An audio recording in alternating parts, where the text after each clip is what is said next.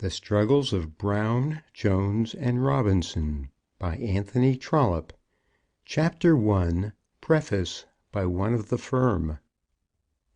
It will be observed by the literary and commercial world that in this transaction the name of the really responsible party does not show on the title page. I, George Robinson, am that party. When our Mr. Jones objected to the publication of these memoirs, unless they appeared as coming from the firm itself, I at once gave way. I had no wish to offend the firm, and perhaps encounter a lawsuit for the empty honor of seeing my name advertised as that of an author. We had talked the matter over with our Mr. Brown, who, however, was at that time in affliction, and not able to offer much that was available. One thing he did say. "As we are partners," said Mr. Brown, "let's be partners to the end." "Well," said I, "if you say so, Mr. Brown, so it shall be." I never supposed that Mr. Brown would set the Thames on fire, and soon learnt that he was not the man to amass a fortune by British commerce. He was not made for the guild of merchant princes, but he was the senior member of our firm, and I always respected the old-fashioned doctrine of capital in the person of our Mr. Brown. When Mr. Brown said, "Let's be partners to the end. It won't be for long, Mr. Robinson," I never said another word. "No," said I, "Mr. Brown, you're not what you was, and you're down a peg. I'm not the man to take advantage and go against your last wishes. Whether for long or whether for short, we'll pull through in the same boat to the end. It shall be put on the title page, 'By one of the firm.'" "God bless you, Mr. Robinson," said he. "God bless you." And then Mr. Jones started another objection. The reader will soon realize that anything I do is sure to be wrong with Mr. Jones. It wouldn't be him else. He next declares that I can't write English, and that the book must be corrected and put out by an editor. Now, when I inform the discerning British public that every advertisement that has been posted by Brown, Jones, and Robinson during the last 3 years has come from my own unaided pen, I think few will doubt my capacity to write the Memoirs of Brown, Jones, and Robinson without any editor whatsoever. On this head I was determined to be firm. What! After preparing and correcting and publishing such thousands of advertisements, in prose and verse, and in every form of which the language is susceptible, to be told that I couldn't write English? It was Jones all over.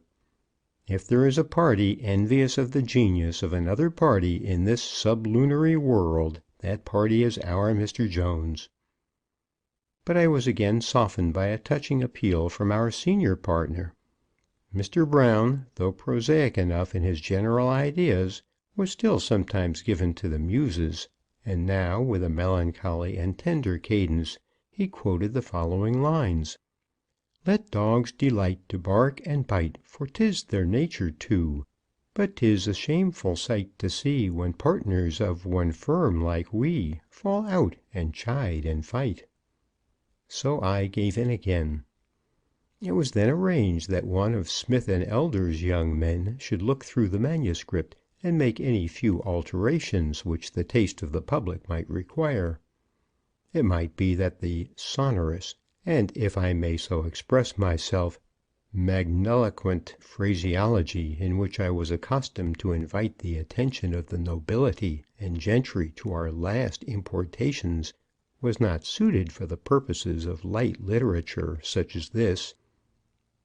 "In fiction, Mr. Robinson, your own unaided talents would doubtless make you great," said to me the editor of this magazine. "But if I may be allowed an opinion, I do think that in the delicate task of composing memoirs a little assistance may perhaps be not inexpedient." This was prettily worded. So, what with this, and what with our Mr. Brown's poetry, I gave way, but I reserved to myself the right of an epistolary preface of my own name. So here it is. Ladies and gentlemen, I am not a bit ashamed of my part in the following transaction. I have done what little in me lay to further British commerce. British commerce is not now what it was. It is becoming open and free like everything else that is British. Open to the poor man as well as to the rich. That bugbear capital is a crumbling old tower, and is pretty nigh brought to its last ruin. Credit is the polished shaft of the temple on which the new world of trade will be content to lean. That, I take it, is the one great doctrine of modern commerce. Credit. Credit, credit, credit. Get credit, and capital will follow. Doesn't the word speak for itself? Must not credit be respectable? And is not the word respectable the highest term of praise which can be applied to the British tradesman? Credit is the polished shaft of the temple. But with what are you to polish it? The stone does not come from the quarry with its gloss on. Man's labor is necessary to give it that beauteous exterior. Then wherewith shall we polish credit? I answer the question at once, with a pumice stone and sandpaper of advertisement. Different great men have promulgated the different means by which they have sought to subjugate the world.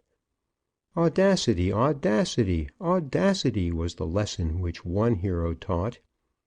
Agitate, agitate, agitate was the counsel of a second. Register, register, register of a third.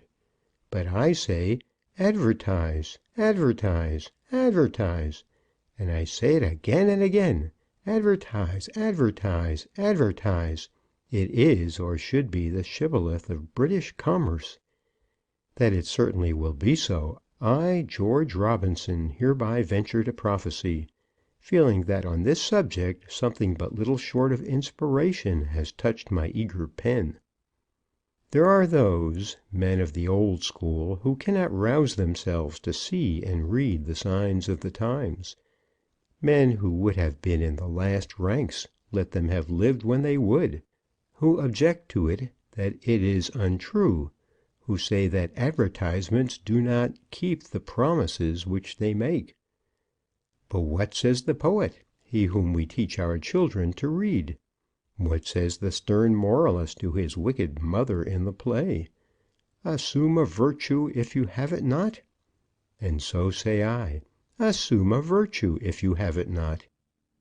It would be a great trade virtue in a haberdasher to have 40,000 pairs of best hose lying ready for sale in his warehouse. Let him assume that virtue if he have it not. Is not this the way in which we all live, and the only way in which it is possible to live comfortably? A gentleman gives a dinner party. His lady, who has to work all day like a dray horse, and scold the servants besides, to get things into order, loses her temper. We all pretty well know what that means. Well, up to the moment when she has to show, she is as bitter a piece of goods as may be, but nevertheless she comes down all smiles, although she knows that at that moment the drunken cook is spoiling the fish. She assumes a virtue, though she has it not, and who will say she is not right? Well, I say again and again to all young tradesmen, advertise, advertise, advertise. And don't stop to think too much about capital. It is a bugbear. Capital is a bugbear, and it is talked about by those who have it, and by some that have not so much of it neither, for the sake of putting down competition and keeping the market to themselves. There is the same game going on all the world over, and it's the natural game for mankind to play at. They who's up a bit is all for keeping down them who is down, and they who is down is so very soft through being down that they've not spirit to force themselves up. Now I saw that very early in life there is always going on a battle between the aristocracy and democracy. Aristocracy likes to keep itself to itself, and democracy is just of the same opinion, only wishes to become aristocracy first. We of the people are not very fond of dukes, but we don't like to be dukes well enough ourselves. Now, there are dukes in trade as well as in society. Capitalists are our dukes, and as they don't like to have their heels trod upon any more than the other ones, why, they are always preaching up capital. It is their star and garter, their coronet, their ermine, their robe of state, their cap of maintenance, their wand of office, their noli me tangere. But stars and garters, caps and wands, and all other noli me tangeres are gammon to those who can see through them. And capital is gammon. Capital is a very nice thing if you can get it. It is the desirable result of trade. A tradesman looks to end with a capital. But it's gammon to say that he can't begin without it. You might as well say a man can't marry unless he has first got a family. Why, he marries that he may have a family. It's putting the cart before the horse. It's my opinion that any man can be a duke, if so be it's born to him. It requires neither wit nor industry, nor any pushing nor go-ahead whatsoever. A man may sit still in his arm-chair, half asleep half the time, and only half awake the other, and be as good a duke as need be. Well, it's just the same in trade. If a man is born to a dukedom there, if he begins with a large capital, why, I, for one, would not think him to be successful. Any fool could do as much as that. He has only to keep on polishing his own star and garter, and there are lots of people to swear that there is no one like him. But give me the man who can be a duke without being born to it. Give me the man who can go ahead in trade without capital, who can begin the world with a quick pair of hands, a quick brain to govern them, and can end with a capital. Well, there you are, young tradesmen, beginning the world without capital. Capital, though it's a bugbear, nevertheless it's a virtue. Therefore, as you haven't got it, you must assume it. That's credit.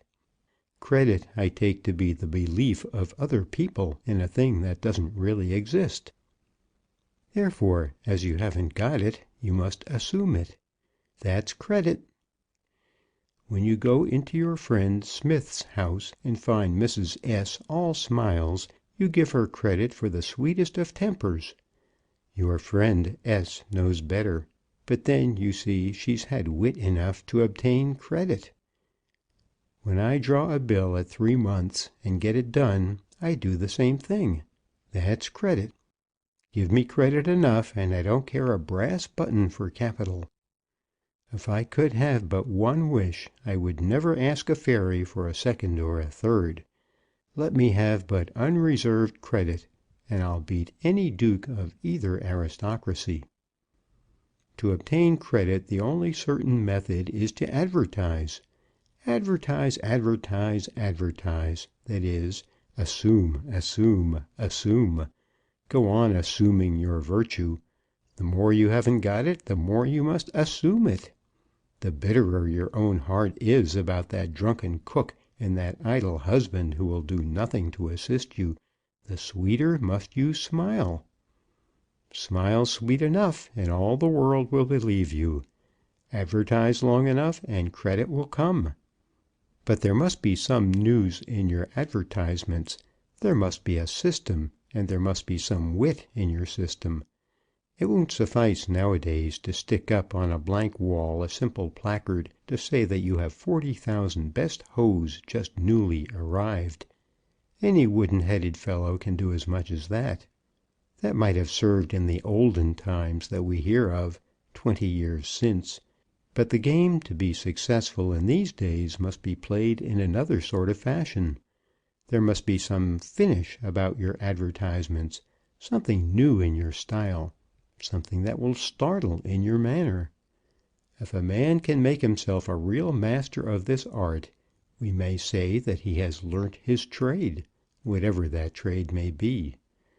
Let him know how to advertise, and the rest will follow. It may be that I shouldn't boast, but yet I do boast that I have made some little progress in this business. If I haven't yet practiced the art in all its perfections, nevertheless, I flatter myself I have learned how to practice it. Regarding myself as something of a master of this art, and being actuated by purely philanthropic motives in my wish to make known my experience, I now put these memoirs before the public. It will, of course, be urged against me that I have not been successful in what I have already attempted, and that our house has failed. This is true. I have not been successful. Our house has failed. But with whom has the fault been? Certainly not in my department. The fact is, and in this, my preface, I will not keep the truth back from a discerning public, that no firm on earth, or indeed elsewhere, could be successful in which our Mr. Jones is one of the partners. There is an overweening vanity about that man which is quite upsetting. I confess I have been unable to stand it. Vanity is always allied to folly, and the relationship is very close in the person of our Mr. Jones. Of Mr. Brown I will never bring myself to say one disrespectful word. He is not now what he once was. From the bottom of my heart I pity his misfortunes. Think what it must be to be papa to a Goneril and a Regan without the Cordelia. I have always looked on Mrs. Jones as a regular Goneril, and as for the Regan, why it seems to me that Miss Brown is likely to be Miss Regan at the end of the chapter. No, of Mr. Brown I will say nothing disrespectful, but he never was the man to be first partner in an advertising firm.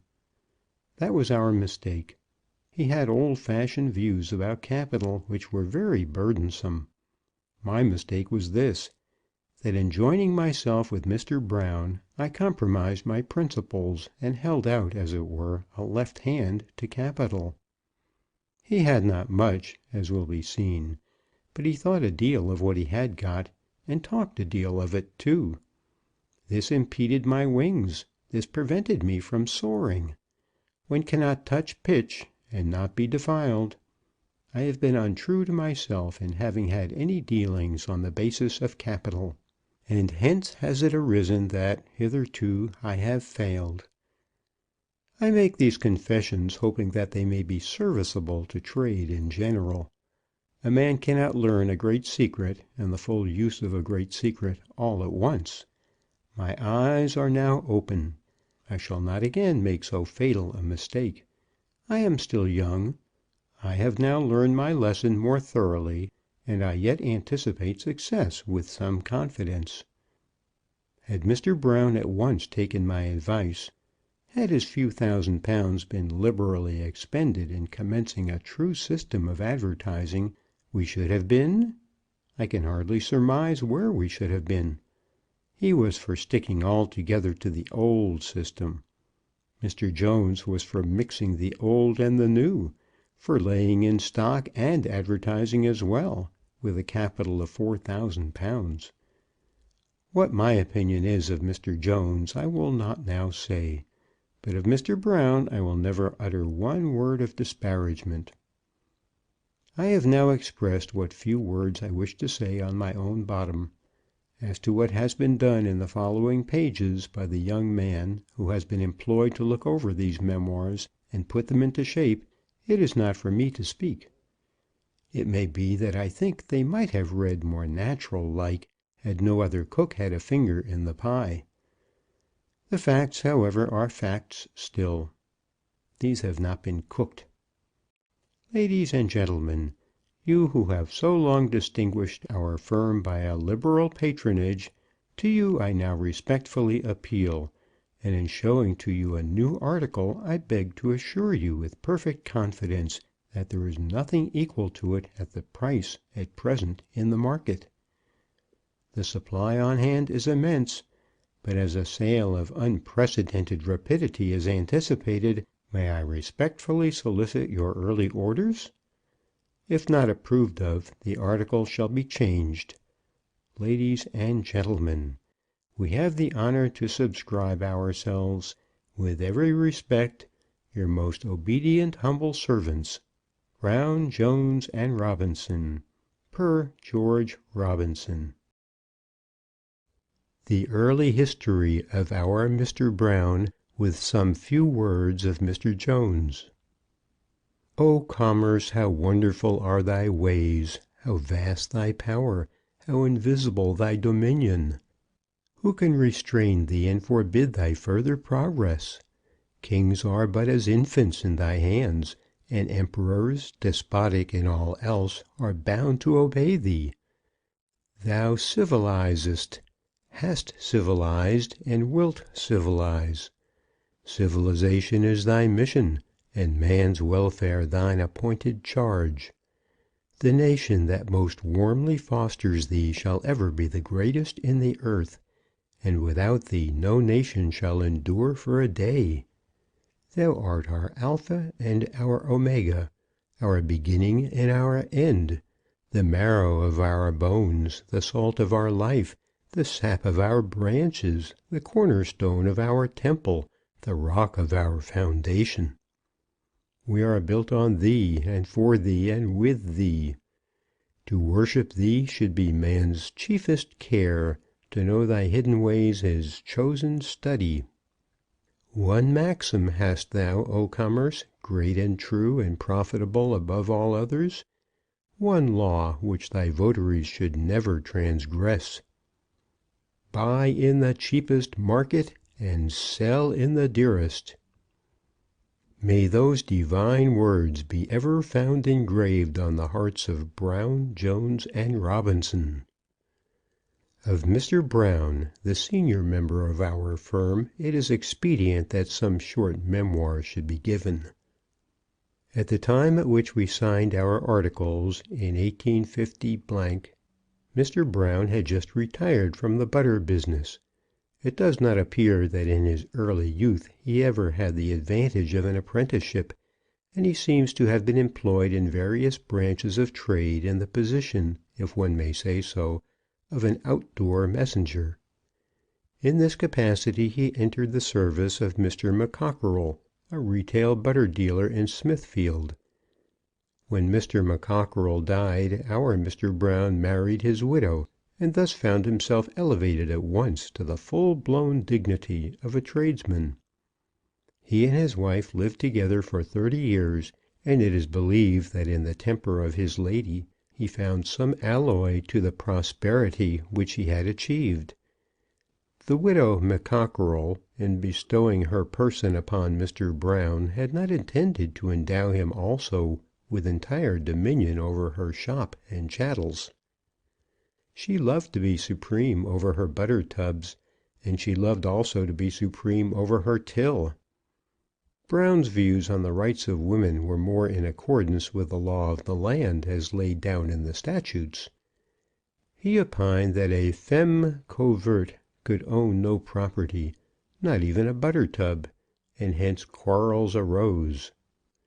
After 30 years of contests such as these, Mr. Brown found himself victorious, made so not by the power of arguments, nor by that of his own right arm, but by the demise of Mrs. Brown.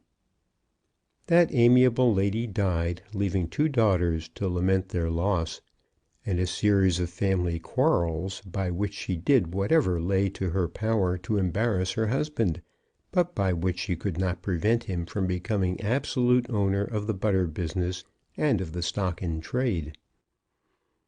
The 2 young ladies had not been brought up to the ways of the counter, and as Mr. Brown was not himself especially expert at that particular business in which his money was embarked, he prudently thought it expedient to dispose of the shop and good will.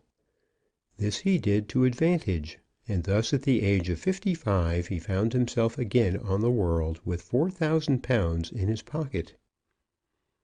At this period one of his daughters was no longer under his own charge. Sarah Jane, the eldest of the 2, was already Mrs. Jones.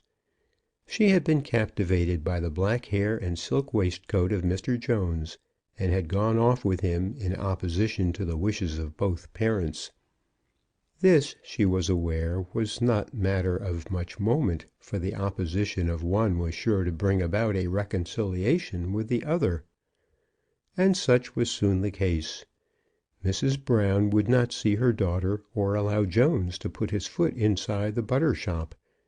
Mr. Brown consequently took lodgings for them in the neighbourhood, and hence a close alliance sprung up between the future partners. At this crisis Maryanne devoted herself to her mother. It was admitted by all who knew her that Maryanne Brown had charms. At that time she was about 24 years of age, and was certainly a fine young woman. She was, like her mother, a little too much inclined to corpulence, and there may be those who would not allow that her hair was auburn. Mr. Robinson, however, who was then devotedly attached to her, was of that opinion, and was ready to maintain his views against any man who would dare say that it was red. There was a dash about Maryanne Brown at that period which endeared her greatly to Mr. Robinson.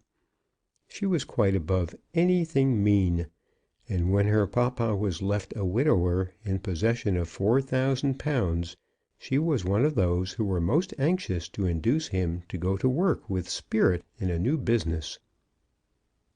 She was all for advertising. That must be confessed of her, though her subsequent conduct was not all that it should have been. Maryanne Brown, when tried in the furnace, did not come out pure gold. But this at any rate shall be confessed in her behalf, that she had a dash about her, and understood more of the tricks of trade than any other of her family. Mrs. McCockerell died about 6 months after her eldest daughter's marriage. She was generally called Mrs. McCockerell in the neighbourhood of Smithfield, though so many years had passed since she had lost her right to that name. Indeed, she generally preferred being so styled, as Mr. Brown was peculiarly averse to it. The name was wormwood to him, and this was quite sufficient to give it melody in her ears. The good lady died about 6 months after her daughter's marriage. She was struck with apoplexy, and at that time had not been reconciled to her married daughter.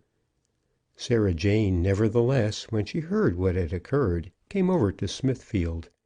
Her husband was then in employment as shopman at a large haberdashery house on Snow Hill, and lived with his wife in lodgings in Cowcross Street.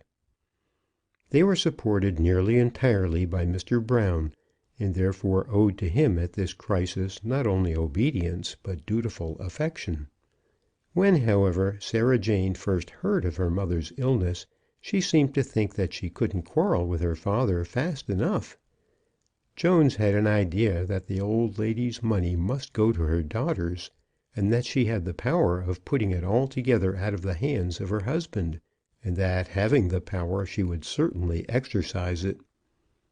On this speculation he had married, and as he and his wife fully concurred in their financial views, it was considered expedient by them to lose no time in asserting their right. This they did as soon as the breath was out of the old lady's body. Jones had married Sarah Jane solely with this view, and indeed it was highly improbable that he should have done so on any other consideration. Sarah Jane was certainly not a handsome girl. Her neck was scraggy, her arms lean, and her lips thin, and she resembled neither her father nor her mother. Her light brown sandy hair, which always looked as though it were too thin and too short to adapt itself to any feminine usage, was also not of her family, but her disposition was a compound of the paternal and maternal qualities. She had all her father's painful, hesitating timidity, and with it all her mother's grasping spirit. If there ever was an eye that looked sharp after the pence, that could weigh the ounces of a servant's meal at a glance, and foresee and prevent the expenditure of a farthing, it was the eye of Sarah Jane Brown. They say that it is as easy to save a fortune as it is to make one, and in this way, if in no other, Jones may be said to have got a fortune with his wife. As soon as the breath was out of Mrs. McCockerell's body, Sarah Jane was there, taking inventory of the stock. At that moment poor Mr. Brown was very much to be pitied. He was a man of feeling, and even if his heart was not touched by his late loss, he knew what was due to decency. It behoved him now, as a widower, to forget the deceased lady's faults, and to put her under the ground with solemnity. This was done with the strictest propriety, and although he must of course have been thinking a good deal at that time as to whether he was to be a beggar or a rich man, nevertheless he conducted himself till after the funeral as though he hadn't a care on his mind except the loss of Mrs. B. Maryanne was as much on the alert as her sister. She had been for the last 6 months her mother's pet, as Sarah Jane had been her father's darling.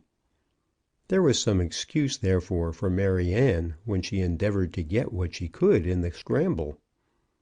Sarah Jane played the part of Goneril to the life, and would have denied her father the barest necessaries of existence had it not ultimately turned out that the property was his own. Maryanne was not well pleased to see her sister returning to the house at such a moment. She at least had been dutiful to her mother, or if undutiful, not openly so. If Mrs. McCockerell had the power of leaving her property to whom she pleased, it would be only natural that she should leave it to the daughter who had obeyed her, and not to the daughter who had added to personal disobedience the worse fault of having been on friendly terms with her father. This, one would have thought, would have been clear at any rate to Jones, if not to Sarah Jane, but they both seemed at this time to have imagined that the eldest child had some right to the inheritance as being the eldest. It will be observed by this and by many other traits in his character that Mr. Jones had never enjoyed the advantages of an education. Mrs. McCockerell never spoke after the fit first struck her. She never moved an eye, or stirred a limb, or uttered a word. It was a wretched household at that time. The good lady died on a Wednesday, and was gathered to her fathers at Kensal Green Cemetery on the Tuesday following. During the intervening days Mr. Jones and Sarah Jane took on themselves as though they were owners of everything.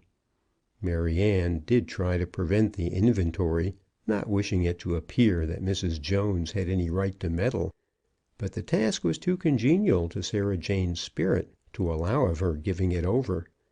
She revelled in the work. It was a delight to her to search out hidden stores of useless wealth, to bring forth to the light forgotten hoards of cups and saucers, and to catalogue every rag on the premises. The house at this time was not a pleasant one. Mr. Brown, finding that Jones, in whom he had trusted, had turned against him, put himself very much into the hands of a young friend of his named George Robinson. Who and what George Robinson was will be told in the next chapter. "There are 3 questions," said Robinson, "to be asked and answered. Had Mrs. B. the power to make a will? If so, did she make a will? And if so, what was the will she made?" Mr. Brown couldn't remember whether or no there had been any signing of papers at his marriage. A good deal of rum and water, he said, had been drunk, and there might have been signing too, but he didn't remember it. Then there was the search for the will. This was supposed to be in the hands of one Brisket, a butcher, for whom it was known Mrs. McCockerell had destined the hand of her younger daughter. Mr. Brisket had been a great favourite with the old lady, and she had often been heard to declare that he should have the wife and money, or the money without the wife. This she said to coerce Maryanne into the match. But Brisket, when questioned, declared that he had no will in his possession. At this time he kept aloof from the house, and showed no disposition to meddle with the affairs of the family. Indeed, all through these trying days he behaved honestly, if not with high feeling. In recounting the doings of Brown, Jones, and Robinson, it will sometimes be necessary to refer to Mr. Brisket. He shall always be spoken of as an honest man. He did all that in him lay to mar the bright hopes of one who was perhaps not the most insignificant of that firm. He destroyed the matrimonial hopes of Mr. Robinson, and left him to wither like a blighted trunk on a lone waste. But he was, nevertheless, an honest man, and so much shall be said of him. Let us never forget that an honest man is the noblest work of God. Brisket, when asked, said that he had no will, and that he knew of none. In fact, there was no will forthcoming, and there is no doubt that the old woman was cut off before she had made one. It may also be premised that had she made one, it would have been invalid, seeing that Mr. Brown, as husband, was in fact the owner of the whole affair. Sarah Jane and Maryanne, when they found out that no document was forthcoming, immediately gave out that they intended to take on themselves the duties of joint heiresses, and an alliance, offensive and defensive, was sworn between them.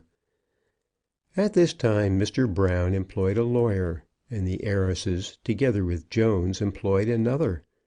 There could be no possible doubt as to Mr. Brown being the owner of the property, however infatuated on such a subject Jones and his wife may have been. No lawyer in London could have thought that the young women had a leg to stand upon. Nevertheless, the case was undertaken, and Brown found himself in the middle of a lawsuit. Sarah Jane and Maryanne both remained in the house in Smithfield to guard the property on their own behalf. Mr. Brown also remained to guard it on his behalf. The business for a time was closed. This was done in opposition both to Mr. Brown and Maryanne, but Mrs. Jones could not bring herself to permit the purchase of a firkin of butter unless the transaction could be made absolutely under her own eyes, and even then she would insist on superintending the retail herself and selling every pound short weight. It was the custom of the trade, she said, and to depart from it would ruin them. Things were in this condition, going from bad to worse, when Jones came over one evening and begged an interview with Mr. Brown. That interview was the commencement of the partnership. From such small matters do great events arise. At that interview Mr. Robinson was present. Mr. Brown indeed declared that he would have no conversation with Jones on business affairs unless in the presence of a third party. Jones represented that if they went on as they were now doing, the property would soon be swallowed up by the lawyers. To this Mr. Brown, whose forte was not eloquence, tacitly assented with a deep groan. "Then," said Jones, "let us divide it into 3 portions. You shall have one, Sarah Jane a second, and I will manage the third on behalf of my sister-in-law, Maryanne. If we arrange it well, the lawyers will never get a shilling." The idea of a compromise appeared to Mr. Brown to be not uncommendable, but a compromise on such terms as those could not, of course, be listened to.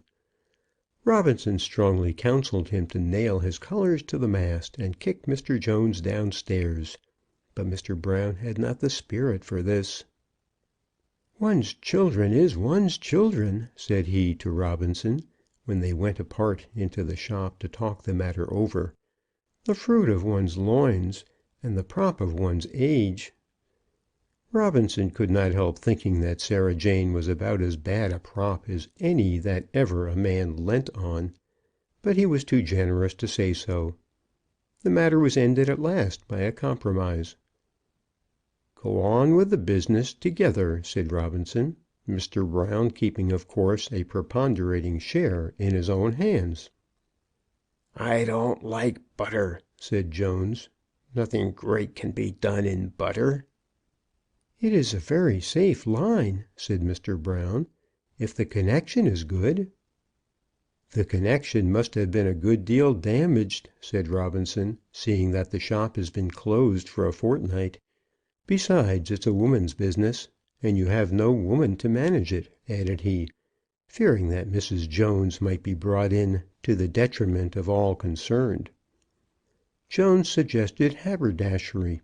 Robinson guided by a strong idea that there is a more absolute opening for the advertising line in haberdashery than in any other business, assented. "Then let it be haberdashery," said Mr. Brown, with a sigh. And so that was settled. The early history of Mr. Robinson. And haberdashery it was. But here it may be as well to say a few words as to Mr. Robinson, and to explain how he became a member of the firm. He had been in his boyhood a bill sticker, and he defies the commercial world to show that he ever denied it. In his earlier days he carried the paste and pole, and earned a livelihood by putting up notices of theatrical announcements on the hoardings of the metropolis. There was, however, that within him which nature did not intend to throw away on the sticking of bills, as was found out quickly enough by those who employed him. The lad, while he was running the streets with his pole in his hand and his pot round his neck, learned first to read and then to write what others might read. From studying the bills which he carried, he soon took to original composition, and it may be said of him that in fluency of language and richness of imagery few surpassed him. In person, Mr. Robinson was a genteel young man, though it cannot be said of him that he possessed manly beauty. He was slight and active, intelligent in his physiognomy, and polite in his demeanour. Perhaps it may be unnecessary to say anything further on this head. Mr. Robinson had already established himself as an author in his own line, and was supporting himself decently by his own unaided abilities, when he first met Maryanne Brown in the Regent's Park. She was then walking with her sister, and resolutely persisted in disregarding all those tokens of admiration which he found himself unable to restrain. There certainly was a dash about Maryanne Brown that at certain moments was invincible. Hooped petticoats on the back of her sister looked like hoops, and awkward hoops. They were angular, lopsided, and lumpy. But Maryanne wore her hoops as a duchess wears her crinoline. Her well-starched muslin dress would swell off from her waist in a manner that was irresistible to George Robinson. "Such grouping," as he said to his friend Walker, "such a flow of drapery, such tournure! Ah, my dear fellow, the artist's eye sees these things at a glance." And then, walking at a safe distance, he kept his eyes on them. "I'm sure that fellow's following us," said Sarah Jane, looking back at him with all her scorn. "There's no law against that, I suppose," said Maryanne tartly. So much as that Mr. Robinson did succeed in hearing. The girls entered their mother's house, but as they did so, Maryanne lingered for a moment in the doorway. Was it accident, or was it not? Did the fair girl choose to give her admirer one chance, or was it that she was careful not to crush her starch by too rapid an entry? "I shall be in Regent's Park on Sunday afternoon," whispered Robinson as he passed by the house, with his hand to his mouth. It need hardly be said that the lady vouchsafed him no reply. On the following Sunday George Robinson was again in the park, and after wandering among its rural shades for half a day, he was rewarded by seeing the goddess of his idolatry. Miss Brown was there with a companion, but not with Sarah Jane. He had already, as though by instinct, conceived in his heart as powerful an aversion for one sister as affection for the other, and his delight was therefore unbounded when he saw that she he loved was there, while she he hated was away.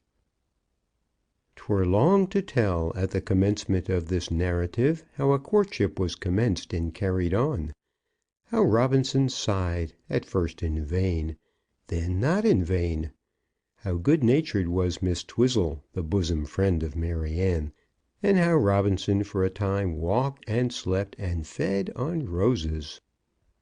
There was at that time a music class held at a certain elegant room near Osnaburgh Church in the New Road, at which Maryanne and her friend Miss Twizzle were accustomed to attend. Those lessons were sometimes prosecuted in the evening, and those evening studies sometimes resulted in a little dance. We may say that, after a while, that was their habitual tendency, and that the lady pupils were permitted to introduce their male friends on condition that the gentlemen paid a shilling each for the privilege.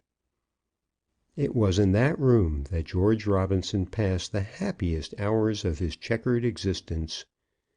He was soon expert in all the figures of the mazy dance, and was excelled by no one in the agility of his step or the endurance of his performances.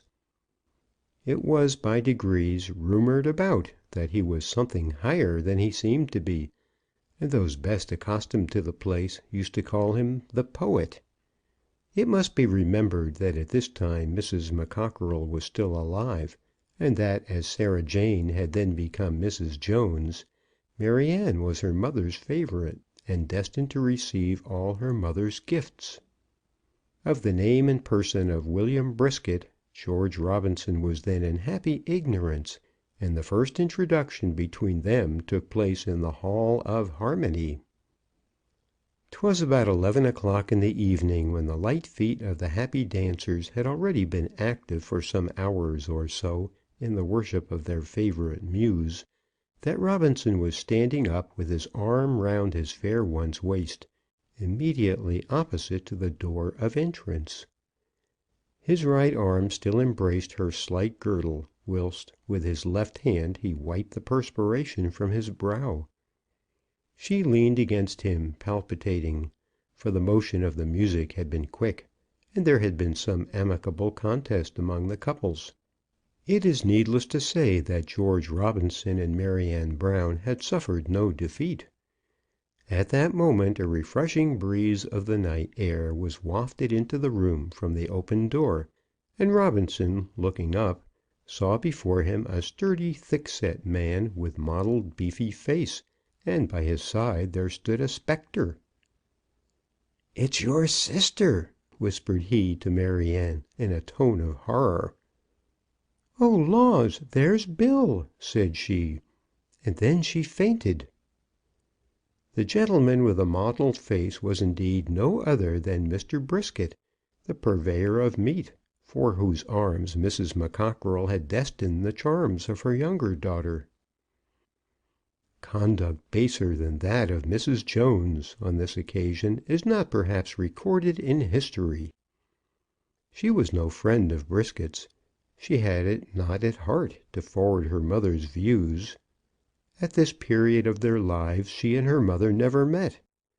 But she had learned her sister's secret, and having it in her power to crush her sister's happiness, had availed herself of the opportunity. "There he is," said she, quite aloud, so that the whole room should hear. "He's a bill sticker," and she pointed the finger of scorn at her sister's lover. "I'm one who have always earned my own living," said Robinson, "and never had occasion to hang on to any one." This he said, knowing that Jones's lodgings were paid for by Mr. Brown. Hereupon Mr. Brisket walked across the room, and as he walked there was a cloud of anger on his brow. "Perhaps, young man," he said, and as he spoke he touched Robinson on the shoulder, "perhaps, young man, you wouldn't mind having a few words with me outside the door?" "Sir," said the other with some solemnity, "I am not aware that I have the honour of your acquaintance." "I'm William Brisket, butcher," said he, "and if you don't come out when I asks you, by jingo, I'll carry you." The lady had fainted. The crowd of dancers was standing round with inquiring faces. That female spectre repeated the odious words, still pointing at him with her finger. "He's a bill sticker." Brisket was full 14 stone, whereas Robinson might perhaps be 10. What was Robinson to do? "Are you going to walk out, or am I going to carry you?" said the Hercules of the slaughter-house. "I will do anything," said Robinson, "to relieve a lady's embarrassment." They walked out on to the landing place, whither not a few of the gentlemen and some of the ladies followed them. "I say, young man," said Brisket, "do you know who that young woman is?" "I certainly have the honour of her acquaintance," said Robinson. "But perhaps you haven't the honour of knowing that she's my wife, as is to be. Now you know it." And then the coarse monster eyed him from head to foot. "Now you may go home to your mother," said he, "but don't tell her anything of it, because it's a secret." He was 15 stone at least, and Robinson was hardly 10. Oh, how vile is the mastery which matter still has over mind in many of the concerns of life! How could a man withstand the assault of a bull? What was Robinson to do? He walked downstairs into the street, leaving Maryanne behind with the butcher. Some days after this he contrived a meeting with his love, and he then learned the history of that engagement. She hated Brisket, she said. He was odious to her. He was always greasy and smelt of meat. But he had a respectable business. "And is my Maryanne mercenary?" asked Robinson. "Now, George," said she, "it's no use you scolding me, and I won't be scolded.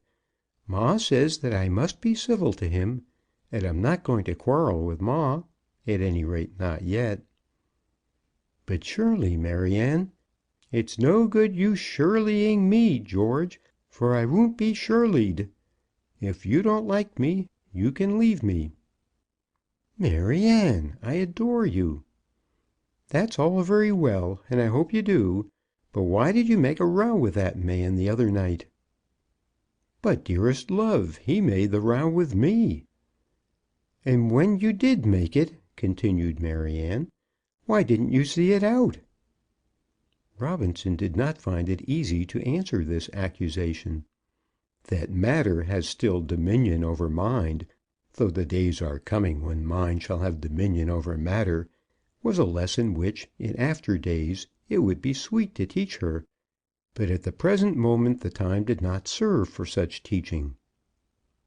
"A man must look after his own, George, or else he'll go to the wall," she said, with a sneer. And then he parted from her in anger. But his love did not on that account wax cool, and so in his misery he had recourse to their mutual friend, Miss Twizzle. "The truth is this," said Miss Twizzle. "I believe she'd take him because he's respectable and got a business." "He's horribly vulgar," said Robinson. "Oh, bother," said Miss Twizzle. "I know nothing about that. He's got a business, and whoever marries Brisket won't have to look for a bed to sleep on. But there's a hitch about the money." Then Mr. Robinson learned the facts. Mrs. McCockerell, as she was still called, had promised to give her daughter £500 as her marriage portion, but Mr. Brisket would not go to the altar till he got the money. He wanted to extend himself, he said, and would not marry till he saw his way. Hence had arisen that delay which Maryanne had solaced by her attendance at the music hall. "But if you're in earnest," said Miss Twizzle, "don't you be down on your luck. Go to old Brown and make friends with him. He'll stand up for you because he knows his wife favours Brisket." George Robinson did go to Mr. Brown, and on the father the young man's eloquence was not thrown away. "She shall be yours, Mr. Robinson," he said, after the first fortnight, "but we must be very careful with Mrs. B." After the second fortnight Mrs. B. was no more. And in this way it came to pass that George Robinson was present as Mr. Brown's adviser when that scheme respecting the haberdashery was first set on foot. 9 times 9 is 81, showing how Brown, Jones, and Robinson selected their house of business. And haberdashery it was. But there was much yet to be done before any terms for a partnership could be settled. Mr. Jones at first insisted that he and his father-in-law should begin business on equal terms. He considered that any questions as to the actual right in the property would be mean after their mutual agreement to start in the world as friends. But to this Mr. Brown not unnaturally objected. "Then I shall go back to my lawyer," said Jones. Whereupon he did leave the room, taking his hat with him, but he remained below in the old shop. "If I am to go into partnership with that man alone," said Mr. Brown, turning to his young friend almost in despair, "I may prepare for the Gazette at once, and for my grave," he added solemnly. "I'll join you," said Robinson. "I haven't got any money, you know that, but then neither has he." "I wish you had a little," said Mr. Brown. "Capital is capital, you know." "But I've got that which is better than capital," said Robinson, touching his forehead with his forefinger. "And if you'll trust me, Mr. Brown, I won't see you put upon." The promise which Mr. Robinson then gave he kept ever afterwards with a marked fidelity. "I will trust you," said Mr. Brown. "It shall be Brown, Jones, and Robinson." "And Brown, Jones, and Robinson shall carry their heads high among the greatest commercial firms of this wealthy metropolis," said Robinson, with an enthusiasm which was surely pardonable at such a moment. Mr. Jones soon returned with another compromise, but it was of a low, peddling nature. It had reference to sevenths and eighths, and went into the payments of the household bills. "I, as one of the partners, must object to any such arrangements," said Robinson. You one of the partners?" said Jones. "If you have no objection, certainly," said Robinson. "And if you should have any objection, equally so." "You a bill sticker?" said Jones. In the presence of William Brisket, George Robinson had been forced to acknowledge that matter must still occasionally prevail over mind, but he felt no such necessity in the presence of Jones. "I'll tell you what it is," said Robinson. "I've never denied my former calling. Among friends I often talk about it. But mind you, Mr. Jones, I won't bear it from you. I'm not very big myself, but I think I could stand up before you." But in this quarrel they were stopped by Mr. Brown. "Let dogs delight," he said, or sung, "to bark and bite." And then he raised his two fat hands feebly, as though deprecating any further wrath. As usual on such occasions, Mr. Robinson yielded, and then explained in very concise language the terms on which it was proposed that the partnership should be opened. Mr. Brown should put his capital into the business, and be entitled to half the profits. Mr. Jones and Mr. Robinson should give the firm the advantage of their youth, energies, and genius, and should each be held as the possessor of a quarter. That Mr. Jones made long and fierce objections to this need hardly be stated. It is believed that he did, more than once, go back to his lawyer. But Mr. Brown, who, for the time, put himself into the hands of his youngest partner, remained firm, and at last the preliminaries were settled. The name of the house, the nature of the business, and the shares of the partners were now settled, and the site of the future labours of the firm became the next question. Mr. Brown was in favour of a small tenement in Little Britain, near to the entrance into Smithfield. "There would not be scope there," said Robinson. "And no fashion," said Jones. "It's safe and respectable," pleaded Mr. Brown. "There have been shops in Little Britain these 60 years in the same families." But Robinson was of opinion that the fortunes of the firm might not improbably be made in 6, if only they would commence with sufficient distinction. He had ascertained that large and commanding premises might be had in St. Paul's Churchyard, in the frontage of which the square feet of plate glass could be counted by the hundred. It was true that the shop was nearly all window, but then, as Mr. Robinson said, an extended front of glass was the one thing necessary. And it was true also that the future tenants must pay down £1,000 before they entered. But then, as he explained, how could they better expend the trifle of money which they possessed? "Trifle of money!" said Mr. Brown, thinking of the mountains of butter and years of economy which had been required to put together those £4,000, thinking also perhaps of the absolute impecuniosity of his young partner who thus spoke. Jones was for the West End and Regent Street. There was a shop only 2 doors off Regent Street which could be made to look as if it was almost in Regent Street. The extension of a side piece of plate glass would show quite into Regent Street. He even prepared a card describing the house as 2 doors from Regent Street, printing the figure and the words Regent Street very large, and the intermediate description very small. It was ever by such stale, inefficient artifices as these that he sought success. "Who will care for your card?" said Robinson.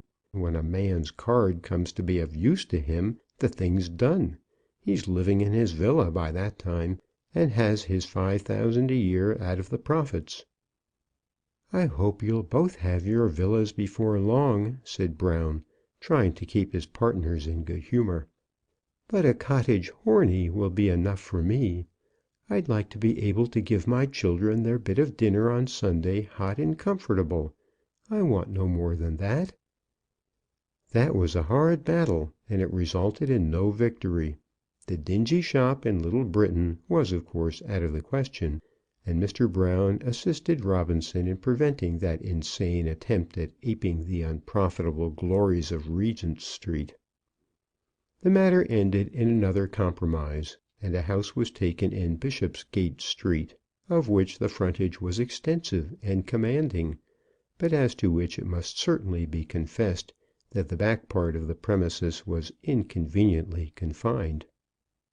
"It isn't exactly all I could wish," said Robinson, standing on the pavement as he surveyed it, "but it will do. With a little originality and some dash we'll make it do. We must give it a name."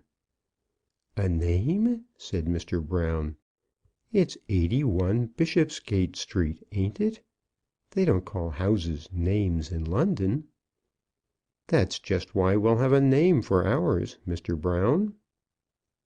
"The Albert Emporium," suggested Jones, "or the Victoria Mart." Mr. Jones, as will be seen, was given to tuft hunting to the backbone. His great ambition was to have a lion and unicorn, and to call himself haberdasher to a royal prince.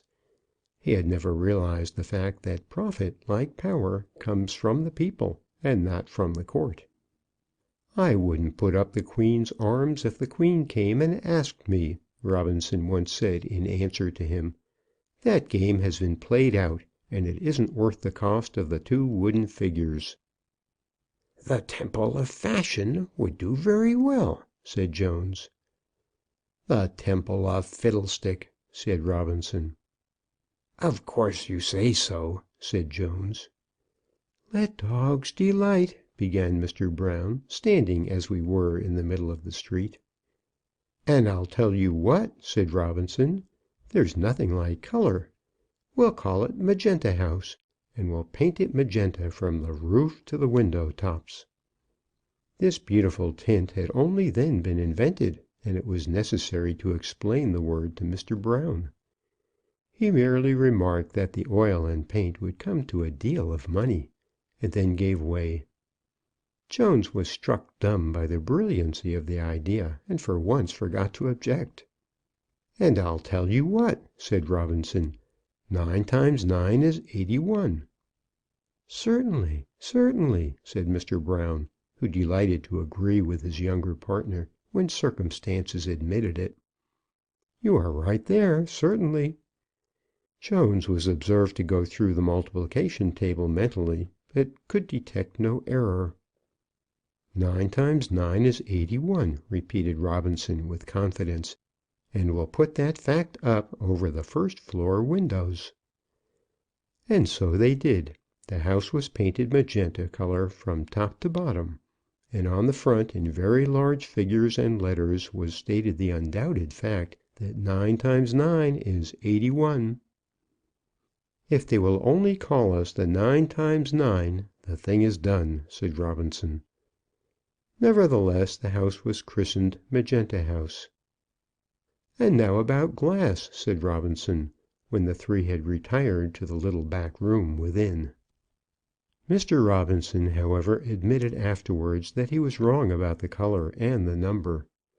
Such methods of obtaining attention were, he said, too easy of imitation, and devoid of any inherent attraction of their own.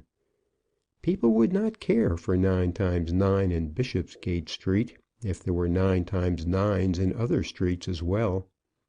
No, said he, I was but beginning, and made errors as beginners do.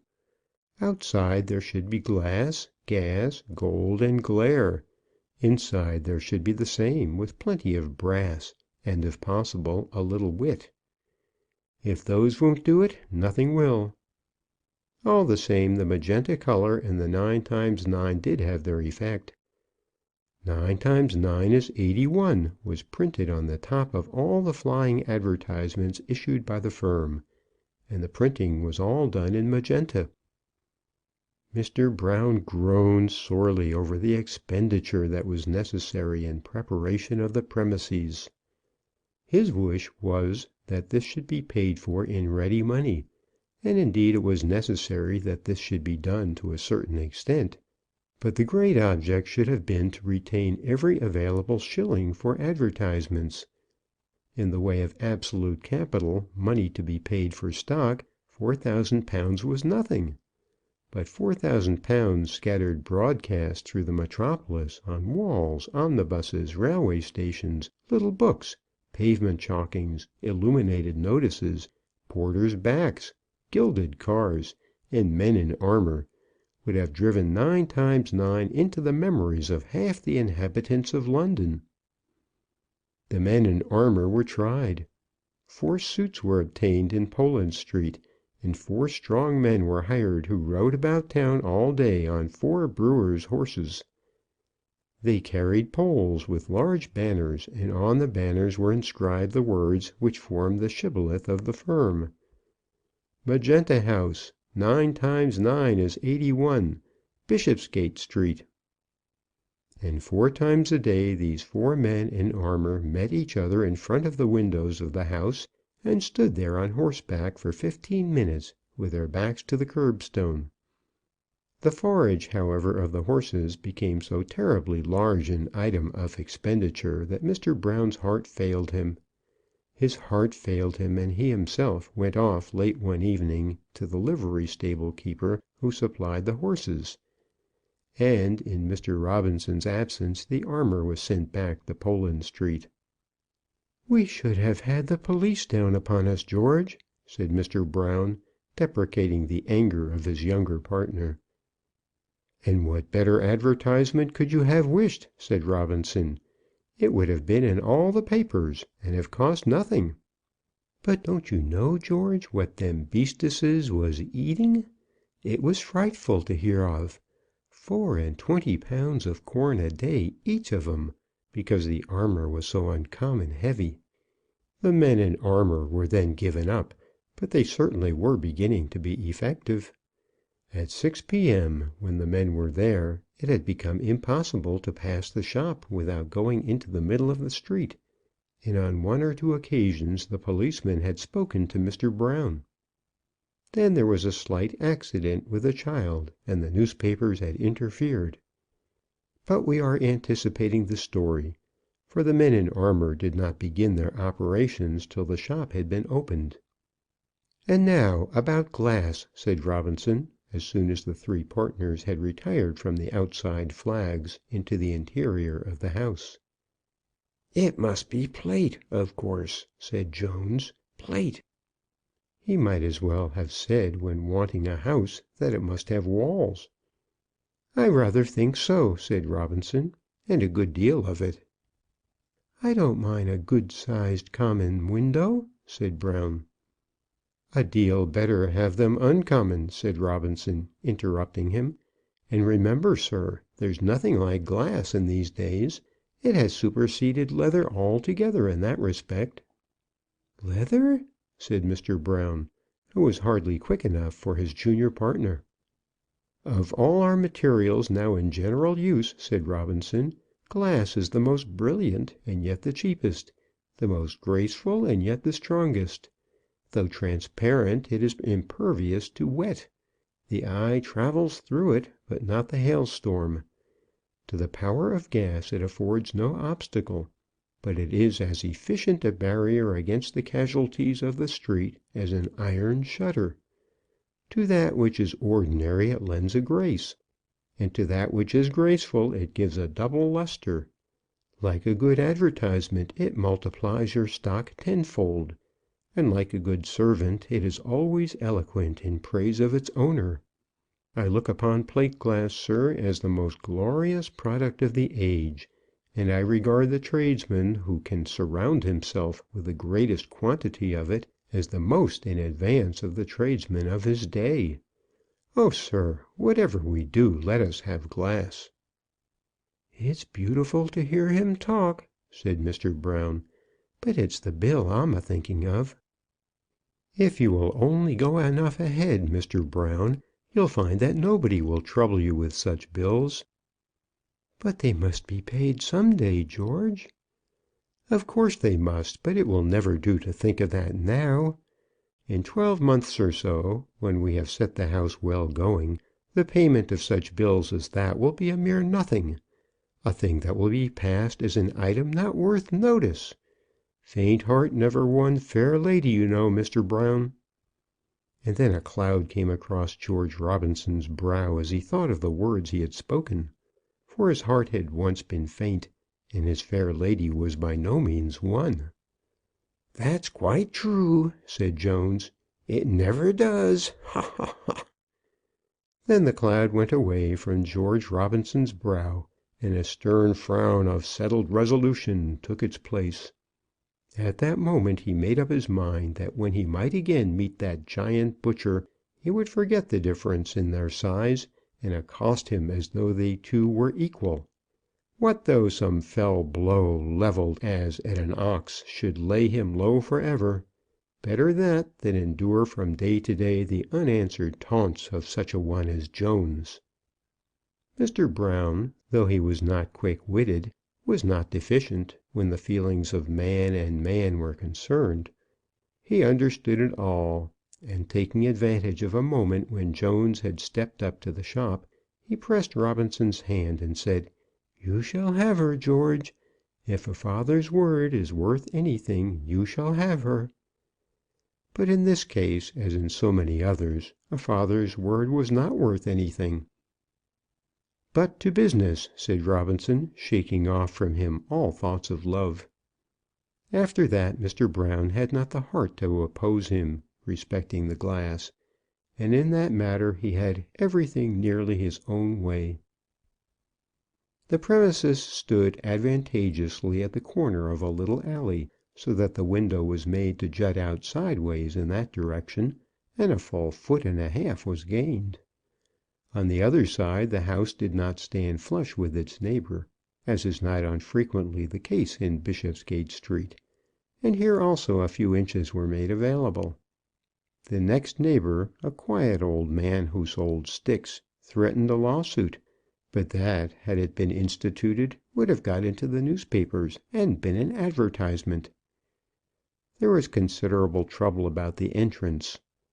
A wide, commanding centre doorway was essential, but this, if made in the desirable proportions, would have terribly crippled the side windows. To obviate this difficulty, the exterior space allotted for the entrance between the frontage of the two windows was broad and noble, but the glass splayed inward toward the shop, so that the absolute door was decidedly narrow. "When we come to have a crowd, they won't get in and out," said Jones. "If we could only crush a few to death in the doorway, our fortune would be made," said Robinson. "God forbid!" said Mr. Brown. "God forbid! Let us have no bloodshed, whatever we do." In about a month the house was completed, and much to the regret of both the junior partners, a considerable sum of ready money was paid to the tradesmen who performed the work. Mr. Jones was of opinion that by sufficient cunning such payments might be altogether evaded. No such thought rested for a moment in the bosom of Mr. Robinson. All tradesmen should be paid, and paid well; but the great firm of Brown, Jones, and Robinson would be much less likely to scrutinize the price at which the plate glass was charged to them per square foot when they were taking their hundreds a day over the counter, than they would be now, when every shilling was of importance to them. "For their own sake you shouldn't do it," said he to Mr. Brown. "You may be quite sure they don't like it." "I always liked it myself," said Mr. Brown. And thus he would make his little dribbling payments, by which an unfortunate idea was generated in the neighbourhood that money was not plentiful with the firm. The division of labour. There were two other chief matters to which it was now necessary that the firm should attend, the first and primary being the stock of advertisements which should be issued, and the other or secondary being the stock of goods which should be obtained to answer the expectations raised by those advertisements. "But, George, we must have something to sell," said Mr. Brown, almost in despair. He did not then understand, and never since has learned, the secrets of that commercial science which his younger partner was at so much pains to teach. There are things which no elderly man can learn, and there are lessons which are full of light for the new recruit, but dark as death to the old veteran. "It will be so doubtless with me also," said Robinson, soliloquizing on the subject in his melancholy mood. "The day will come when I too must be pushed from my stool by the workings of younger genius, and shall sink, as poor Mr. Brown is now sinking, into the foggy depths of fogeydom. But a man who is a man," and then that melancholy mood left him, "can surely make his fortune before that day comes. When a merchant is known to be worth $500,000, his fogeydom is respected." That necessity of having something to sell almost overcame Mr. Brown in those days. "What's the good of putting down 5,000 Kolinski and Minx boas in the bill if we don't possess one in the shop?" he asked. "We must have some if they're asked for." He could not understand that for a first start effect is everything. If customers should want Kolinski boas, Kolinski boas would of course be forthcoming, to any number required, either Kolinski boas or quasi Kolinski, which in trade is admitted to be the same thing. When a man advertises that he has 40,000 new paletots, he does not mean that he has got that number packed up in a box. If required to do so, he will supply them to that extent, or to any further extent. A long row of figures in trade is but an elegant use of the superlative. If a tradesman can induce a lady to buy a diagonal Osnabruck cashmere shawl by telling her that he has got 1,200 of them, who is injured? And if the shawl is not exactly a real diagonal Osnabruck cashmere, what harm is done as long as the lady gets the value for her money? And if she don't get the value for her money, whose fault is that? Isn't it a fair stand-up fight? and when she tries to buy for £4 a shawl which she thinks is worth about £8, isn't she dealing on the same principles herself? If she be lucky enough to possess credit, the shawl is sent home without payment, and 3 years afterwards 50 per cent. Is perhaps offered for settlement of the bill. It is a fair fight, and the ladies are very well able to take care of themselves. And Jones also thought that they must have something to sell. "Money is money," said he, "and goods is goods. What's the use of windows if we haven't anything to dress them? And what's the use of capital unless we buy a stock?" With Mr. Jones, George Robinson never cared to argue. The absolute impossibility of pouring the slightest ray of commercial light into the dim chaos of that murky mind had long since come home to him. He merely shook his head and went on with the composition on which he was engaged. It need hardly be explained here that he had no idea of encountering the public throng on their opening day without an adequate assortment of goods. Of course there must be shawls and cloaks. Of course there must be muffs and boas. Of course there must be hose and handkerchiefs. That dressing of the windows was to be the special care of Mr. Jones, and Robinson would take care that there should be the wherewithal. The dressing of the windows and the parading of the shop was to be the work of Jones. His ambition had never soared above that.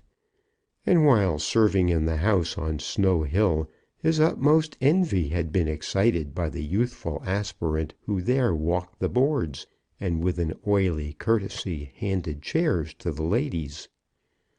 For 1 short week he had been allowed to enter this paradise. "And though I looked so sweet on them," said he, "I always had my eye on them. It's a grand thing to be down on a well-dressed woman as she's hiding a roll of ribbon under her cloak." That was his idea of grandeur. A stock of goods was of course necessary, but if the firm could only get their name sufficiently established, that matter would be arranged simply by written orders to 2 or 3 wholesale houses. Competition, that beautiful science of the present day, by which every plodding cart horse is converted into a racer, makes this easy enough. When it should once become known that a firm was opening itself on a great scale in a good thoroughfare, and advertising on real intelligible principles, there would be no lack of goods. "You can have any amount of hose you want out of Cannon Street," said Mr. Robinson, "in 45 minutes. They can be brought in at the back while you are selling them over the counter." "Can they?" said Mr. Brown. "Perhaps they can.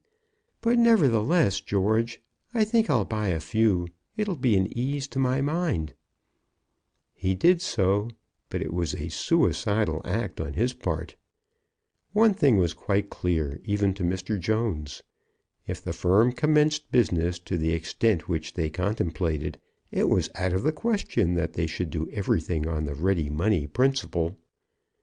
That such a principle is antiquated, absurd, and uncommercial, that it is opposed to the whole system of trade as now adopted in this metropolis, has been clearly shown in the preface to these memoirs. But in this instance, in the case of Brown, Jones, and Robinson, the doing so was as impracticable as it could have been foolish, if practicable. Credit, and credit only, was required. But of all modes of extinguishing credit, of crushing, as it were, the young baby in its cradle, there is none equal to that of spending a little ready money, and then halting. In trade, as in love, to doubt, or rather to seem to doubt, is to be lost. When you order goods, do so as though the bank were at your back. Look your victim full in the face, and write down your long numbers without a falter in your pen. And should there seem a hesitation on his part, do not affect to understand it. When the articles are secured, you give your bill at 6 months' date. Then your credit at your bankers, your discount system, commences. That is another affair. When once your bank begins that with you, and the banks must do so, or they may put up their shutters, when once your bank has commenced, it must carry on the game. You are floated then, placed well in the centre of the full stream of commerce, and it must be your own fault if you do not either retire with £500,000, or become bankrupt with an éclat which is worth more than any capital in refitting you for a further attempt. In the meantime, it need hardly be said that you yourself are living on the very fat of the land. But birds of a feather should flock together, and Mr. Brown and Mr. Robinson were not exactly of the same plumage.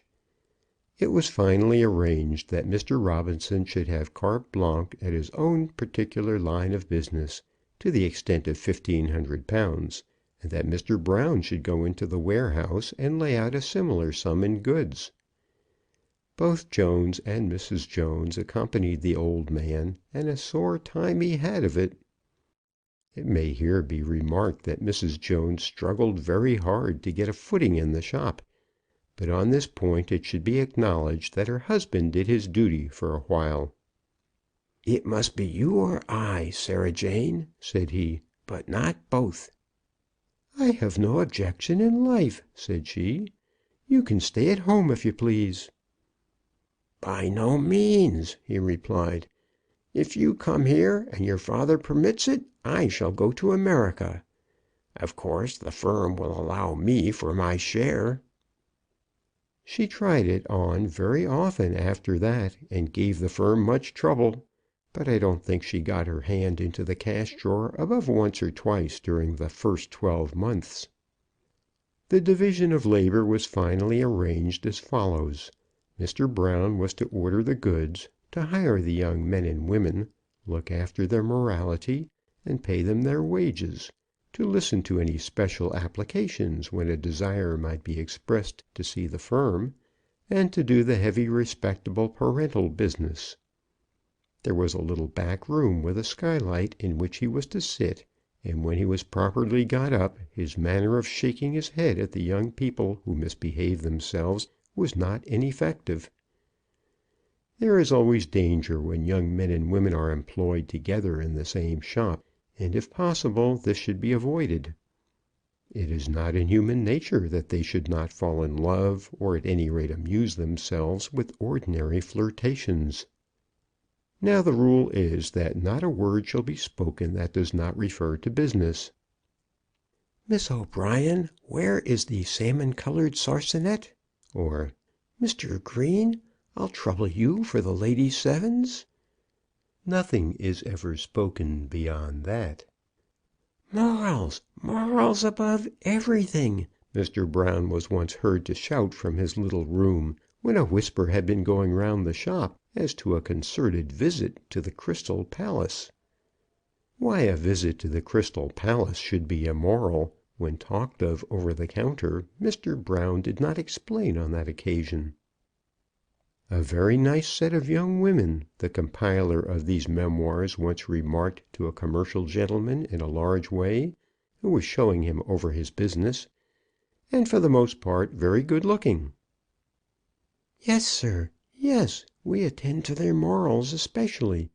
They generally marry from us, and become the happiest mothers of families." "Ah," said I, really delighted in my innocence, "they've excellent opportunities for that, because there are so many decent young men about." He turned on me as though I had calumniated his establishment with a libel of the vilest description. "If a whisper of such a thing ever reaches us, sir," said he, quite alive with virtuous indignation, "if such a suspicion is ever engendered, we send them packing at once. The morals of our young women, sir." Then he finished his sentence simply by a shake of his head. I tried to bring him into an argument, and endeavored to make him understand that no young woman can become a happy wife unless she first be allowed to have a lover. He simply shook his head, and at last stamped his foot. "Morals, sir," he repeated, "morals above everything in such an establishment as this. If we are not moral, we are nothing." I supposed he was right, but it seemed to me to be very hard on the young men and women. I could only hope that they walked home together in the evening. In the new firm in Bishopsgate Street, Mr. Brown, of course, took upon himself that branch of business, and some little trouble he had because his own son-in-law and partner would make eyes to the customers. "Mr. Jones," he once said before them all, "you'll bring down my gray hairs with sorrow to the grave, you will indeed." And then he put up his fat hand and gently stroked the white expanse of his bald pate. But that was a very memorable occasion. Such was Mr. Brown's business. To Mr. Jones was allocated the duty of seeing that the shop was duly dressed, of looking after the customers, including that special duty of guarding against shoplifting, and of attending generally to the retail business. It cannot be denied that for this sort of work he had some specialities. His eye was sharp, and his ear was keen, and his feelings were blunt. In a certain way he was good looking, and he knew how to hand a chair with a bow and a smile which went far with the wives and daughters of the East End little tradesmen, and he was active enough at his work. He was usually to be seen standing in the front of the shop, about 6 yards within the door, rubbing his hands together, or arranging his locks, or twiddling with his brass watch chain. Nothing disconcerted him unless his wife walked into the place, and then, to the great delight of the young men and women, he was unable to conceal his misery. By them he was hated, as was perhaps necessary in his position. He was a tyrant who liked to feel at every moment the relish of his power. To the poor girls he was cruel, treating them as though they were dirt beneath his feet.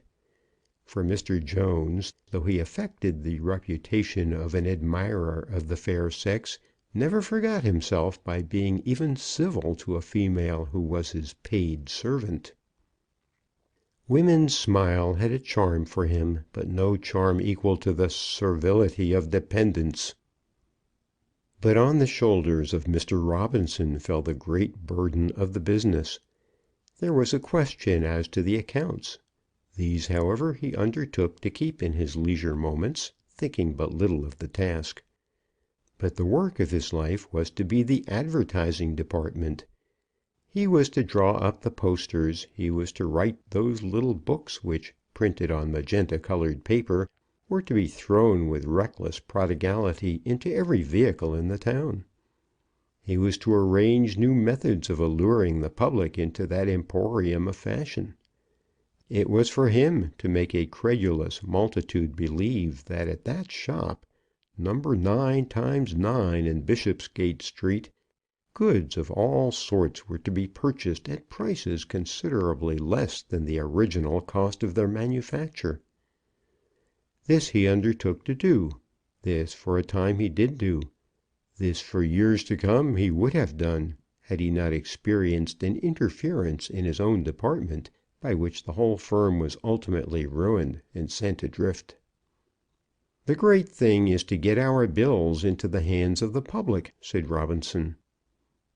"You can get men for 1 9 a day to stand still and hand 'em out to the passers-by," said Mr. Brown. "That's stale, sir, quite stale. Novelty in advertising is what we require, something new and startling." "Put a chimney pot on the man's head," said Mr. Brown, "and make it 2 and 3." "That's been tried," said Robinson. "Then put 2 chimney pots," said Mr. Brown. Beyond that his imagination did not carry him. Chimney pots and lanterns on men's heads avail nothing. To startle men and women to any purpose, and drive them into Bishopsgate Street, you must startle them a great deal. It does not suffice to create a momentary wonder. Mr. Robinson therefore began with 8 footmen in full livery, with powdered hair and gold tags to their shoulders. They had magenta-coloured plush knee-breeches and magenta-coloured silk stockings. It was in May, and the weather was fine, and these 8 excellently got-up London footmen were stationed at different points in the city, each with a silken bag suspended round his shoulder by a silken cord. From these bags they drew forth the advertising cards of the house, and presented them to such of the passers-by as appeared from their dress and physiognomy to be available for the purpose. The fact has now been ascertained that men and women who have money to spend will not put out their hands to accept common bills from street advertisers. In an ordinary way the money so spent is thrown away. But from these men, arrayed in gorgeous livery, a duchess would have stayed her steps to accept a card.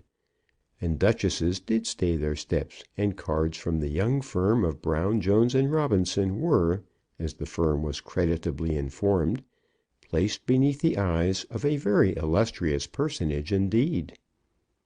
The nature of the card was this. It was folded into three, and when so folded was of the size of an ordinary playing card. On the outside, which bore a satin glaze with a magenta tint, there was a blank space, as though for an address, and the compliments of the firm in the corner. When opened, there was a separate note inside, in which the public were informed in very few words that Messrs. Brown, Jones, and Robinson were prepared to open their house on the 15th of May, intending to carry on their trade on principles of commerce perfectly new and hitherto untried. The present rate of money in the city was 5 per cent., and it would be the practice of the firm to charge 5½ per cent. On every article sold by them. The very quick return which this would give them would enable B, J, and R to realize princely fortunes, and at the same time to place within the reach of the public goods of the very best description at prices much below any that had ever yet been quoted. This also was printed on magenta-colored paper, and 9 times 9 is 81 was inserted both at the top and the bottom. On the inside of the card, on the 3 folds, were printed lists of the goods offered to the public. The 3 headings were cloaks and shawls, furs and velvets, silks and satins, and in a small note at the bottom it was stated that the stock of hosiery, handkerchiefs, ribbons, and gloves was sufficient to meet any demand which the metropolis could make upon the firm. When that list was first read out in conclave to the partners, Mr. Brown begged almost with tears in his eyes that it might be modified. "George," said he, "we shall be exposed." "I hope we shall," said Robinson. "Exposition is all that we desire." 8,000 African monkey muffs! Oh, George, you must leave out the monkey muffs." "By no means, Mr. Brown." "Or bring them down to a few hundreds. 200 African monkey muffs would really be a great many."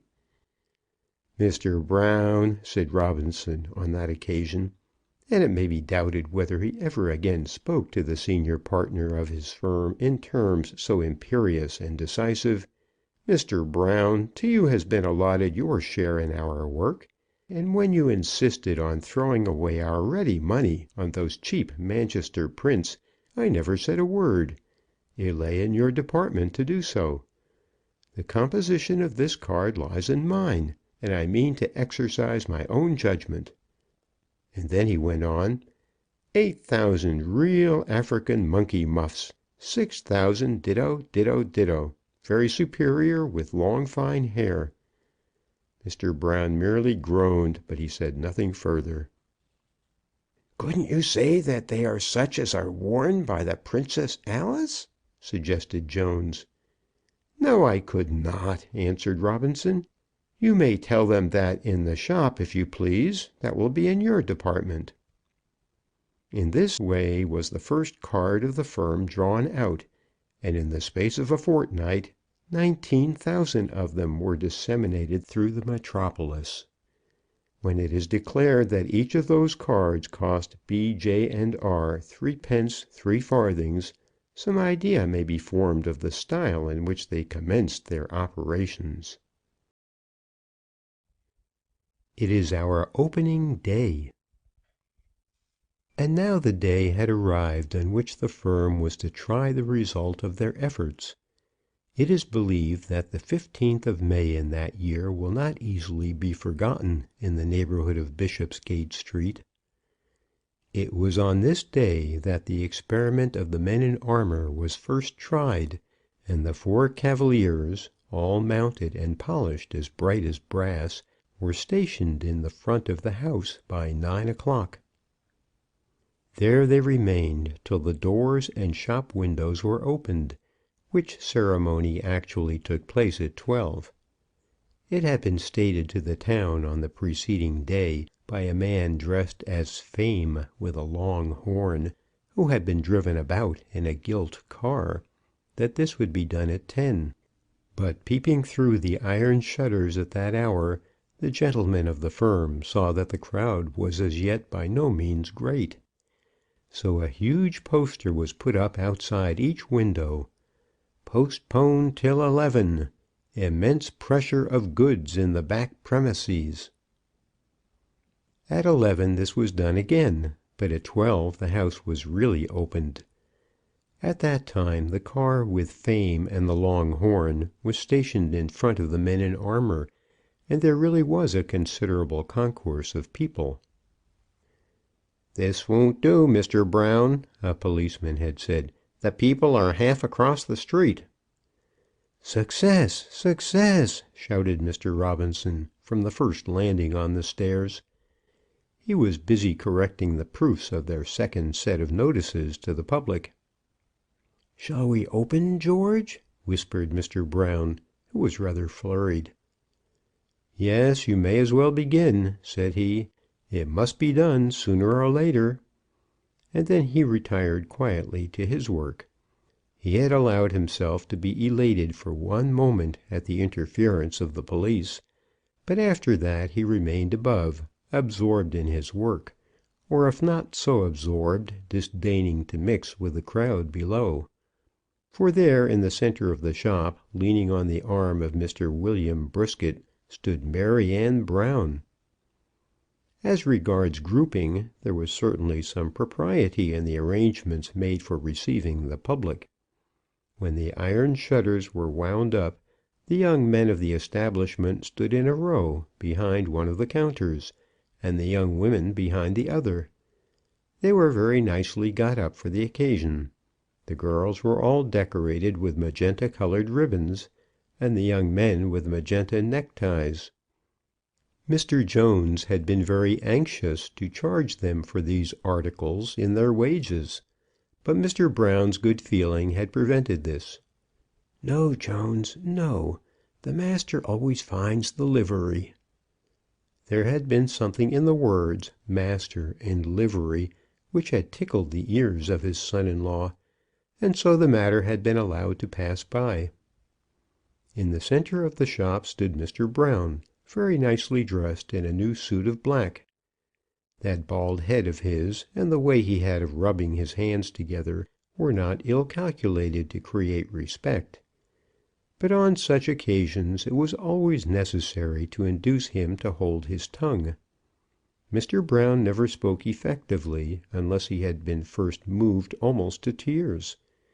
It was now his special business to smile, and he did smile. On his right hand stood his partner and son-in-law, Jones, mounted quite irrespectively of expense.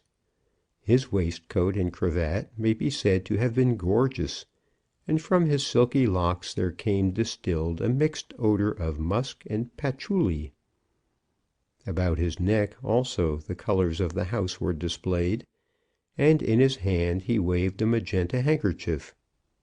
His wife was leaning on his arm, and on such an occasion as this even Robinson had consented to her presence. She was dressed from head to foot in magenta. She wore a magenta bonnet and magenta stockings, and it was said of her that she was very careful to allow the latter article to be seen. The only beauty of which Sarah Jane could boast rested in her feet and ankles. But on the other side of Mr. Brown stood a pair for whose presence there George Robinson had not expressed his approbation, and as to one of whom it may be said that better taste would have been shown on all sides had he not thus intruded himself. Mr. Brisket had none of the rights of proprietorship in that house, nor would it be possible that he should have as long as the name of the firm contained within itself that of Mr. Robinson.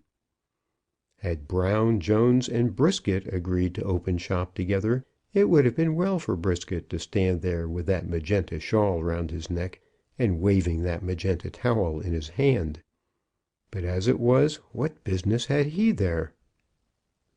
"What business has he there? Ah, tell me that. What business has he there?" said Robinson to himself, as he sat moodily in the small back room upstairs. "Ah, tell me that. What business has he there? Did not the old man promise that she should be mine?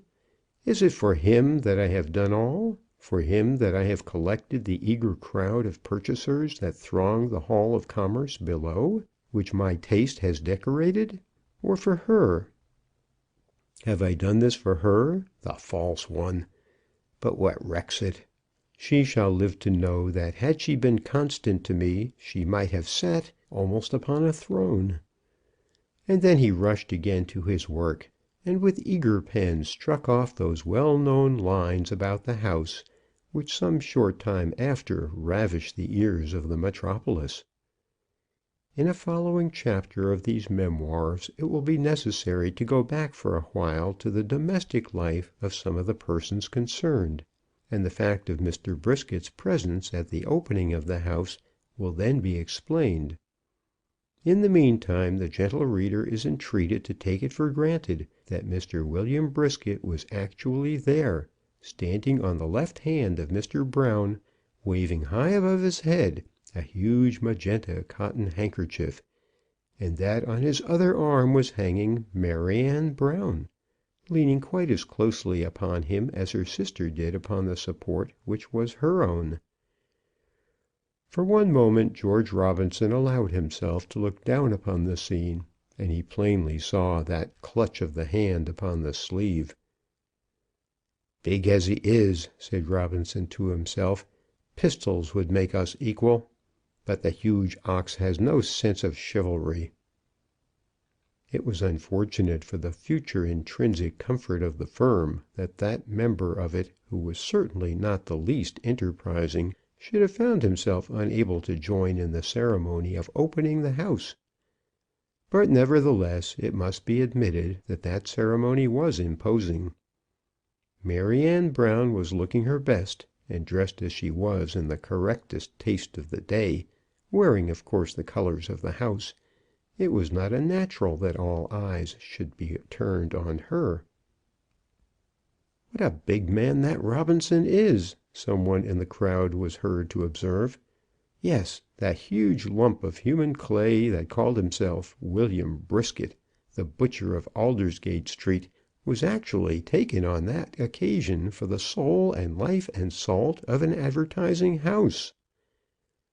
Of Mr. William Brisket it may here be said that he had no other idea of trade than that of selling, at so much per pound, the beef which he had slaughtered with his own hands. But that ceremony was imposing. "Ladies and gentlemen," said those five there assembled, speaking as it were with one voice, "we bid you welcome to Magenta House. 9 times 9 is 81. Never forget that." Robinson had planned the words, but he was not there to assist at their utterance. "Ladies and gentlemen, again we bid you welcome to Magenta House."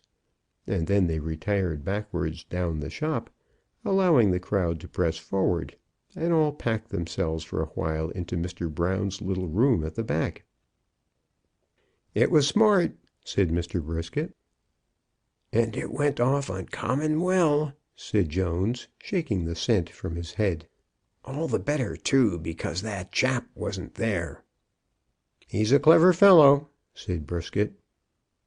"And you shouldn't speak against him behind his back, Jones. Who did it all? And who couldn't have done it if he hadn't been here?" When these words were afterwards told to George Robinson, he forgave Mr. Brown a great deal. The architect, acting under the direction of Mr. Robinson, had contrived to arch the roof, supporting it on 5 semicircular iron girders, which were left there visible to the eye, and which were of course painted magenta. On the foremost of these was displayed the name of the firm, Brown, Jones, and Robinson. On the second the name of the house, Magenta House. On the third the number, 9 times 9 is 81. On the fourth an edict of trade against which retail houses in the haberdashery line should never sin. Terms ready cash. And on the last the special principle of our trade, 5½ per cent. Profit. The back of the shop was closed in with magenta curtains, through which the bald head of Mr. Brown would not unfrequently be seen to emerge, and on each side of the curtains there stood a tall mirror, reaching up to the very ceiling. Upon the whole, the thing certainly was well done. "But the contractor," the man who did the work was called the contractor, "the contractor says that he will want the rest of his money in 2 months," said Mr. Brown, whining. "He would not have wanted any for the next 12 months," answered Robinson, "if you had not insisted on paying him those few hundreds." "You can find fault with the bill, you know," said Jones, "and delay it almost any time by threatening him with a lawyer." "And then he will put a distress on us," said Mr. Brown. "And after that we'll be very happy to take our bill at 6 months," answered Robinson. And so that matter was ended for the time. Those men in armour stood there the whole of that day, and Fame in his gilded car used his trumpet up and down Bishopsgate Street with such effect that the people living on each side of the street became very sick of him. Fame himself was well acted, at 16 shillings the day, and when the triumphal car remained still, stood balanced on one leg, with the other stretched out behind, in a manner that riveted attention. But no doubt his horn was badly chosen. Mr. Robinson insisted on a long single-tubed instrument, saying that it was classical, but a cornet a piston would have given more pleasure. A good deal of money was taken on that day, but certainly not so much as had been anticipated. Very many articles were asked for, looked at, and then not purchased. But this, though it occasioned grief to Mr. Brown, was certainly not of much moment. That the thing should be talked of, if possible mentioned in the newspapers, was the object of the firm. "I would give my bond for £2,000, said Robinson, "to get a leader in the Jupiter." The first article demanded over the counter was a real African monkey muff, very superior, with long fine hair. "The ships which are bringing them have not yet arrived from the coast," answered Jones, who luckily stepped up at that moment. "They are expected in the docks to morrow." Miss Brown pleads her own case, and Mr. Robinson walks on Blackfriars Bridge. At the time of Mrs. McCockerell's death, Robinson and Maryanne Brown were not on comfortable terms with each other. She had twitted him with being remiss in asserting his own rights in the presence of his rival, and he had accused her of being fickle, if not actually false. "I shall be just as fickle as I please," she said. "If it suits me, I'll have 9 to follow me, but there shan't be one of the 9 who won't hold up his head and look after his own. Your conduct, Maryanne! George, I won't be scolded, and that you ought to know. If you don't like me, you are quite welcome to do the other thing." And then they parted. This took place after Mr. Brown's adherence to the Robinson interest, and while Brisket was waiting passively to see if that £500 would be forthcoming. The next meeting was in the presence of Mr. Brown, and on that occasion all the three spoke out their intentions on the subject of their future family arrangements, certainly with much plain language, if not on every side with positive truth. Mr. Robinson was at the house in Smithfield, giving counsel to old Mr. Brown as to the contest which was then being urged between him and his son-in-law. At that period the two sisters conceived that their joint pecuniary interests required that they should act together, and it must be acknowledged that they led poor Mr. Brown a sad life of it. He and Robinson were sitting upstairs in the little back room, looking out into Spavinhorse Yard, when Maryanne abruptly broke in upon them. "Father," she said, standing upright in the middle of the room before them, "I have come to know what it is that you mean to do." "To do, my dear?" said old Mr. Brown. "Yes, to do. I suppose something is to be done some day. We ain't always to go on shilly-shallying, spending the money and ruining the business, and living from hand to mouth as though there was no end to anything. I've got myself to look to, and I don't mean to go into the workhouse if I can help it." "The workhouse, Maryanne?" "I said the workhouse, father, and I meant it. If everybody had what was justly their own, I shouldn't have to talk in that way. But as far as I can see, them sharks, the lawyers, will have it all. Now I'll tell you what it is." Hitherto Robinson had not said a word, but at this moment he thought it right to interfere. "Maryanne," he said, and in pronouncing the well-loved name he threw into it all the affection of which his voice was capable. "Maryanne!" "Miss Brown would be a deal properer, and also much more pleasing, if it's all the same to you, sir." How often he had whispered "Maryanne" into her ears, and the dear girl had smiled upon him to hear herself so called. But he could not remind her of this at the present moment. "I have your father's sanction," said he. "My father is nothing to me, not with reference to what young man I let myself be called Maryanne by. And going on as he is going on, I don't suppose that he'll long be much to me in any way." "Oh, Maryanne!" sobbed the unhappy parent. "That's all very well, sir, but it won't keep the kettle a-boiling. As long as I have a bit to eat of, Maryanne, and a cup to drink of, you shall have the half." "And what am I to do when you won't have neither a bit nor a cup? That's what you're coming to, father. We can all see that. What's the use of all them lawyers?" "That's Jones's doing," said Robinson. "No, it isn't Jones's doing, and of course Jones must look after himself. I'm not partial to Jones. Everybody knows that. When Sarah Jane disgraced herself and went off with him, I never said a word in her favour. It wasn't I who brought a viper into the house and warmed it in my bosom." It was at this moment that Jones was behaving with the most barefaced effrontery, as well as the utmost cruelty, toward the old man, and Maryanne's words cut her father to the very soul.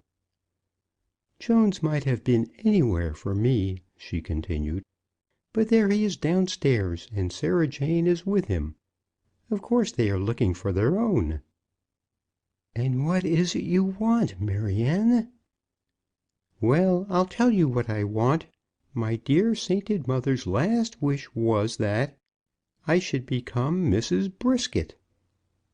"And do you mean to say," said Robinson, "do you mean to say that that is now your wish?" And he looked at her till the audacity even of her eyes sank beneath the earnestness of his own. But though for the moment he quelled her eye, nothing could quell her voice. "I mean to say," said she, speaking loudly and with her arms akimbo, "that William Brisket is a very respectable young man, with a trade, and he's got a decent house for a young woman to live in, and a decent table for her to sit at, and he's always been brought up decent, having been a regular 'prentice to his uncle, and all that sort of thing. He's never been wandering about like a vagrant, getting his money nobody knows how.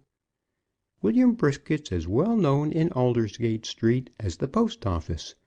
And moreover," she added, after a pause, speaking these last words in a somewhat milder breath, "and moreover, it was my sainted mother's wish." "Then go to him," said Robinson, rising suddenly and stretching out his arm against her. "Go to him and perform your sainted mother's wish. Go to the butcher. Revel in his shambles, and grow fat and sleek in his slaughter-house. From this moment George Robinson will fight the world alone. Brisket, indeed! If it be accounted manliness to have killed hecatombs of oxen, let him be called manly." "He would have pretty nigh killed you, young man, on one occasion, if you hadn't made yourself scarce." "By heavens!" exclaimed Robinson, "if he'll come forth, I'll fight him to morrow, with cleavers if he will." "George, George, don't say that!" exclaimed Mr. Brown. "Let dogs delight to bark and bite." "You needn't be afraid," said Maryanne. "He doesn't mean fighting," and she pointed to Robinson. "William would about eat him, you know, if they were to come together." "Heaven forbid!" said Mr. Brown. "But what I want to know is this," continued the maiden. "How is it to be about that £500 which my mother left me?" "But, my dear, your mother had not £500 to leave."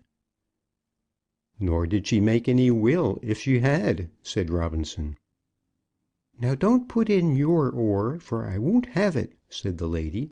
"And you'd show a deal more correct feeling if you wasn't so much about the house just at present. My darling mamma," and then she put her handkerchief up to her eyes, "always told William that when he and I became one there should be £500 down, and of course he expects it. Now, sir, you often talk about your love for your children." "I do love them, so I do. What else have I?" "Now's the time to prove it. Let me have that sum of £500, and I will always take your part against the Joneses. £500 isn't so much, and surely I have a right to some share. And you may be sure of this, when we're settled, Brisket is not the man to come back to you for more, as some would do." And then she gave another look at Robinson. "I haven't got the money, have I, George?" said the father. "That question I cannot answer," replied Robinson. "Nor can I say how far it might be prudent in you to debar yourself from all further progress in commerce if you have got it. But this I can say. Do not let any consideration for me prevent you from giving a dowry with your daughter to Mr. Brisket, if she loves him." "Oh, it's all bother about love," said she. "Men and women must eat, and they must have something to give their children when they come." "But if I haven't got it, my dear?" "That's nonsense, father. Where has the money gone to? Whatever you do, speak the truth. If you choose to say you won't—" "Well, then, I won't," said he, roused suddenly to anger. "I never made Brisket any promise." "But mother did. She as is now gone and far away, and it was her money, so it was." "It wasn't her money. It was mine," said Mr. Brown. "And that's all the answer I'm to get? Very well, then I shall know where to look for my rights. And as for that fellow there, I didn't think it of him, that he'd be so mean. I knew he was a coward always." "I am neither mean nor a coward," said Robinson, jumping up and speaking with a voice that was audible right across Spavinhorse Yard and into the tap of the Man of Mischief public house opposite. "As for meanness, if I had the money I would pour it out into your lap, though I knew that it was to be converted into beef and mutton for the benefit of a hated rival. And as for cowardice, I repel the charge, and drive it back into the teeth of him who doubtless made it. I am no coward." "You ran away when he bid you." Yes, because he is big and strong, and had I remained he would have knocked me about, and made me ridiculous in the eyes of the spectators. But I am no coward. If you wish it, I am ready to fight him." "Oh dear no. It can be nothing to me." "He will make me one mash of gore," said Robinson, still holding out his hand. "But if you wish it, I care nothing for that. His brute strength will of course prevail, but I am indifferent as to that, if it would do you a pleasure." "Pleasure to me! Nothing of the kind, I can assure you." "Maryanne, if I might have my wish, it should be this. Let us both sit down, with our cigars lighted, aye, and with tapers in our hands, on an open barrel of gunpowder. Then let him who will sit there longest receive this fair hand as his prize." And as he finished he leaned over her and took up her hand in his. "Laws, Robinson!" she said, but she did not on the moment withdraw her hand. "And if you were both blew up, what did I do then?" "I won't hear of such an arrangement," said Mr. Brown. "It would be very wicked. If there's another word spoken about it, I'll go to the police at once." On that occasion Mr. Brown was quite determined about the money, and, as we heard afterwards, Mr. Brisket expressed himself as equally resolute. "Of course I expect to see my way," said he. "I can't do anything of that sort without seeing my way." When that overture about the gunpowder was repeated to him, he is reported to have become very red. "Either with gloves or without, or with the sticks, I'm ready for 'em," said he. "But as for sitting on a barrel of gunpowder, it's a thing as nobody wouldn't do unless they was in Bedlam." When that interview was over, Robinson walked forth by himself into the evening air, along Giltspur Street, down the Old Bailey, and so on by Bridge Street to the middle of Blackfriars Bridge. And as he walked he strove manfully to get the better of the passion which was devouring the strength of his blood and the marrow of his bones. "If she be not fair for me," he sang to himself, "what care I how fair she be?" But he did care. He could not master that passion. She had been vile to him, unfeminine, untrue, coarsely abusive. She had shown herself to be mercenary, incapable of true love, a scold, fickle and cruel. But yet he loved her. There was a gallant feeling at his heart that no misfortune could conquer him but one. That misfortune had fallen upon him, and he was conquered. "Why is it," he said, as he looked down into the turbid stream, "why is it that bloodshed, physical strife, and brute power are dear to them all? Any fool can have personal bravery. 'Tis but a sign of folly to know no fear. Grant that a man has no imagination, and he cannot fear. But when a man does fear, and yet is brave—" Then for a while he stopped himself. "Would that I had gone at his throat like a dog," he continued, still in his soliloquy. "Would that I had! Could that I have torn out his tongue and laid it as a trophy at her feet, then she would have loved me." After that he wandered slowly home and went to bed. Mr. Brisket thinks he sees his way, and Mr. Robinson again walks on Blackfriars Bridge. For some half hour on that night, as Robinson had slowly walked backwards and forwards across the bridge, ideas of suicide had flitted across his mind. Should he not put an end to all this? To all this and so much else that harassed him and made his life weary? "'Tis a consummation devoutly to be wished," he said, as he looked down into the dark river. And then he repeated a good deal more, expressing his desire to sleep, but acknowledging that his dreams in that strange bed might be the rub. "And thus calamity must still live on," he said, as he went home to his lodgings.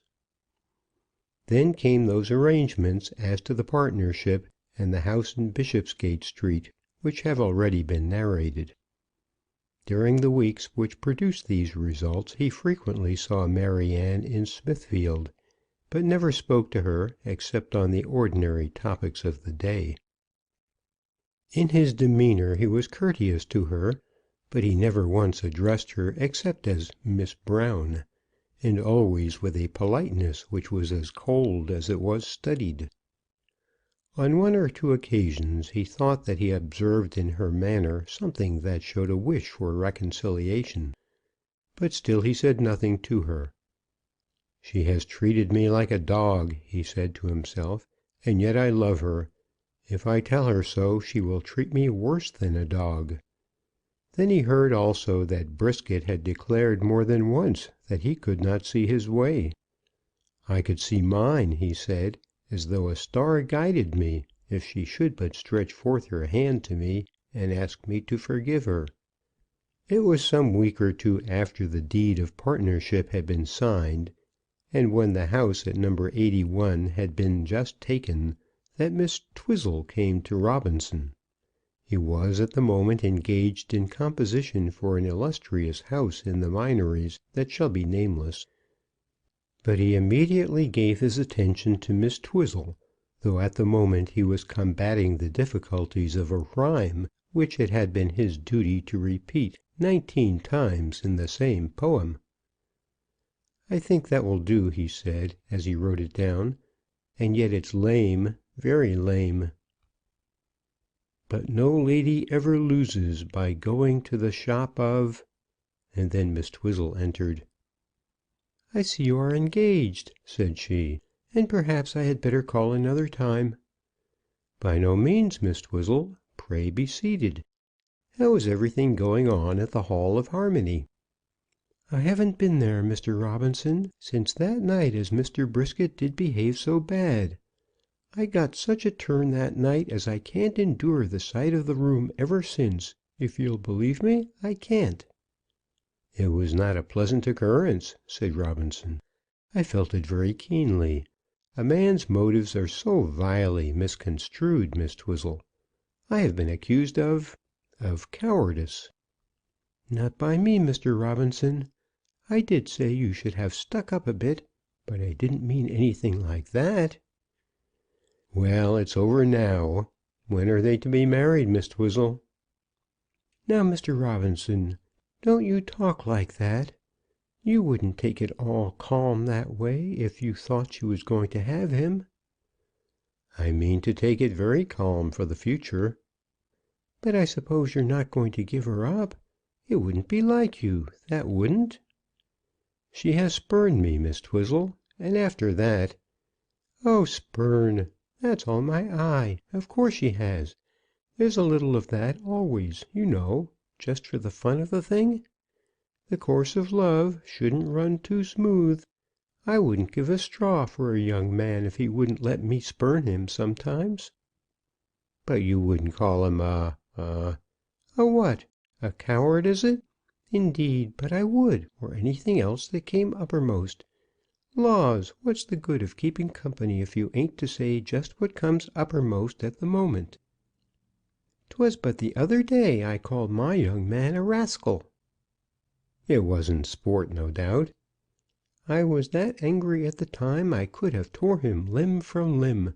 I was indeed. But he says, 'Polly,' says he, 'if I'm a he rascal, you're a she rascal, so that needn't make any difference between us.' And no more it didn't. He gets his salary rose in January, and then we shall be married." "I wish you all the happiness that married life can bestow," said Robinson. "That's very prettily said, and I wish the same to you. Only you mustn't be so down like. There's Maryanne. She says you haven't a word for her now." "She'll find as many words as she likes in Aldersgate Street, no doubt." "Now, Robinson, if you're going to go on like that, you are not the man I always took you for. You didn't suppose that a girl like Maryanne isn't to have her bit of fun as long as it lasts. Them as is as steady as old horses before marriage usually has their colt's fling after marriage. Maryanne's principles is good, and that's everything, ain't it?"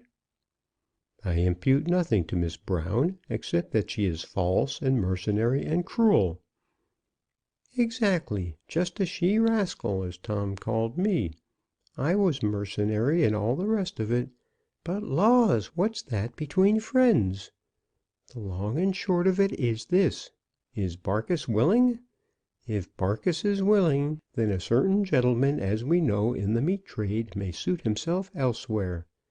Come, answer that. Is Barkis willing?" For a minute or two Robinson sat silent, thinking of the indignities he had endured. That he loved the girl, loved her warmly with all his heart, was only too true. Yes, he loved her too well.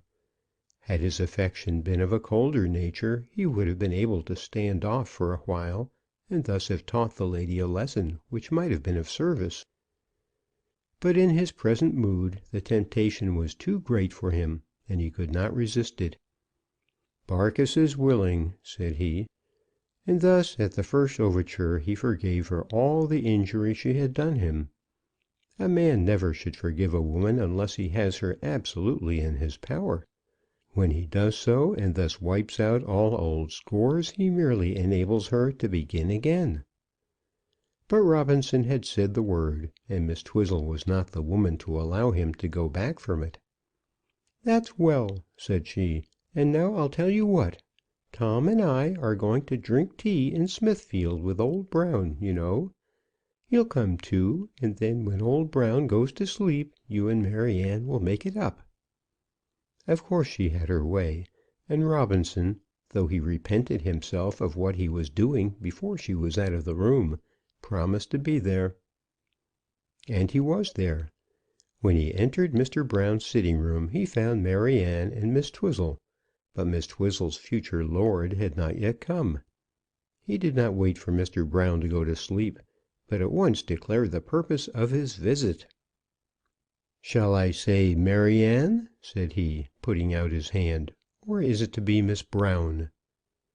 "Well, I'm sure," said she, "there's a question. If Miss Brown will do for you, sir, it will do uncommon well for me."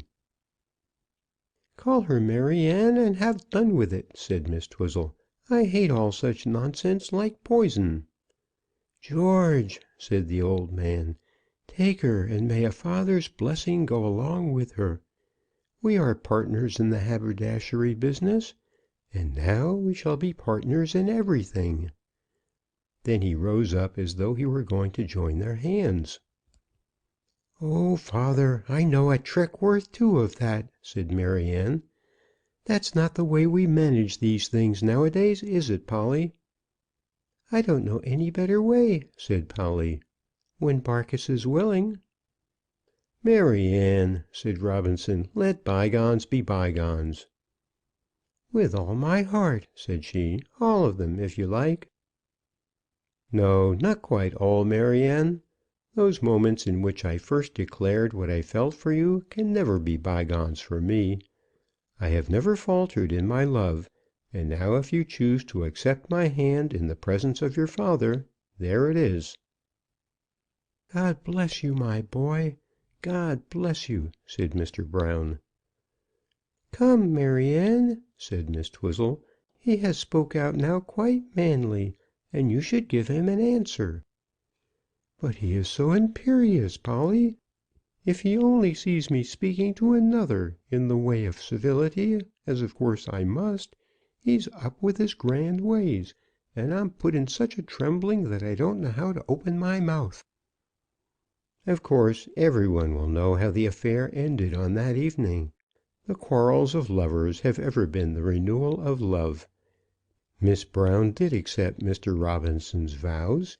Mr. Brown did go to sleep. Tom, whose salary was about to be raised to the matrimonial point, did arrive, and the evening was passed in bliss and harmony. Then again for a week or two did George Robinson walk upon roses. It could not now be thrown in his teeth that some other suitor was an established tradesman, for such also was his proud position. He was one of that firm whose name was already being discussed in the commercial world, and could feel that the path to glory was open beneath his feet. It was during these days that those original ideas as to the name and colour of the house, and as to its architectural ornamentation, came from his brain, and that he penned many of those advertisements which afterwards made his reputation so great. It was then that he so plainly declared his resolve to have his own way in his own department, and startled his partners by the firmness of his purpose. It need hardly be said that gratified love was the source from whence he drew his inspiration. "And now let us name the day," said Robinson, as soon as that other day, the opening day for Magenta House, had been settled. All nature would then be smiling.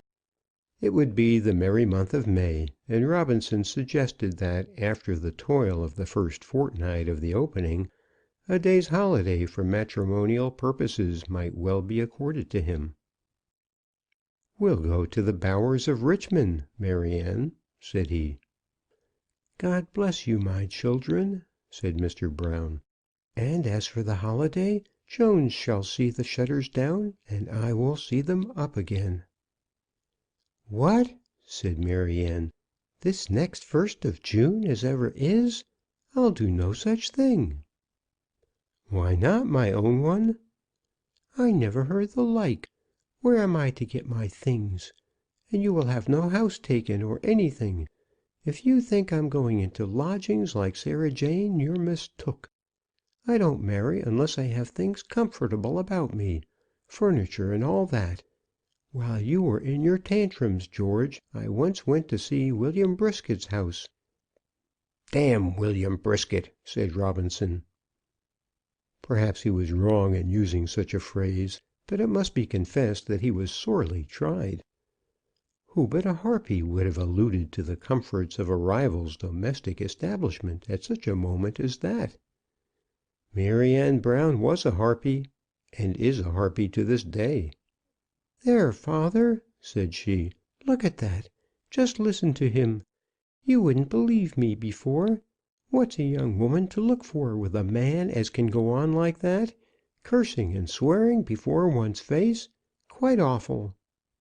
"He was aggravated, Maryanne," said the old man. "Yes, and he'll always be being aggravated. If he thinks I ain't going to speak civil of them as has always spoke civil to me, he's in the wrong of it. William Brisket never went about cursing at me in that way." "I didn't curse at you, Maryanne." "If William Brisket had anything to say of a rival, he said it out honest.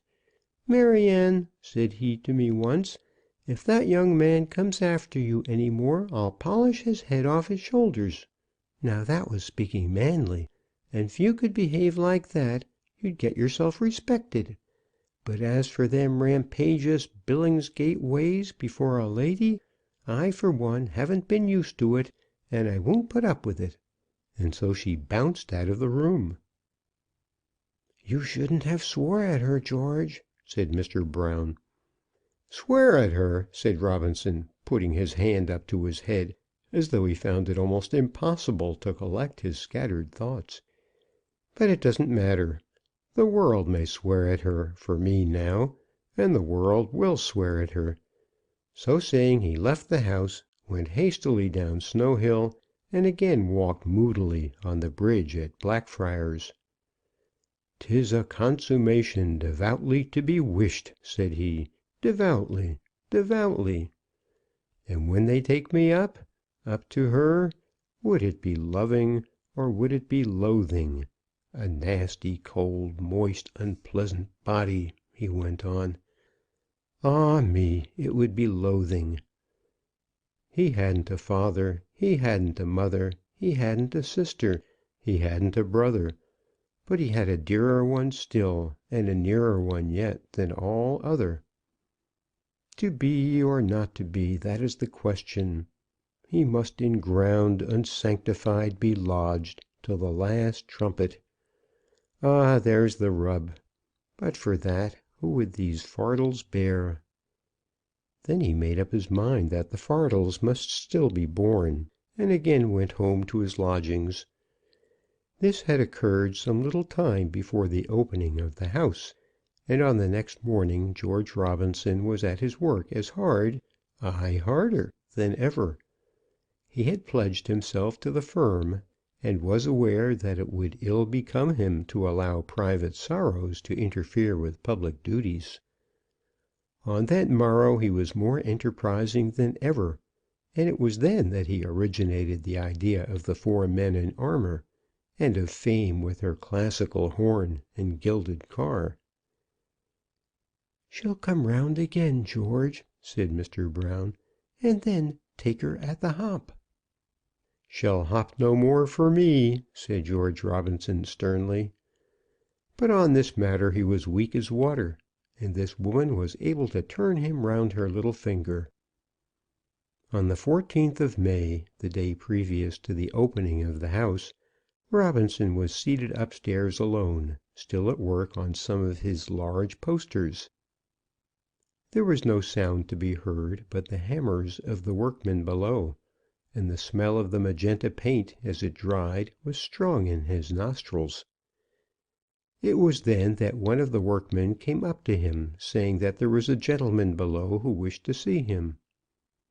At this period Robinson was anxious to be called on by commercial gentlemen, and at once sent down civil word, begging that the gentleman would walk up. With heavy step the gentleman did walk up, and William Brisket was shown into the room. "Sir," said George Robinson, as soon as he saw him, "I did not expect this honour from you." And then he bethought himself of his desire to tear out the monster's tongue, and began to consider whether he might do it now. "I don't know much about honour," said Brisket, "but it seems to me an understanding's wanted 'twixt you and I." "There can be none such," said Robinson. "Oh, but there must." "It is not within the compass of things. You, sir, cannot understand me. Your intellectual vision is too limited, and I will not understand you." "Won't you, by jingo? Then your vision shall be limited as far as 2 uncommon black eyes can limit it. But come, Robinson, if you don't want to quarrel, I don't." "As for quarrelling," said Robinson, "it is the work of children. Come, Brisket, will you jump with me into yonder river? The first that reaches the further side, let him have her." And he pointed up Bishopsgate Street toward the Thames. "Perhaps you can swim?" said Brisket. "Not a stroke," said Robinson. "Then what a jolly pair of fools we should be." "Ah, that's the way to try a man's mettle." "If you talk to me about mettle, young man, I'll drop into you. You've been a sending all manner of messages to me about a barrel of gunpowder and that sort of thing, and it's my mind that you're a little out of your own. Now I ain't going to have anything to do with gunpowder, nor yet with the river. It's a nasty place, is the river, and when I want to wash I shan't go there." "Dreadfully, staring through muddy impurity," said Robinson. "Impurity enough," continued the other, "and I won't have anything to do with it. Now I'll tell you what. Will you give me your word as a man never to have nothing more to say to Maryanne Brown?" "Never again to speak to her?" "No, except in the way of respect when she's Mrs. Brisket."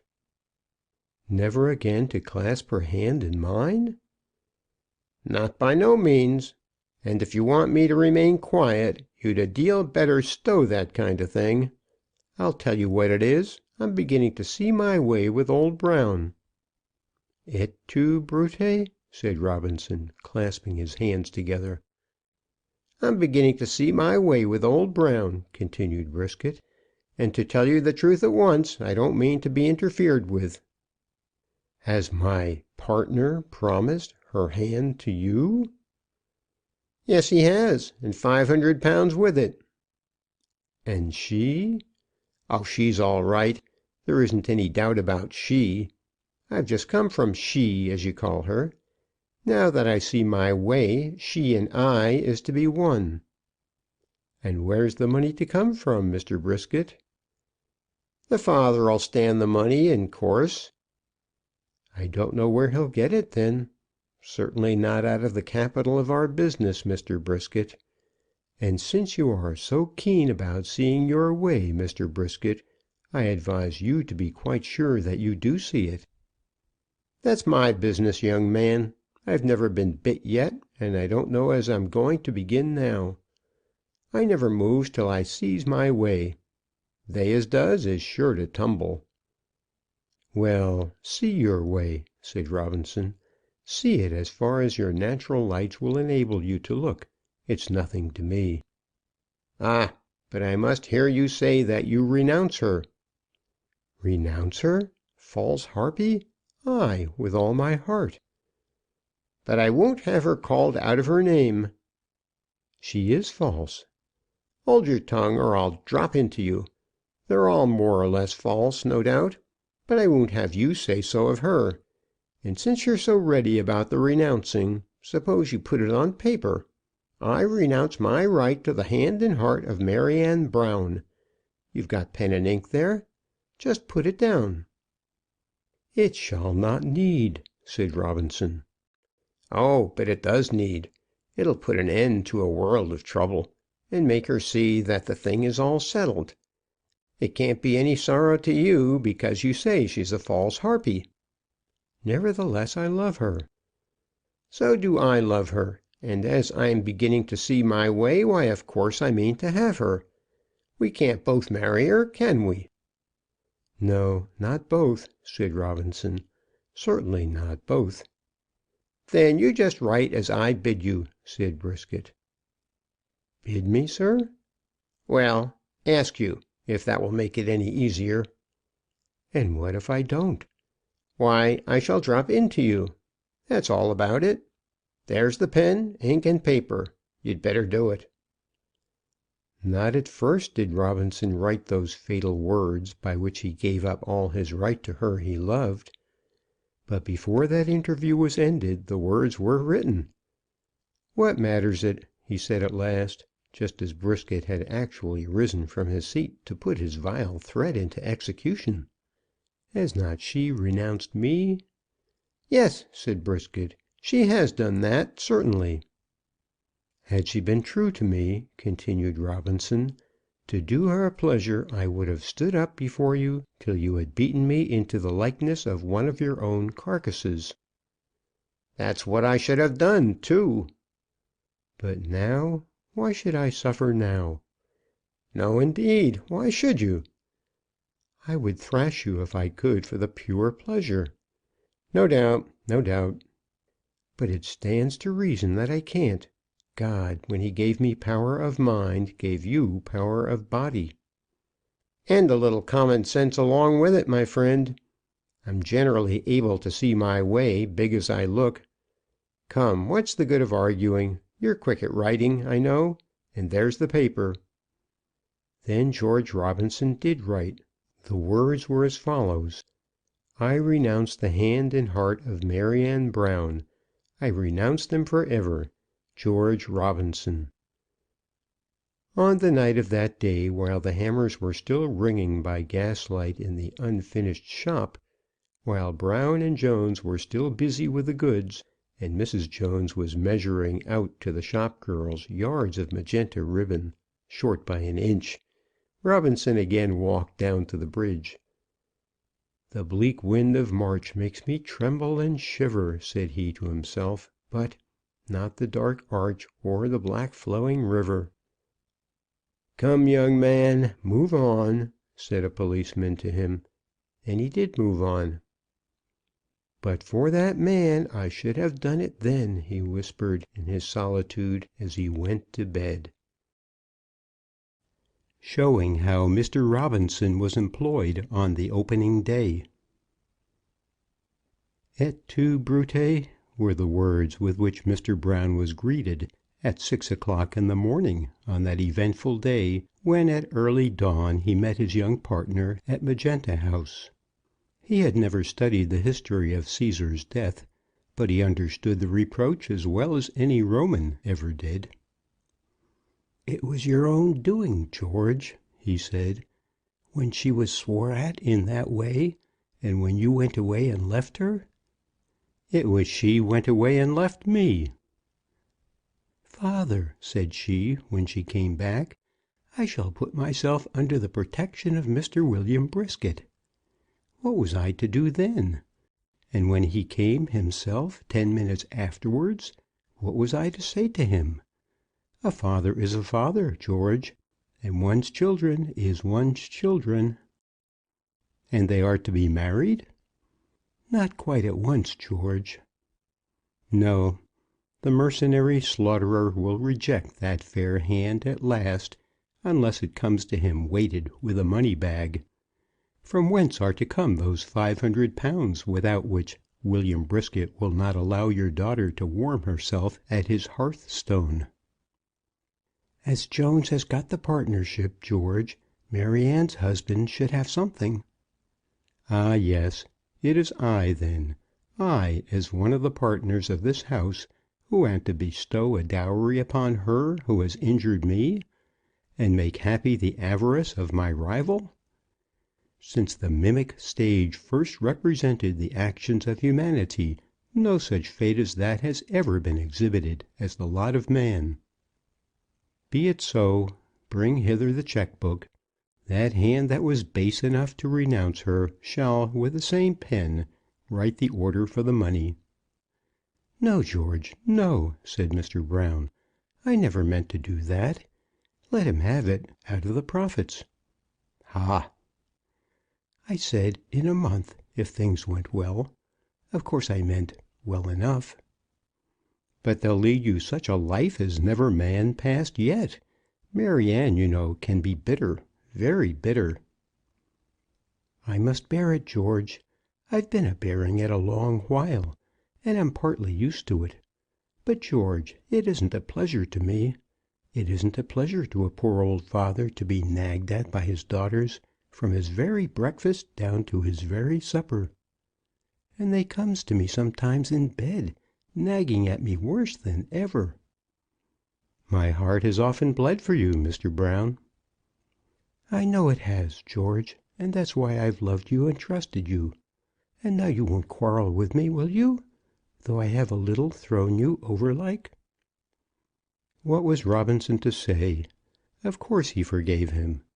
It was in his nature to forgive, and he would even have forgiven Maryanne at that moment had she come to him and asked him. But she was asleep in her bed, dreaming perchance of that big Philistine whom she had chosen as her future lord. A young David, however, might even yet arise, who should smite that huge giant with a stone between the eyes. Then did Mr. Brown communicate to his partner those arrangements as to grouping which his younger daughter had suggested for the opening of the house. When Robinson first heard that Maryanne intended to be there, he declared his intention of standing by her side, though he would not deign even to look her in the face. "She shall see that she has no power over me to make me quail," he said, and then he was told that Brisket also would be there. Maryanne had begged the favour of him, and he had unwillingly consented. "It is hard to bear," said Robinson, "very hard, but it shall be borne. I do not remember ever to have heard of the like." "He won't come often, George, you may be sure." "That I should have planned these glories for him! Well, well, be it so. What is the pageantry to me? It has been merely done to catch the butterflies, and of these he is surely the largest. I will sit alone above, and work there with my brain for the service of the firm, while you below are satisfying the eyes of the crowd." And so it had been, as was told in that chapter which was devoted to the opening day of the house. Robinson had sat alone in the very room in which he had encountered Brisket, and had barely left his seat for one moment when the first rush of the public into the shop had made his heart leap within him. There the braying of the horn in the street, and the clatter of the armed horsemen on the pavement, and the jokes of the younger boys, and the angry threatenings of the policeman reached his ears. "It is well," said he. "The ball has been set a-rolling, and the work that has been well begun is already half completed. When once the steps of the unthinking crowd have habituated themselves to move hitherward, they will continue to come with the constancy of the tide which ever rolls itself on the same strand." And then he tasked himself to think how that tide should be made always to flow, never to ebb. "They must be brought here," said he, "ever by new allurements. When once they come, it is only in accordance with the laws of human nature that they should leave their money behind them." Upon that he prepared the words for another card, in which he begged his friends, the public of the city, to come to Magenta House, as friends should come. They were invited to see, and not to buy. The firm did not care that purchases should be made thus early in their career. Their great desire was that the arrangements of the establishment should be witnessed before any considerable portion of the immense stock had been moved for the purpose of retail sale. And then the West End public were especially requested to inspect the furs which were being collected for the anticipated sale of the next winter. It was as he wrote these words that he heard that demand for the African monkey muff, and heard also Mr. Jones's discreet answer. "Yes," said he to himself, "before we have done, ships shall come to us from all coasts, real ships. From Tyre and Sidon they shall come, from Ophir and Tarshish, from the east and from the west, and from the balmy southern islands. How sweet will it be to be named among the merchant princes of this great commercial nation!" But he felt that Brown and Jones would never be merchant princes, and he already looked forward to the day when he would be able to emancipate himself from such thraldom. It has been already said that a considerable amount of business was done over the counter on the first day, but that the sum of money taken was not as great as had been hoped. That this was caused by Mr. Brown's injudicious mode of going to work, there could be no doubt. He had filled the shelves of the shop with cheap articles for which he had paid, and had hesitated in giving orders for heavy amounts to the wholesale houses. Such orders had of course been given, and in some cases had been given in vain, but quite enough of them had been honoured to show what might have been done had there been no hesitation. "As a man of capital, I must object," he had said to Mr. Robinson, only a week before the house was opened. "I wish I could make you understand that you have no capital." "I would I could divest you of the idea, and the money too," said Robinson. But it was all of no use. A domestic fowl that has passed all its days at a barn door can never soar on the eagle's wing. Now Mr. Brown was the domestic fowl, while the eagle's pinion belonged to his youngest partner. By whom in that firm the kite was personified shall not here be stated. Brisket on that day soon left the shop, but as Maryanne Brown remained there, Robinson did not descend among the throng. There was no private door to the house, and therefore he was forced to walk out between the counters when he went to his dinner. On that occasion he passed close by Miss Brown, and met that young lady's eye without quailing. She looked full upon him, and then, turning her face round to her sister, tittered with an air of scorn. "I think he's been very badly used," said Sarah Jane. "And who has he got to blame but his own want of spirit?" said the other. This was spoken in the open shop, and many of the young men and women heard it. Robinson, however, merely walked on, raising his hat, and saluting the daughters of the senior partner. But it must be acknowledged that such remarks as that greatly aggravated the misery of his position.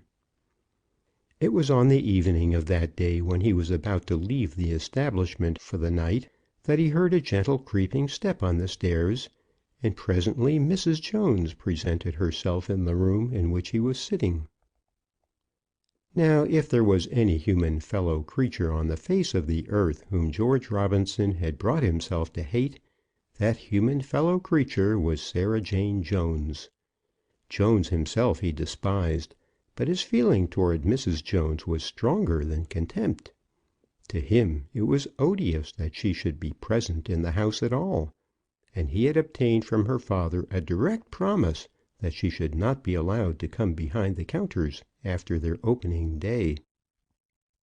"George," she said, coming up to him, "I have come upstairs because I wish to have a few words with you, private." "Will you take a chair?" said he, placing one for her. One is bound to be courteous to a lady, even though that lady be a harpy. "George," she again began. She had never called him George before, and he felt himself sorely tempted to tell her that his name was Mr. Robinson. "George, I've brought myself to look upon you quite as a brother-in-law, you know." "Have you?" said he. "Then you have done me an honour that does not belong to me, and never will." "Now don't say that, George. If you'll only bring yourself to show a little more spirit to Maryanne, all will be right yet." What was she that she should talk to him about spirit? In these days there was no subject which was more painful to him than that of personal courage. He was well aware that he was no coward. He felt within himself an impulse that would have carried him through any danger of which the result would not have been ridiculous. He could have led a forlorn hope, or rescued female weakness from the fangs of devouring flames. But he had declined, he acknowledged to himself that he had declined, to be mauled by the hands of an angry butcher who was twice his size. "One has to keep one's own path in the world," he had said to himself, "but nevertheless one avoids a chimney sweeper. Should I have gained anything had I allowed that huge monster to hammer at me?" So he had argued. But though he had thus argued, he had been angry with himself, and now he could not bear to be told that he had lacked spirit. "That is my affair," he replied to her. "But those about me will find that I do not lack spirit when I find fitting occasion to use it." "No, I'm sure they won't. And now's the time, George. You're not going to let that fellow Brisket run off with Maryanne from before your eyes." "He is at liberty to run anywhere for me." "Now look here, George. I know you're fond of her." "No. I once was, but I've torn her from my heart." "That's nonsense, George. The fact is, the more she gives herself airs and makes herself scarce and stiff to you, the more precious you think her." Ignorant as the woman was of almost everything, she did know something of human nature. "I shall never trouble myself about her again," said he. "Oh yes, you will, and make her Mrs. Robinson before you're done. Now look here, George. That fellow Brisket won't have her unless he gets the money." "It's nothing to me," said Robinson. "And where's the money to come from, if not out of the house? Now you and Jones has your rights as partners, and I do hope you and he won't let the old man make off with the capital of the firm in that way. If he gives Brisket £500, and there isn't much more left—" "I'll tell you what, Mrs. Jones, he may give Brisket £5,000 as far as I am concerned. Whatever Mr. Brown may do in that way, I shan't interfere to prevent him." "You shan't."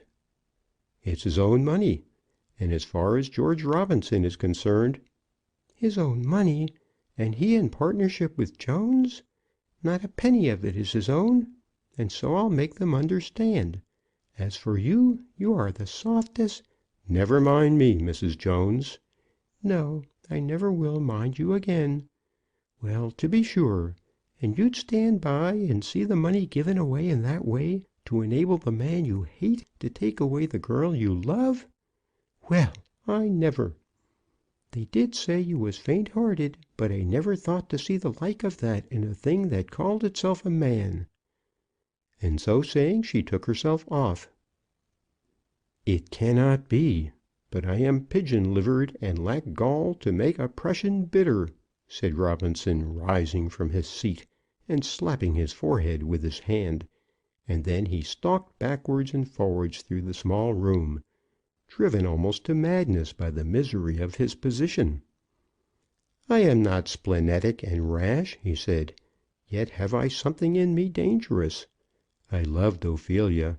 40,000 Briskets could not, with all their quantities of love, make up my sum."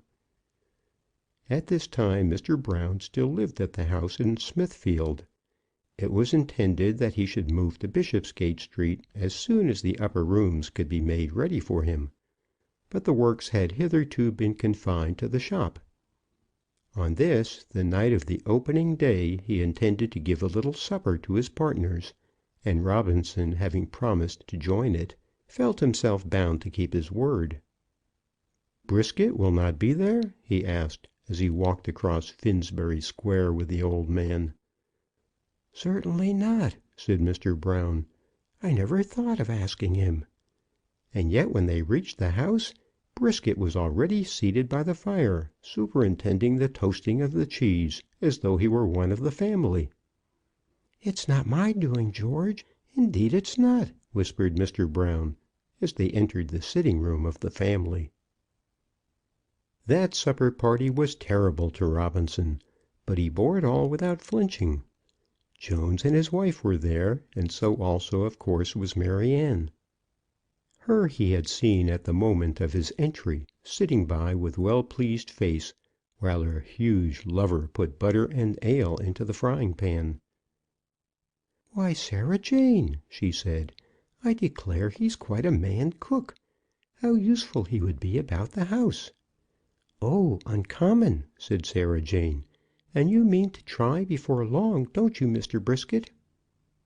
"You must ask Maryanne about that," said he, raising his great red face from the fire, and putting on the airs and graces of a thriving lover. "Don't ask me anything," said Maryanne, "for I won't answer anything. It's nothing to me what he means to try." "Oh, ain't it though?" said Brisket. And then they all sat down to supper. It may be imagined with what ease Robinson listened to conversation such as this, and with what appetite he took his seat at that table. "Mr. Robinson, may I give you a little of this cheese?" said Maryanne.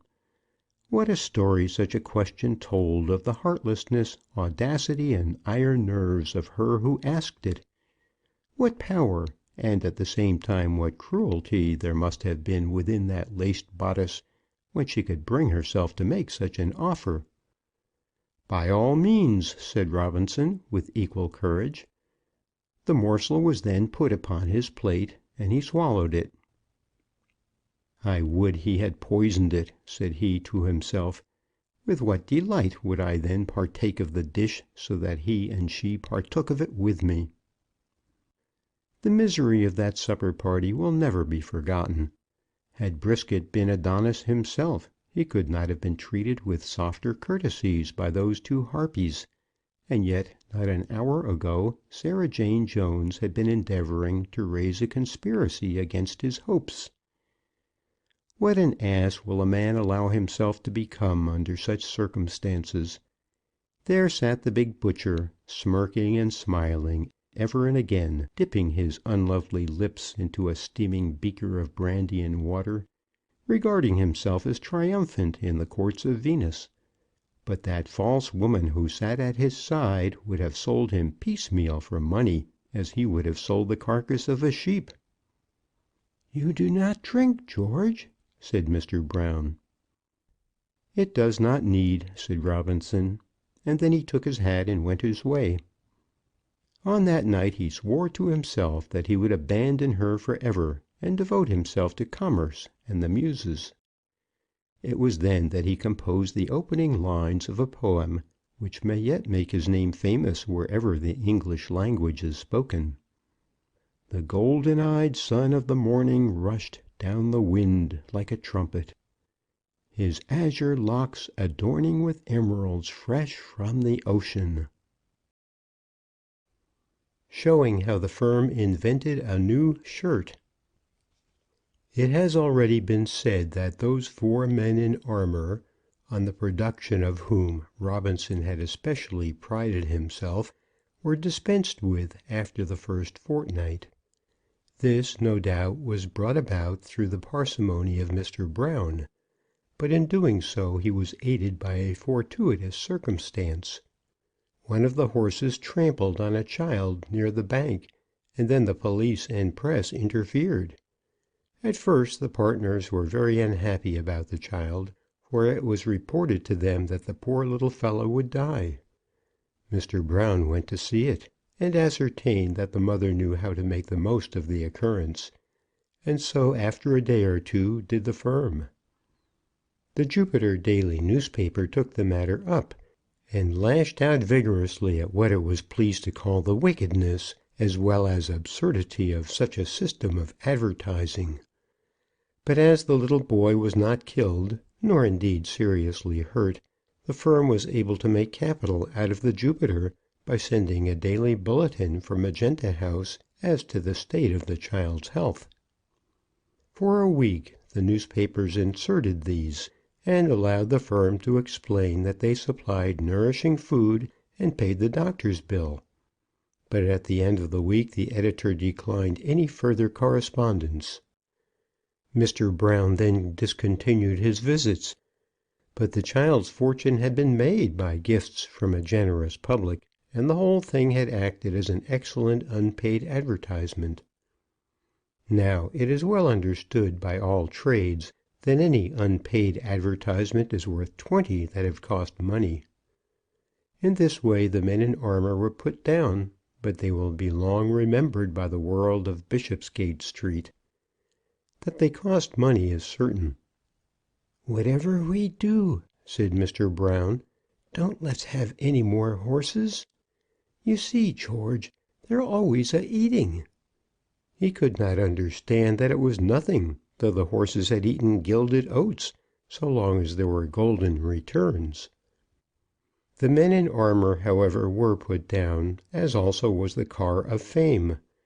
One horse only was left in the service of the firm, and this was an ancient creature that had for many years belonged to the butter establishment in Smithfield. By this animal a light but large wooden frame was dragged about, painted magenta on its four sides, and bearing on its various fronts different notices as to the business of the house. A boy stood uncomfortably in the centre, driving the slow brute by means of reins which were inserted through the apertures of two of the letters. Through another letter above there was a third hole for his eyes, and, shut up in this prison, he was enjoined to keep moving throughout the day. This he did at the slowest possible pace, and thus he earned 5 shillings a week. The arrangement was one made entirely by Mr. Brown, who himself struck the bargain with the boy's father. Mr. Robinson was much ashamed of this affair, declaring that it would be better to abstain altogether from advertising in that line than to do it in so ignoble a manner. But Mr. Brown would not give way, and the magenta box was dragged about the streets till it was altogether shattered and in pieces. Stockings was the article in which, above all others, Mr. Brown was desirous of placing his confidence. "George," said he, "all the world wears stockings, but those who require African monkey muffs are in comparison few in number. I know Leg and Loose Fit of the Poultry, and I'll purchase a stock." He went to Leg and Loose Fit and did purchase a stock, absolutely laying out £100 of ready money for hosiery, and getting as much more on credit. Stockings is an article in which considerable genius might be displayed by any house intending to do stockings and nothing else. But taken up in this small way by such a firm as that of 81 Bishopsgate Street, it was simply embarrassing. "Now you can say something true in your advertisements," said Mr. Brown, with an air of triumph, when the invoice of the goods arrived. "True?" said Robinson. He would not, however, sneer at his partner, so he retreated to his own room and went to work. "Stockings!" said he to himself. There is no room for ambition in it. But the word hose does not sound amiss." And then he prepared that small book with silk magenta covers and silvery leaves, which he called The New Miracle. "The whole world wants stockings," he began, not disdaining to take his very words from Mr. Brown. "And Brown, Jones, and Robinson are prepared to supply the whole world with the stockings which they want. The following is a list of some of the goods which are at present being removed from the river to the premises at Magenta House in Bishopsgate Street. B, J, and R affix the usual trade price of the article and the price at which they are able to offer them to the public. 120 baskets of ladies' Spanish hose, usual price 1 shilling 3d, sold by B, J, and R at 9 3/4d." "Baskets!" said Mr. Brown, when he read the little book. "It's all right," said Robinson. "I have been at the trouble to learn the trade language.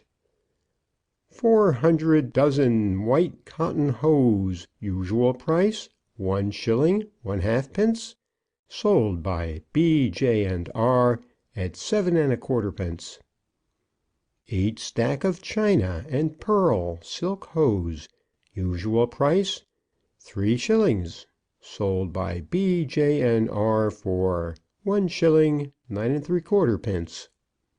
1,500 dozen of balbriggan, usual price 1 shilling 6d, sold by B, J, and R for 10 1/2d." It may not perhaps be necessary to continue the whole list here, but as it was read aloud to Mr. Brown, he sat aghast with astonishment. "George," said he at last, "I don't like it. It makes me feel quite afeard, it does indeed." "And why do you not like it?" said Robinson, quietly, laying down the manuscript and putting his hand upon it. "Does it want vigour?" "No, it does not want vigour." "Does it fail to be attractive? Is it commonplace?" "It is not that I mean," said Mr. Brown, "but—" "Is it not simple? The articles are merely named, with their prices." "But, George, we haven't got 'em. We couldn't hold such a quantity, and if we had them, we should be ruined to sell them at such prices as that. I did want to do a genuine trade in stockings." "And so you shall, sir. But how will you begin unless you attract your customers?" "You have put your prices altogether too low," said Jones. "It stands to reason you can't sell them for the money. You shouldn't have put the prices at all. It hampers one dreadful. You don't know what it is to stand down there among 'em all and tell 'em that the cheap things haven't come." "Say that they've all been sold," said Robinson. "It's just the same," argued Jones. "I declare last Saturday night I didn't think my life was safe in the crowd." "And who brought that crowd to the house?" demanded Robinson. "Who has filled the shop below with such a throng of anxious purchasers?" "But, George," said Mr. Brown, "I should like to have one of these bills true, if only that one might show it as a sample when the people talk to one." "True!" said Robinson again. "You wish that it should be true? In the first place, did you ever see an advertisement that contained the truth? If it were as true as heaven, would any one believe it? Was it ever supposed that any man believed an advertisement? Sit down and write the truth, and see what it will be. The statement will show itself of such a nature that you will not dare to publish it. There is the paper and there the pen. Take them and see what you can make of it." "I do think that somebody should be made to believe it," said Jones. "You do?" And Robinson, as he spoke, turned angrily to the other. "Did you ever believe an advertisement?" Jones, in self-defence, protested that he never had. "And why should others be more simple than you? No man, no woman believes them. They are not lies, for it is not intended that they should obtain credit. I should despise the man who attempted to base his advertisements on a system of facts, as I would the builder who lays his foundation upon the sand. The groundwork of advertising is romance. It is poetry in its very essence. Is Hamlet true?" "I really do not know," said Mr. Brown. "There is no man to my thinking so false," continued Robinson, "as he who in trade professes to be true. He deceives, or endeavours to do so. I do not. No one will believe that we have 1,500 dozen of Balbriggan." "Nobody will," said Mr. Brown. "But yet that statement will have its effect. It will produce custom, and bring grist to our mill without any dishonesty on our part. Advertisements are profitable, not because they are believed, but because they are attractive. Once understand that, and you will cease to ask for truth." Then he turned himself again to his work, and finished his task without further interruption. "You shall sell your stockings, Mr. Brown," he said to the senior member of the firm, about 3 days after that. "Indeed, I hope so." "Look here, sir," and then he took Mr. Brown to the window. There stood 8 stalwart porters, divided into 2 parties of 4 each, and on their shoulders they bore erect, supported on painted frames, an enormous pair of gilded, embroidered, brocaded, begartered wooden stockings. On the massive calves of these was set forth a statement of the usual kind, declaring that Brown, Jones, and Robinson of 81 Bishopsgate Street had just received 40,000 pairs of best French silk ladies' hose, direct from Lyons. "And now look at the men's legs," said Robinson. Mr. Brown did look, and perceived that they were dressed in magenta-coloured knee breeches, with magenta-coloured stockings. They were gorgeous in their attire, and at this moment they were starting from the door in different directions. "Perhaps you will tell me that that is not true?" "I will say nothing about it for the future," said Mr. Brown.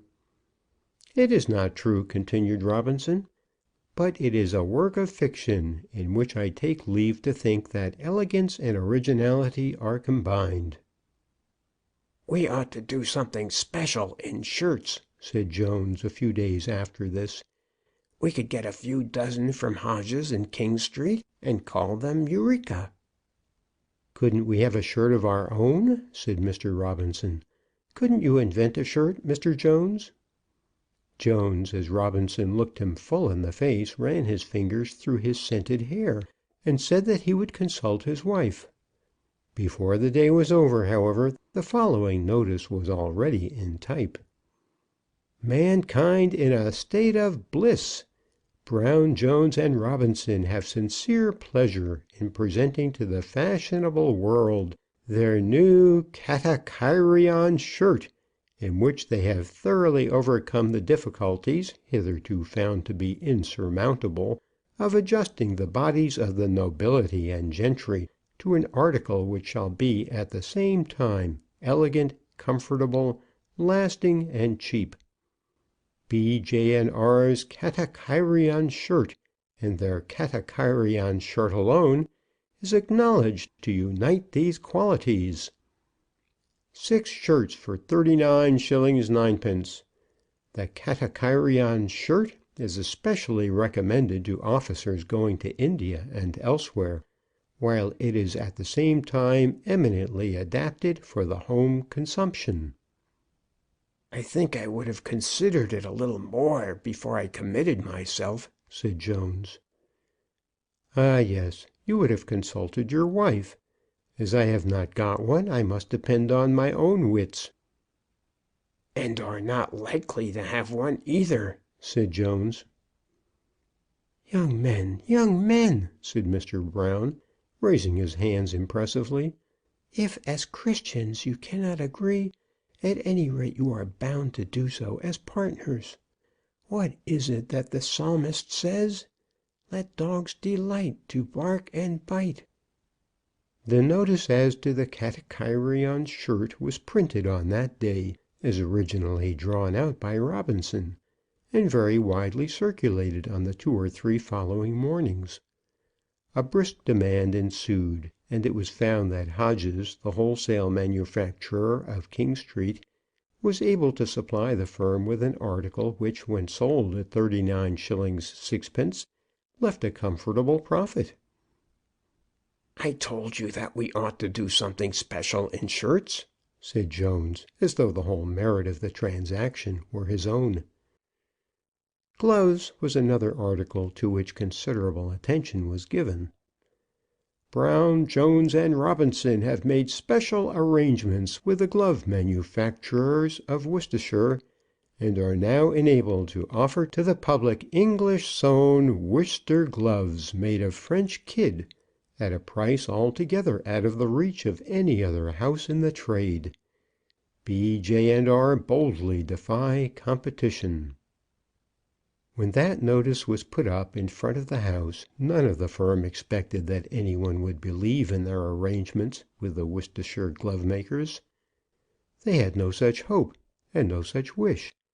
What gloves they sold they got from the wholesale houses in St. Paul's Churchyard, quite indifferent as to the county in which they were sewn, or the kingdom from which they came. Nevertheless, the plan answered, and a trade in gloves was created. But perhaps the pretty little dialogues which were circulated about the town did more than anything else to make the house generally known to mothers and their families. "Mamma, mamma, I have seen such a beautiful sight," one of them began. "My dearest daughter, what was it?" "I was walking home through the city with my kind cousin Augustus, and he took me to that wonderfully handsome and extraordinarily large new shop just opened by those enterprising men, Brown, Jones, and Robinson, at No. 81 Bishopsgate Street. They call it 9 times 9, or Magenta House. My dearest daughter, you may well call it wonderful. It is the wonder of the age. Brown, Jones, and Robinson sell everything, but not only that, they sell everything good, and not only that, they sell everything cheap. Whenever your wants induce you to make purchases, you may always be sure of receiving full value for your money at the house of Brown, Jones, and Robinson." In this way, by efforts such as these, which were never allowed to flag for a single hour, by a continued series of original composition, which, as regards variety and striking incidents, was perhaps never surpassed, a great and stirring trade was established within 6 months of the opening day. By this time Mr. Brown had learned to be silent on the subject of advertising, and had been brought to confess more than once that the subject was beyond his comprehension. "I am an old man, George," he said once, "and all this seems to be new." "If it be not new, it is nothing," answered Robinson. "I don't understand it," continued the old man. "I don't pretend to understand it. I only hope that it's right." The conduct which Jones was disposed to pursue gave much more trouble. He was willing enough to allow Robinson to have his own way, and to advertise in any shape or manner, but he was desirous of himself doing the same thing. It need hardly be pointed out here that this was a branch of trade for which he was peculiarly unsuited, and that his productions would be stale, inadequate, and unattractive. Nevertheless, he persevered, and it was only by direct interference at the printers that the publication of documents was prevented, which would have been fatal to the interests of the firm. "Do I meddle with you in the shop?" Robinson would say to him. "You haven't the personal advantages which are required for meeting the public," Jones would answer. "Nor have you the mental advantages without which original composition is impossible." In spite of all these difficulties, a considerable trade was established within 6 months, and the shop was usually crowded. As a drawback to this, the bills at the printers and at the stationers had become very heavy, and Robinson was afraid to disclose their amounts to his senior partner. But nevertheless he persevered. Faint heart never won fair lady, he repeated to himself over and over again, the fair lady for whom his heart sighed being at this time commercial success. Vestigia nulla restrarsum. That should be the motto of the house. He failed, however, altogether in making it intelligible to Mr. Brown. Johnson of Manchester. It was about 8 months after the business had been opened that a circumstance took place which gave to the firm a reputation which for some few days was absolutely metropolitan. The affair was at first fortuitous, but advantage was very promptly taken of all that occurred. No chance was allowed to pass by unimproved, and there was perhaps as much genuine talent displayed in the matter as though the whole had been designed from the beginning. The transaction was the more important as it once more brought Mr. Robinson and Maryanne Brown together, and very nearly effected a union between them. It was not, however, written in the book that such a marriage should ever be celebrated, and the renewal of love, which for a time gave such pleasure to the young lady's father, had no other effect than that of making them in their subsequent quarrels more bitter than ever to each other. It was about midwinter when the circumstances now about to be narrated took place. Mr. Brown had gone down to the neighbourhood of Manchester for the purpose of making certain bona fide purchases of coloured prints, and had there come to terms with a dealer. At this time there was a strike among the factories, and the goods became somewhat more scarce in the market, and therefore a trifle dearer than was ordinarily the case. From this arose the fact that the agreement made with Mr. Brown was not kept by the Lancashire house, and that the firm in Bishopsgate was really subjected to a certain amount of commercial ill treatment. "It is a cruel shame," said Mr. Brown, "a very cruel shame, when a party in trade has undertaken a transaction with another party, no consideration should hinder that party from being as good as his word. A tradesman's word should be his bond." This purchase down among the factories had been his own special work, and he had been proud of it. He was, moreover, a man who could ill tolerate any ill usage from others. "Can't we do anything to 'em, George? Can't we make 'em bankrupts?" "If we could, what good would that do us?" said Robinson. "We must put up with it." "I'll bring an action against them," said Jones. "And spend £30 or £40 with the lawyers?" said Robinson. "No, we will not be such fools as that. But we might advertise the injury." "Advertise the injury?" said Mr. Brown, with his eyes wide open. By this time he had begun to understand that the depth of his partner's finesse was not to be fathomed by his own unaided intelligence. "And spend as much money in that as with the lawyers," said Jones. "Probably more," said Robinson, very calmly. "We promised the public in our last week's circular that we should have these goods." "Of course we did," said Mr. Brown. "And now the public will be deceived." And he lifted up his hands in horror at the thought. "We'll advertise it," said Robinson again. And then for some short space he sat with his head resting on his hands. "Yes, we'll advertise it. Leave me for a while that I may compose the notices." Mr. Brown, after gazing at him for a moment with a countenance on which wonder and admiration were strongly written, touched his other partner on the arm and led him from the room. The following day was Saturday, which at Magenta House was always the busiest day of the week.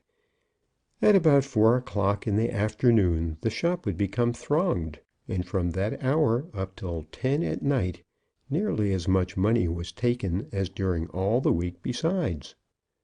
On that Saturday, at about noon, the following words were to be read at each of the large sheets of glass in the front of the house.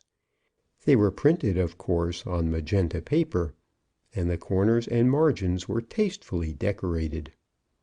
Brown, Jones, and Robinson, having been greatly deceived by Johnson of Manchester, are not able to submit to the public the 40,000 new specimens of English prints as they had engaged to do on this day, but they beg to assure their customers and the public in general that they will shortly do so, however tremendous may be the sacrifice. "But it was Staleybridge," said Mr. Brown, "and the man's name was Pawkins." "And you would have me put up Pawkins of Staleybridge, and thus render the firm liable to an indictment for libel? Are not Pawkins and Johnson all the same to the public?" "But there is sure to be some Johnson at Manchester." "There are probably 10, and therefore no man can say that he is meant. I ascertained that there were 3 before I ventured on the name." On that afternoon some trifling sensation was created in Bishopsgate Street, and a few loungers were always on the pavement reading the notice. Robinson went out from time to time, and heard men, as they passed, talking of Johnson of Manchester.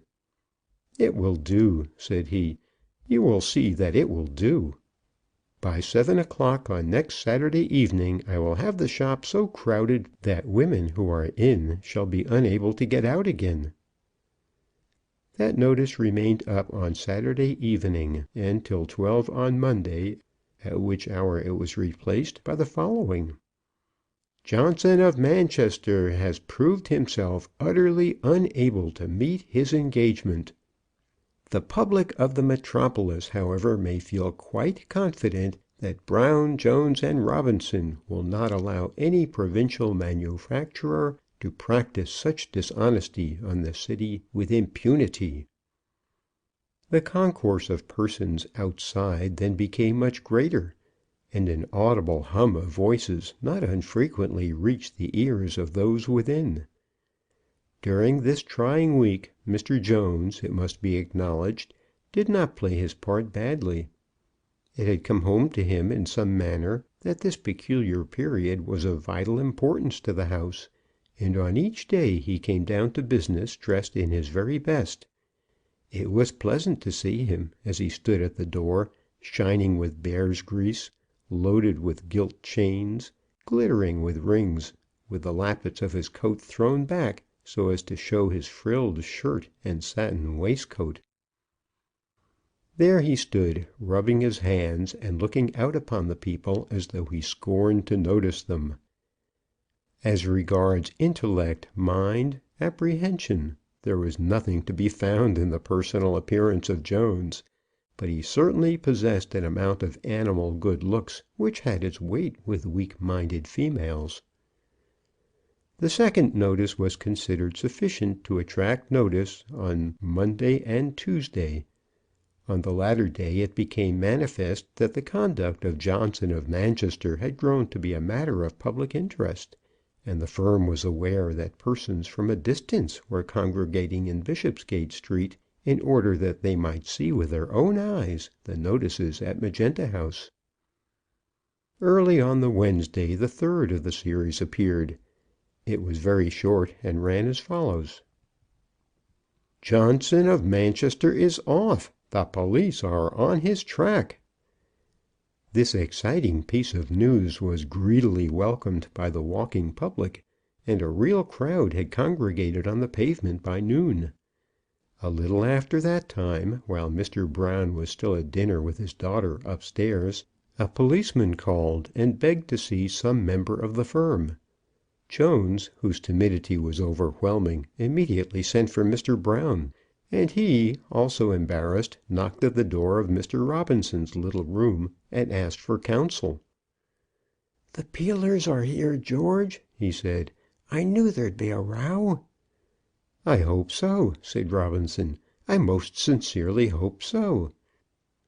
As he stood up to answer his senior partner, he saw that Miss Brown was standing behind her father, and he resolved that, as regarded this occasion, he would not be taunted with want of spirit. "But what shall I say to the man?" asked Mr. Brown. "Give him a shilling and a glass of spirits, beg him to keep the people quiet outside, and promise him cold beef and beer at 3 o'clock. If he runs rusty, send for me." And then, having thus instructed the head of the house, he again seated himself before his writing materials at the table. "Mr. Robinson," said a soft voice, speaking to him through the doorway, as soon as the ponderous step of the old man was heard descending the stairs. "Yes, I am here," said he. "I don't know whether I may open the door," said she, "for I would not for worlds intrude upon your studies." He knew that she was a harpy. He knew her soft words would only bring him to new grief. But yet he could not help himself. Strong in so much else, he was utterly weak in her hands. She was a harpy who would claw out his heart and feed upon it, without one tender feeling of her own. He had learned to read her character, and to know her for what she was. But yet he could not help himself. "There will be no intrusion," said he. "In half an hour from this time I go with this copy to the printer's. Till then I am at rest." "At rest," said she. "How sweet it must be to rest after labours such as yours! Though you and I are two, Mr. Robinson, who was once one, still I hear of you and sometimes think of you." "I am surprised that you should turn your thoughts to anything so insignificant," he replied. "Ah, that is so like you. You are so scornful and so proud, and never so proud as when pretending to be humble. I sometimes think that it is better that you and I are two, because you are so proud. What could a poor girl like me have done to satisfy you?" False and cruel that she was! 'Tis thus that the basilisk charms the poor bird that falls of victims into its jaws. "It is better that we should have parted," said he. "Though I still love you with my whole heart, I know that it is better." "Oh, Mr. Robinson!" "And I would that your nuptials with that man in Aldersgate Street were already celebrated." "Oh, you cruel, heartless man!" "For then I should be able to rest. If you were once another's, I should then know—" "You would know what, Mr. Robinson?" "That you could never be mine, Maryanne." "Sir!" "If you would not have me disgrace myself for ever by my folly, leave me now." "Disgrace yourself! I'm sure you'll never do that. Whatever happens, George Robinson will always act the gentleman. I have said of you time after time, both to father and to William Brisket. 'So he will,' father has answered. And then William Brisket has said, I don't know whether I ought to tell you what he said, but what he said was this: 'If you're so fond of the fellow, why don't you have him?'" All this was false, and Robinson knew that it was false. No such conversation had ever passed. Nevertheless, the pulses of his heart were stirred. "Tell me this," said he. "Are you his promised wife?" "Laws, Mr. Robinson!" "Answer me honestly, if you can. Is that man to be your husband? If it be so, it will be well for him and well for you. But above all, it will be well for me that we should part. And if it be so, why have you come hither to torment me?" "To torment you, George?" "Yes, to torment me." And then he rose suddenly from his seat, and advanced with rapid step and fierce gesture towards the astonished girl. "Think you that love such as mine is no torment? Think you that I have no heart, no feeling, that this passion which tears me in pieces can exist without throwing a cloud upon my life? With you, as I know too well, all is calm and tranquil. Your bosom boils with no ferment. It has never boiled. It will never boil. It can never boil. It is better for you so. You will marry that man whose house is good and whose furniture has been paid for. From his shop will come to you your daily meals, and you will be happy. Man wants but little here below, nor wants that long. Adieu." "Oh, George, are you going so?" "Yes, I am going. Why should I stay? Did I not with my own hand in this room renounce you?" "Yes, you did, George. You did renounce me, and that's what's killing me. So it is, killing me." Then she threw herself into a chair and buried her face in her handkerchief. "Would that we could all die," he said, "and that everything should end. But now I go to the printer's. Adieu, Maryanne." "But we shall see each other occasionally, as friends?" "To what purpose? No, certainly not as friends. To me such a trial would be beyond my strength." And then he seized the copy from the table, and taking his hat from the peg, he hurried out of the room.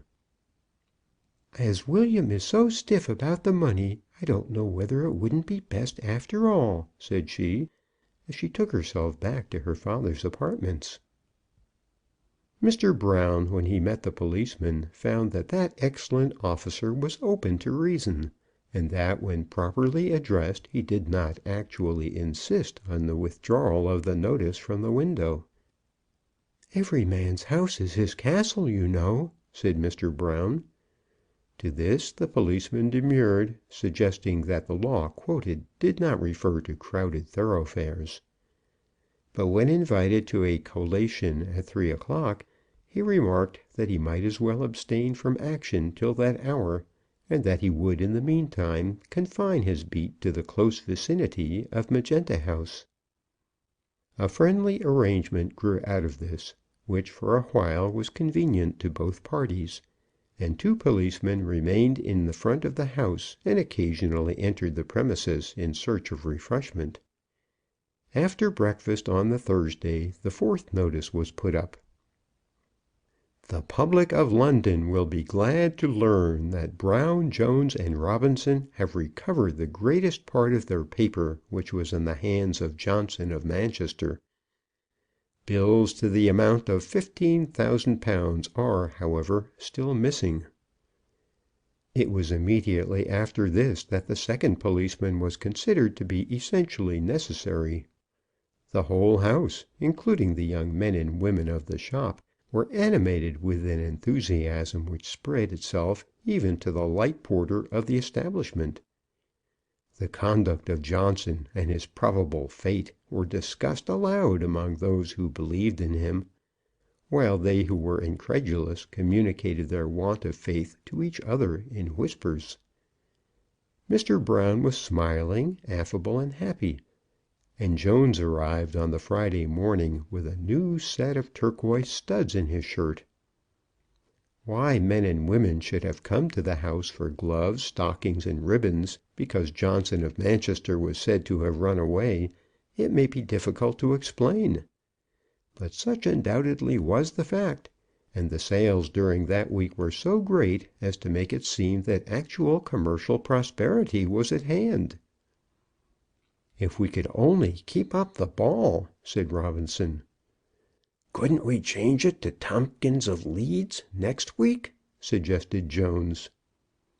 "I rather fear that the joke might be thought stale," replied Robinson, with a good-natured smile. "There is nothing so fickle as the taste of the public. The most popular author of the day can never count on favour for the next 6 months." And he bethought himself that, great as he was at the present moment, he also might be eclipsed and perhaps forgotten before the posters which he was then preparing had been torn down or become soiled. On the Friday no less than 4 letters appeared in the Daily Jupiter, all dated from Manchester, all signed by men of the name of Johnson, and all denying that the writer of that special letter had had any dealings whatever with Brown, Jones, and Robinson of Bishopsgate Street, London. There was Johnson Brothers, Johnson and Company, Alfred Johnson and Son, and Johnson and Johnson. And in one of those letters a suggestion was made that B. J. and R. of London should state plainly who was the special Johnson that had gone off with the paper belonging to their house. "I know we shall be detected," said Mr. Brown, upon whose feelings these letters did not act favourably. "There is nothing to detect," said Robinson, "but I will write a letter to the editor." This he did, stating that for reasons which must be quite obvious to the commercial reading public, it would be very unwise in the present state of affairs to give any detailed description of that Mr. Johnson who had been named, but that B., J., and R. were very happy to be able to certify that that Mr. Johnson who had failed in his engagements to them was connected neither with Johnson Brothers or Johnson and Company, nor with Alfred Johnson and Son, or Johnson and Johnson. This also acted as an advertisement, and no doubt brought grist to the mill.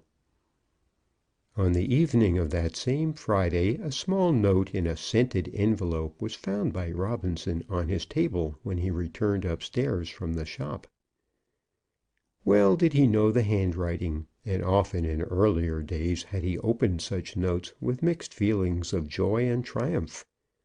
All those past letters had been kept by him, and were now lying under lock and key in his desk, tied together with green silk, ready to be returned when the absolute fact of that other marriage should have become a certainty. He half made up his mind to return the present missive unopened.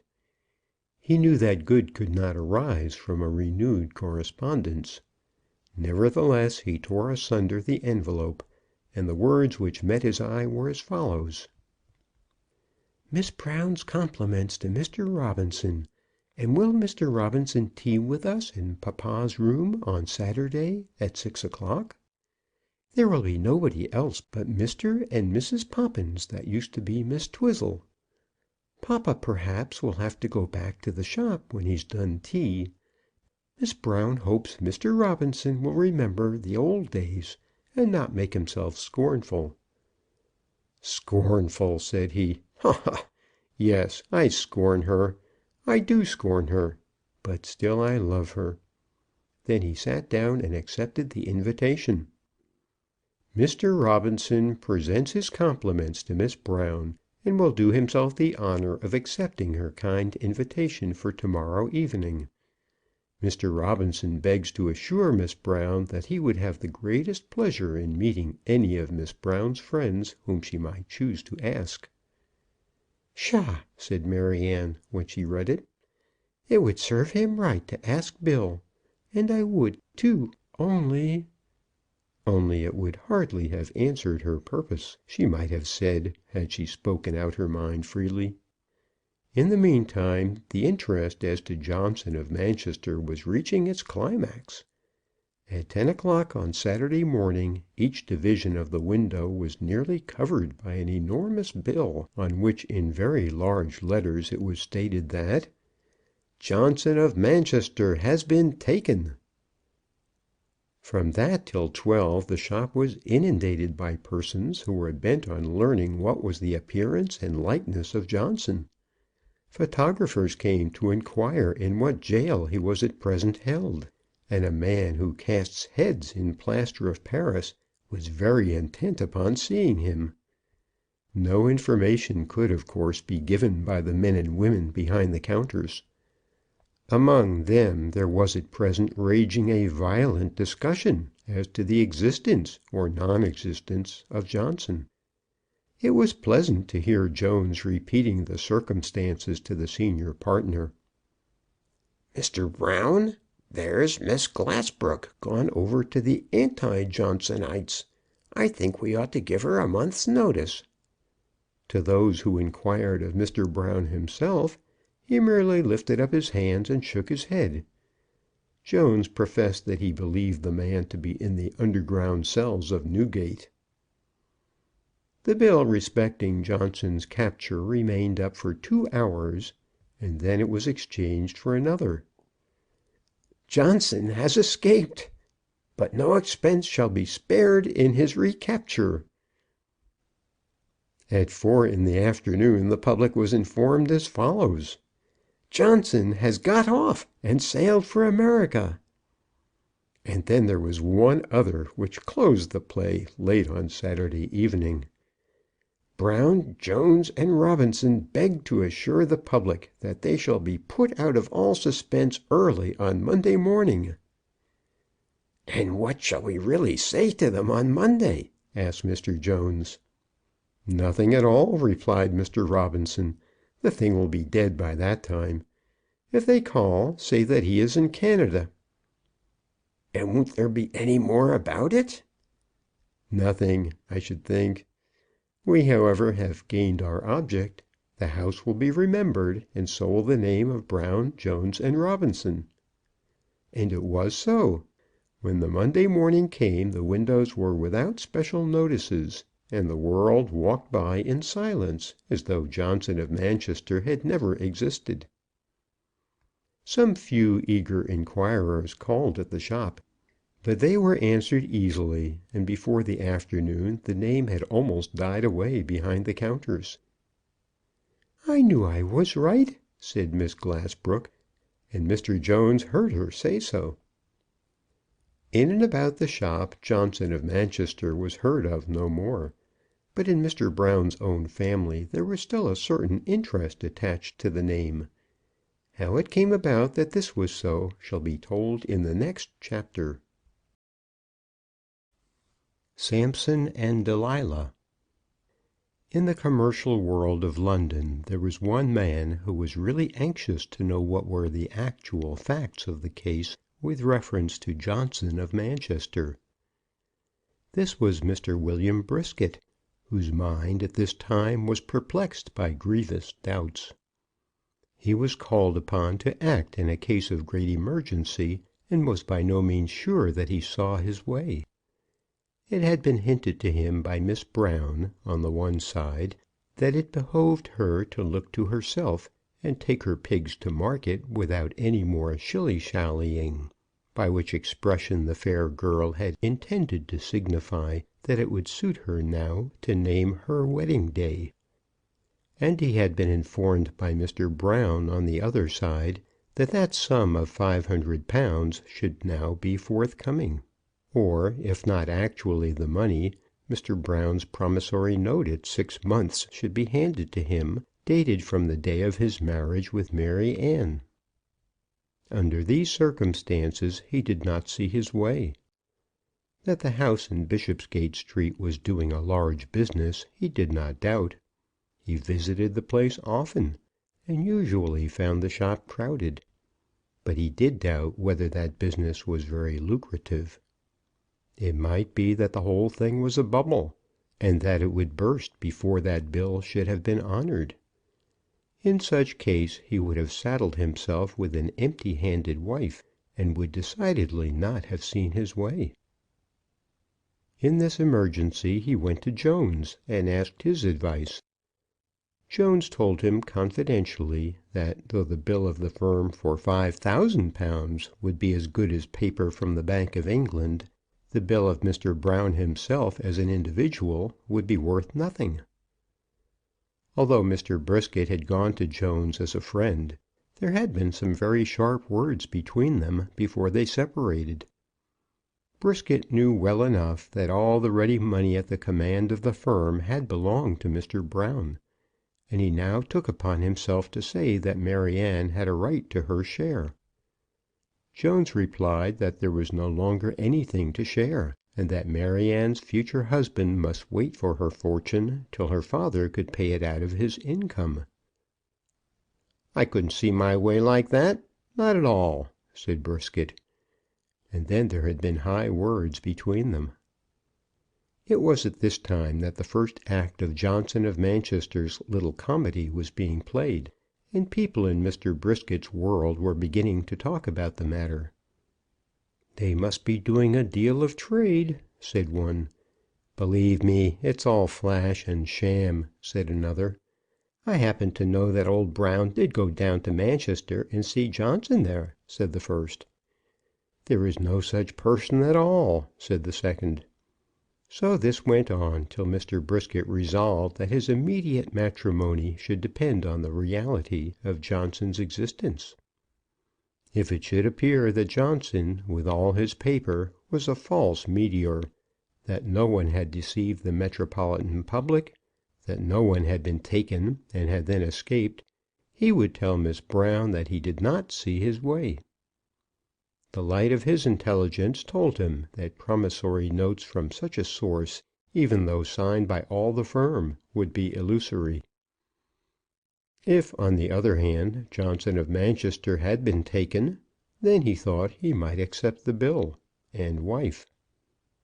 "Maryanne," he said to the young lady early on that day on which she had afterwards had her interview with Robinson, "what's all this about Johnson of Manchester?"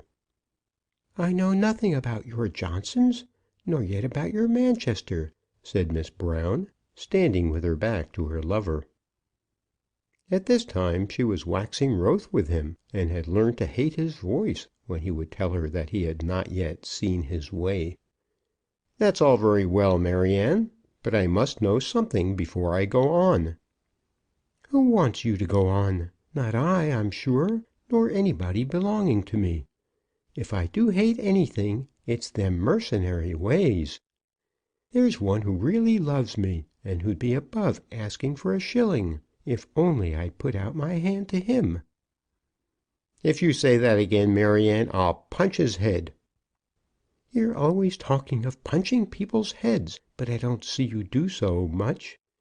I shouldn't wonder if you don't want to punch my head some of these days." "Maryanne, I never riz a hand to a woman yet." "And you'd better not, as far as I'm concerned. Not as long as the pokers and tongs are about." And then there was silence between them for a while. "Maryanne," he began again, "can't you find out about this Johnson?" "No, I can't," said she. "You'd better." "Then I won't," said she. "I'll tell you what it is then, Maryanne. I don't see my way the least in life about this money." "Drat your way. Who cares about your way?" "That's all very fine, Maryanne, but I care. I'm a man as is as good as my word, and always was. I defy Brown, Jones, and Robinson to say that I'm off carrying anybody's paper. And as for paper, it's a thing as I knows nothing about, and never wish. When a man comes to paper, it seems to me there's a very thin wall betwixt him and the gutter. When I buys a score of sheep or so, I pays for them down, and when I sells a leg of mutton, I expects no less myself. I don't owe a shilling to no one, and don't mean. And the less that any one owes me, the better I like it. But, Maryanne, when a man trades in that way, a man must see his way. If he goes about in the dark, or with his eyes shut, he's safe to get a fall. Now about this £500. If I could only see my way." As to the good sense of Mr. Brisket's remarks, there was no difference of opinion between him and his intended wife. Miss Brown would at that time have been quite contented to enter into partnership for life on those terms. And though these memoirs are written with the express view of advocating a theory of trade founded on quite a different basis, nevertheless it may be admitted that Mr. Brisket's view of commerce has its charms, presuming that a man has the wherewithal. But such a view is apt to lose its charms in female eyes if it be insisted on too often or too violently. Maryanne had long since given in her adhesion to Mr. Brisket's theory. But now, weary with repetition of the lesson, she was disposed to rebel. "Now, William Brisket," she said, "just listen to me. If you talk to me again about seeing your way, you may go and see it by yourself. I'm not so badly off that I'm going to have myself twitted at in that way. If you don't like me, you can do the other thing. And this I will say, when a gentleman has spoken his mind free to a lady, and a lady has given her answer free back to him, it's a very mean thing for a gentleman to be saying so much about money after that. Of course a girl has got herself to look to. And if I take up with you, why, of course I have to say, stand off to any other young man as may wish to keep me company. Now there's one as shall be nameless, that wouldn't demean himself to say a word about money. Because he ain't got none himself, as I take it. He's a partner in a first-rate commercial firm, and I'll tell you what, William Brisket, I'll not hear a word said against him, and I'll not be put upon myself. So now I wishes you good morning." And so she left him. Brisket, when he was alone, scratched his head, and thought wistfully of his love. "I should like to see my way," said he. "I always did like to see my way. And as for that old man's bit of paper." Then he relapsed once again into silence. It was within an hour of all this that Maryanne had followed her father to George Robinson's room. She had declared her utter indifference as to Johnson of Manchester, but yet it might perhaps be as well that she should learn the truth. From her father she had tried to get it, but he had succeeded in keeping her in the dark. To Jones it would be impossible that she should apply, but from Robinson she might succeed in obtaining his secret. She had heard, no doubt, of Samson and Delilah, and thought she knew the way to the strong man's locks. And might it not be well for her to forget that other Samson, and once more to trust herself to her father's partner? When she weighed the two young tradesmen one against the other, balancing their claims with such judgment as she possessed, she doubted much as to her choice. She thought that she might be happy with either. But then it was necessary that the other dear charmer should be away. As to Robinson, he would marry her, she knew, at once, without any stipulations. As to Brisket, if Brisket should be her ultimate choice, it would be necessary that she should either worry her father out of the money, or else cheat her lover into the belief that the money would be forthcoming. Having taken all these circumstances into consideration, she invited Mr. Robinson to tea. Mr. Brown was there, of course, and so also were Mr. and Mrs. Poppins. When Robinson entered, they were already at the tea table, and the great demerits of Johnson of Manchester were under discussion. "Now Mr. Robinson will tell us everything," said Mrs. Poppins. "It's about Johnson, you know. Where has he gone to, Mr. Robinson?" But Robinson professed that he did not know. "He knows well enough," said Maryanne, "only he's so close. Now do tell us." "He'll tell you anything you choose to ask him," said Mrs. Poppins. "Tell me anything? Not him, indeed. What does he care for me?" "I'm sure he would if he only knew what you were saying before he came into the room." "Now don't, Polly." "Oh, but I shall, because it's better he should know." "Now, Polly, if you don't hold your tongue, I'll be angry. Mr. Robinson is nothing to me, and never will be, I'm sure. Only, if he'd do me the favour, as a friend, to tell us about Mr. Johnson, I'd take it kind of him."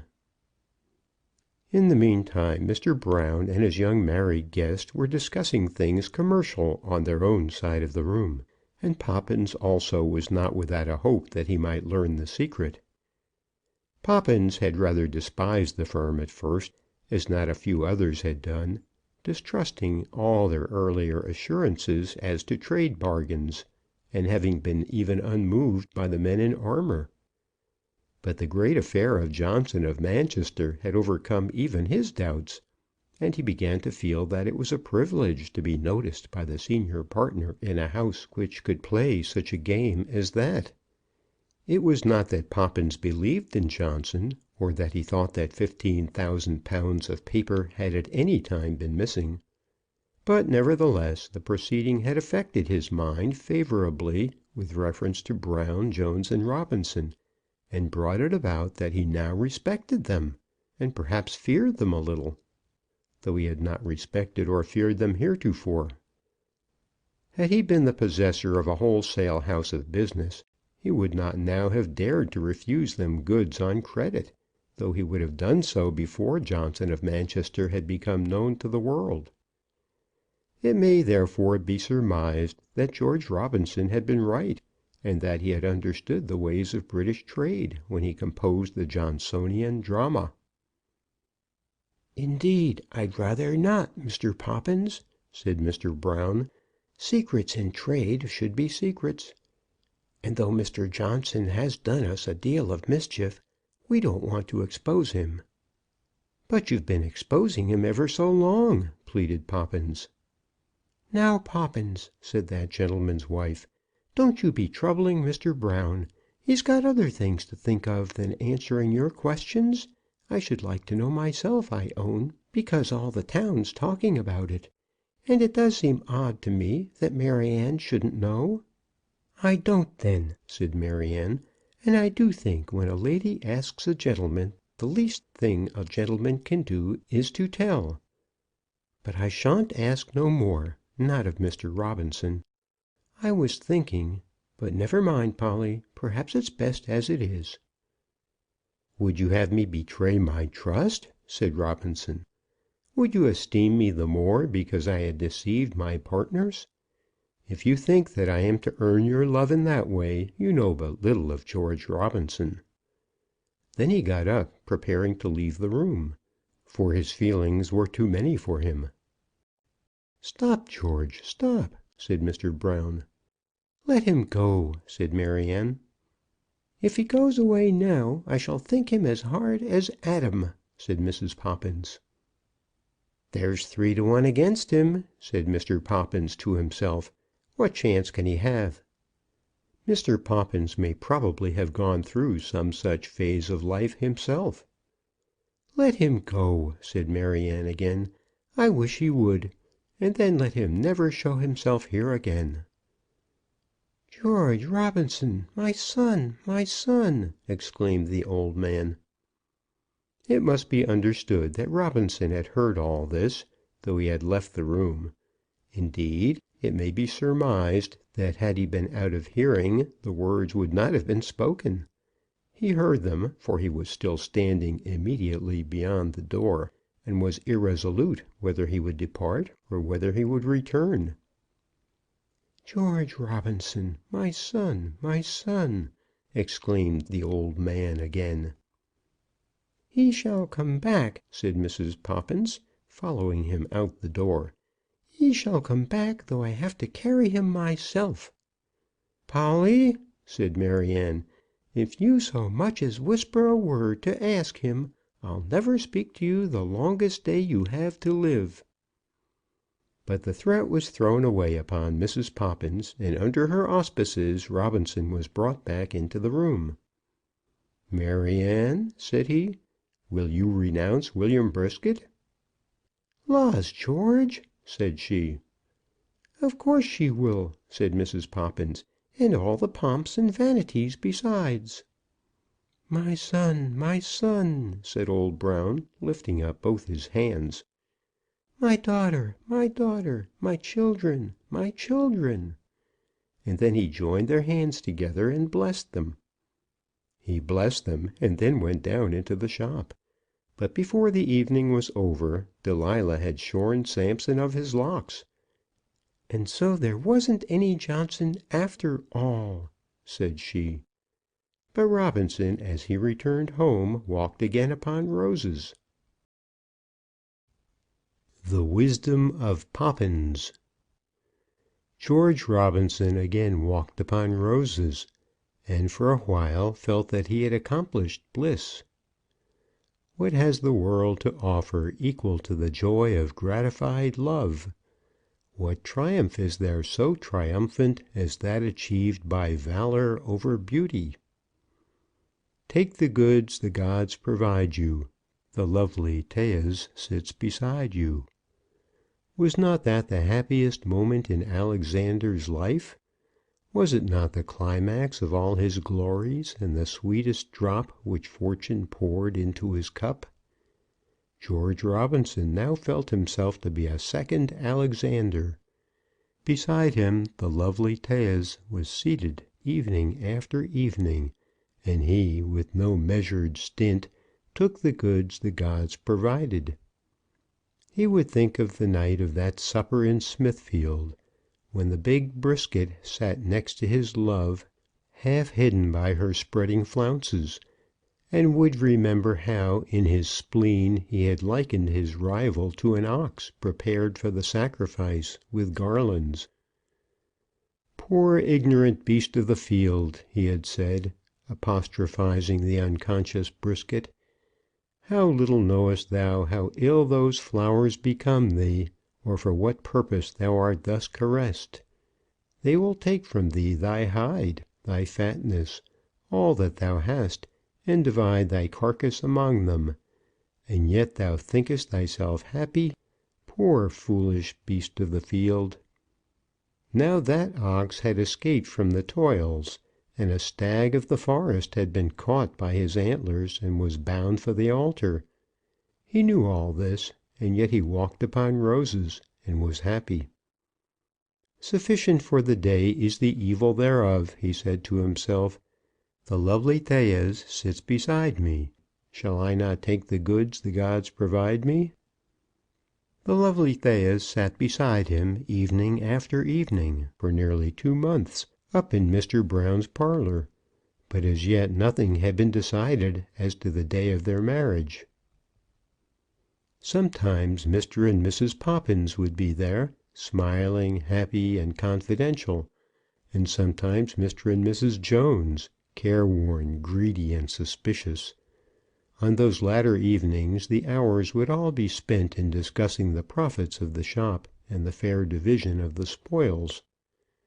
On this subject Mrs. Jones would be very bitter, and even the lovely Thais would have an opinion of her own which seemed to be anything but agreeable to her father. "Maryanne," her lover said to her one evening, when words had been rather high among them, "if you want your days to be long in the land, you must honour your father and mother." "I don't want my days to be long if we're never to come to an understanding," she answered. "And I've got no mother, as you know well, or you wouldn't treat me so." "You must understand, father," said Sarah Jane, "that things shan't go on like this. Jones shall have his rights, though he doesn't seem half man enough to stand up for them. What's the meaning of partnership if nobody's to know where the money goes to?" "I've worked like a horse," said Jones. "I'm never out of that place from morning to night, not so much as to get a pint of beer, and as far as I can see, I was better off when I was at Scrimble and Grut's. I did get my salary regular." Mr. Brown was at this time in tears, and as he wept he lifted up his hands. "My children, my children!" said he. "That's all very well, father," said Maryanne, "but whimpering won't keep anybody's pot a-boiling. I'm sick of this sort of thing, and to tell the truth I think it's quite time to see some sort of a house over my head." "Would that I could seat you in marble halls," said George Robinson. "Oh, bother," said Maryanne. "That sort of a thing is very good in a play, but business should be business."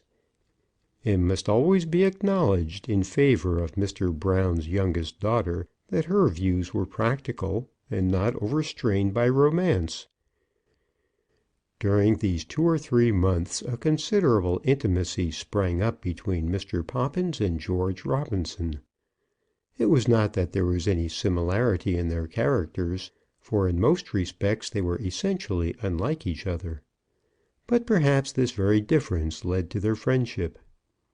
How often may it be observed in the fields that a high-bred, quick-paced horse will choose some lowly donkey for his close companionship, although other horses of equal birth and speed be in the same pasture? Poppins was a young man of an easy nature and soft temper, who was content to let things pass by him unquestioned, so long as they passed quietly.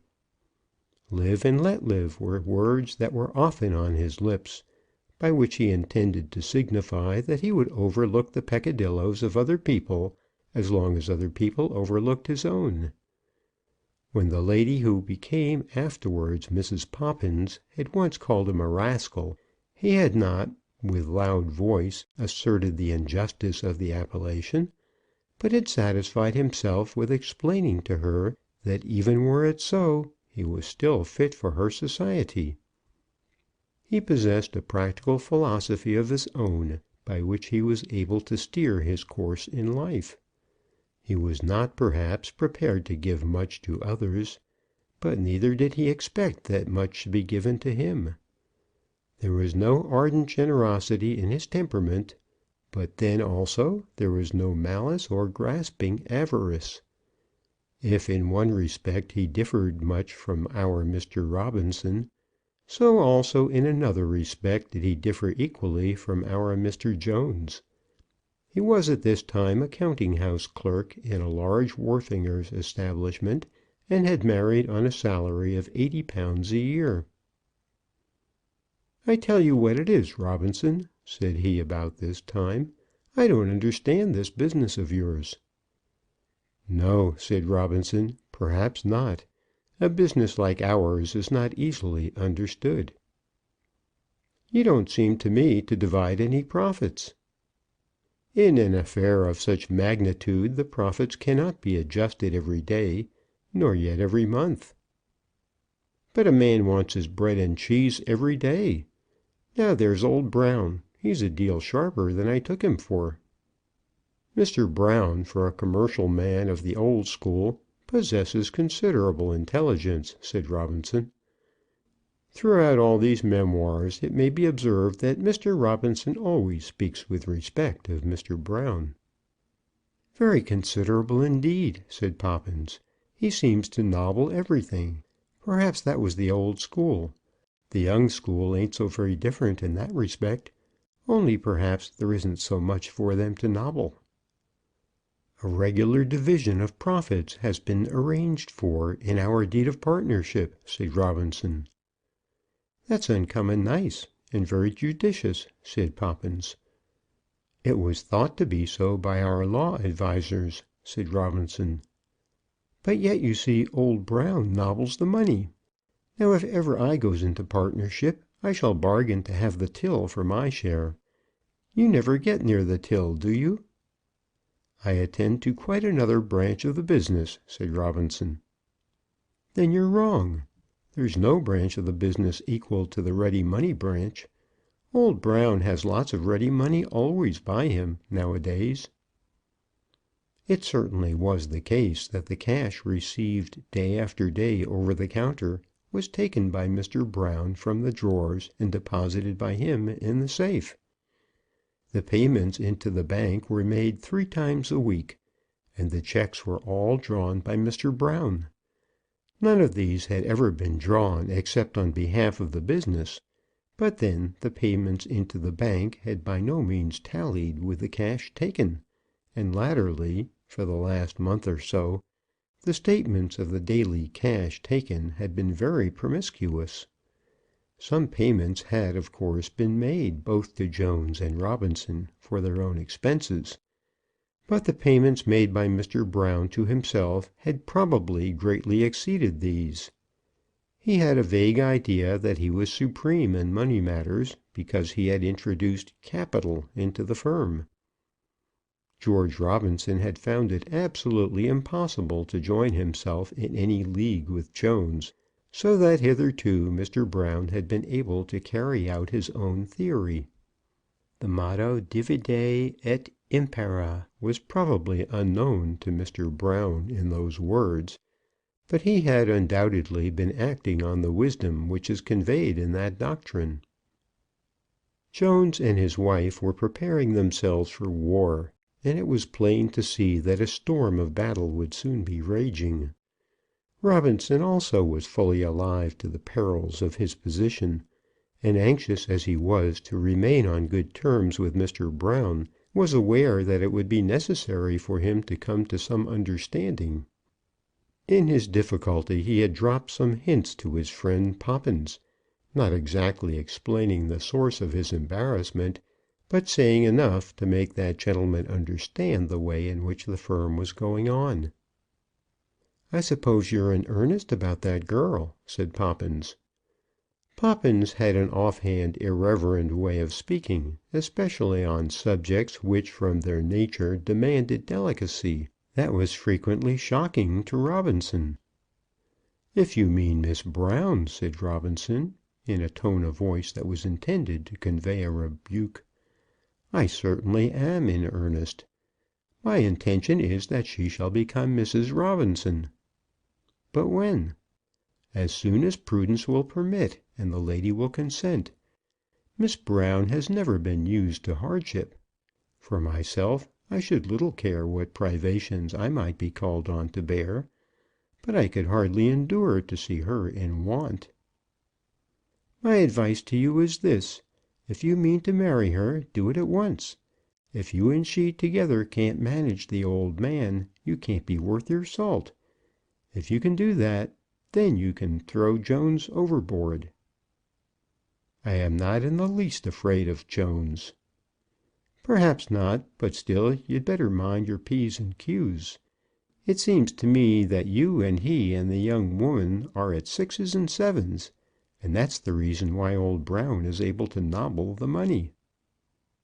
"I certainly should be happier," said Robinson, "if I were married and things were settled." "As to marriage," said Poppins, "my opinion is this. If a man has to do it, he might as well do it at once. They're always pecking at you, and a fellow feels that if he's in for it, what's the good of his fighting it out?" "I should never marry except for love," said Robinson. "Nor I either," said Poppins. "That is, I couldn't bring myself to put up with a hideous old hag because she'd money. I should always be wanting to throttle her. But as long as they're young and soft and fresh, one can always love 'em. At least I can." "I never loved but one," said Robinson. "There was a good many of them used to be pretty much the same to me. They was all very well. But as to breaking my heart about them, why, it's a thing that I never understood." "Do you know, Poppins, what I did twice, ay, thrice, in those dark days?" "What, when Brisket was after her?" "Yes, when she used to say that she loved another. Thrice did I go down to the river bank, intending to terminate this wretched existence." "Did you now?" "I swear to you that I did. But Providence, who foresaw the happiness that is in store for me, withheld me from the leap."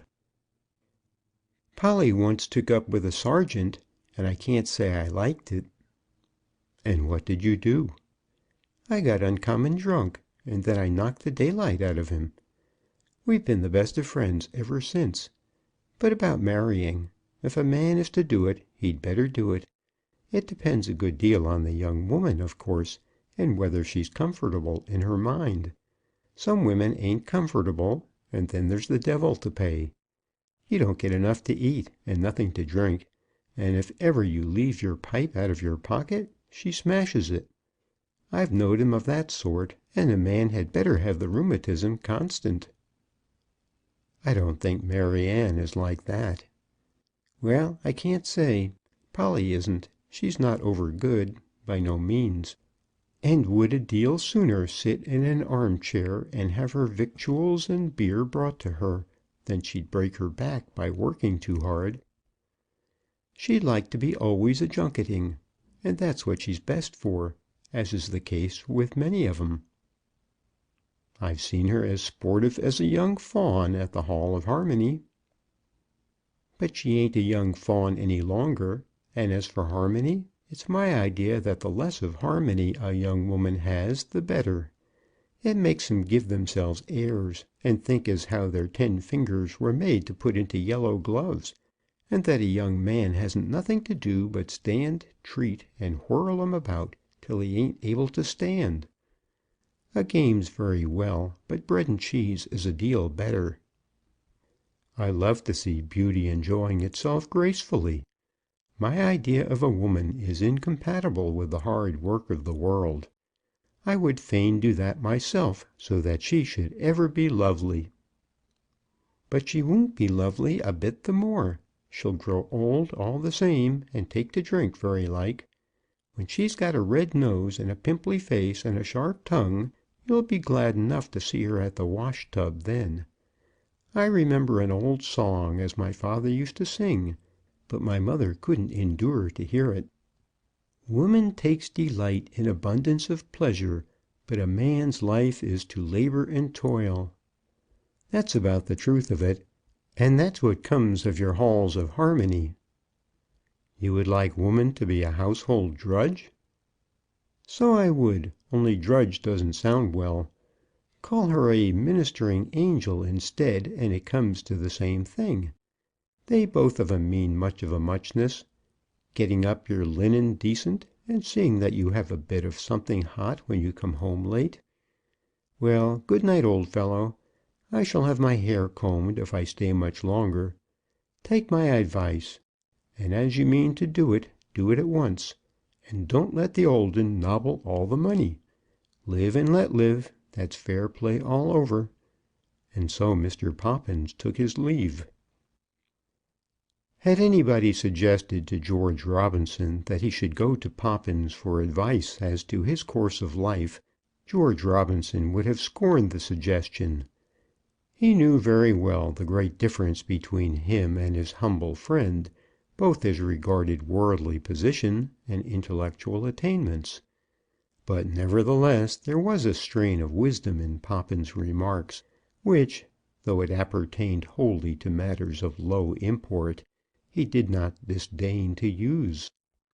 It was true that Maryanne Brown still frequented the Hall of Harmony, and went there quite as often without her betrothed as with him. It was true that Mr. Brown had adopted a habit of using the money of the firm without rendering a fair account for the purpose to which he applied it. The Hall of Harmony might not be the best preparation for domestic duties, nor Mr. Brown's method of applying the funds the best specific for commercial success. He would look to both these things, and see that some reform were made. Indeed, he would reform them both entirely by insisting on a division of the profits, and by taking Maryanne to his own bosom. Great ideas filled his mind. If any undue opposition were made to his wishes when expressed, he would leave the firm, break up the business, and carry his now well-known genius for commercial enterprise to some other concern in which he might be treated with a juster appreciation of his merits. "Not that I will ever leave thee, Maryanne," he said to himself, as he resolved these things in his mind. Mistress Morony. It was about 10 days after the conversation recorded in the last chapter between Mr. Robinson and Mr. Poppins that an affair was brought about through the imprudence and dishonesty of Mr. Jones, which for some time prevented that settlement of matters on which Mr. Robinson had resolved.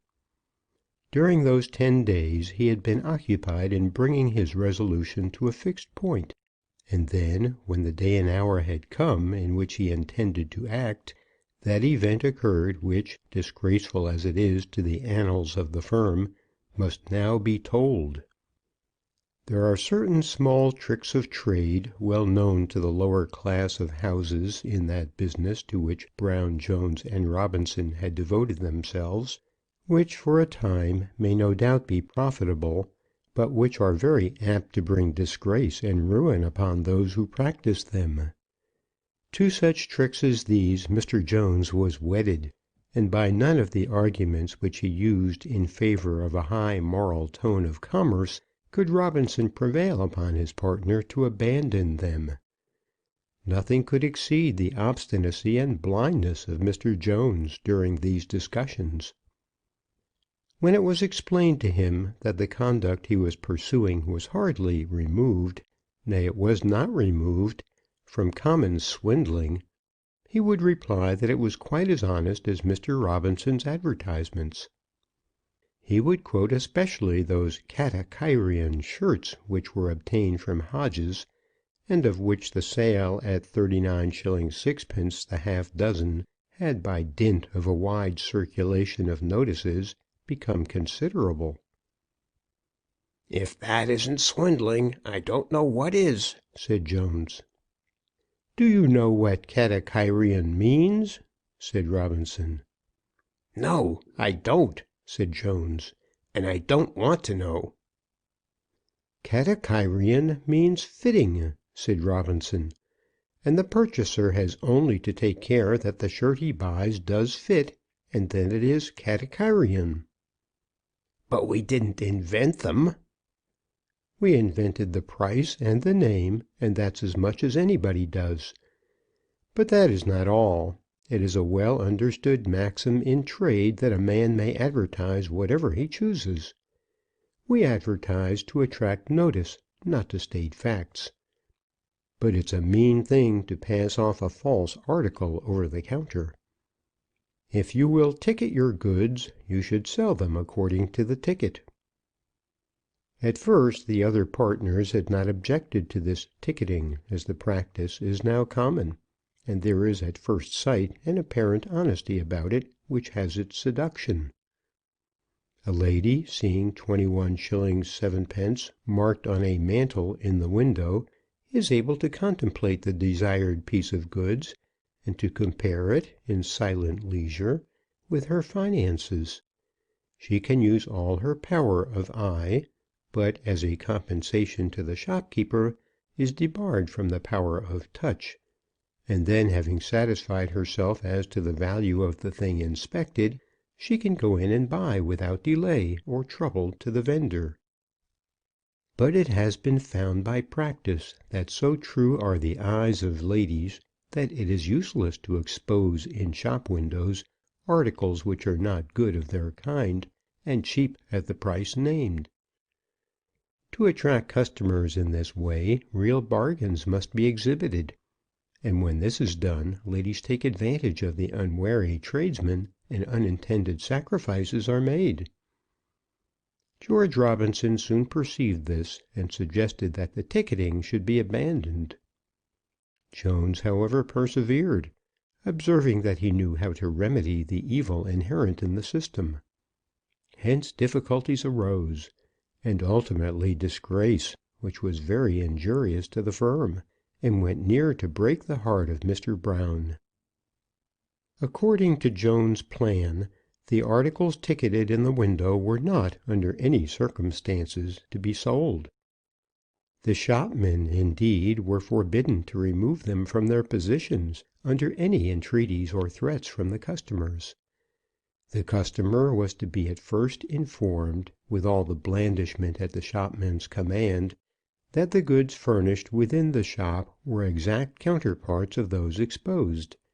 Then the shopman was to argue that the arrangements of the window could not be disturbed, and should a persistent purchaser after that insist on a supposed legal right to buy the very thing ticketed, Mr. Jones was to be called, in which case Mr. Jones would inform the persistent purchaser that she was regarded as unreasonable, violent, and disagreeable, and that under such circumstances her custom was not wanted by Brown, Jones, and Robinson. The disappointed female would generally leave the shop with some loud remarks as to swindling, dishonesty, and pettifogging, to which Mr. Jones could turn a deaf ear. But sometimes worse than this would ensue. Ladies would insist on their rights. Scrambles would occur in order that possession of the article might be obtained. The assistants in the shop would not always take part with Mr. Jones, and, as has been before said, serious difficulties would arise. There can be no doubt that Jones was very wrong. He usually was wrong. His ideas of trade were mean, limited, and altogether inappropriate to business on a large scale. But, nevertheless, we cannot pass on to the narration of a circumstance as it did occur, without expressing our strong abhorrence of those ladies who are desirous of purchasing cheap goods to the manifest injury of the tradesmen from whom they buy them. The ticketing of goods at prices below their value is not to our taste, but the purchasing of such goods is less so. The lady who will take advantage of a tradesman, that she may fill her house with linen, or cover her back with finery at his cost, and in a manner which her own means would not fairly permit, is, in our estimation, a robber. It is often necessary that tradesmen should advertise tremendous sacrifices.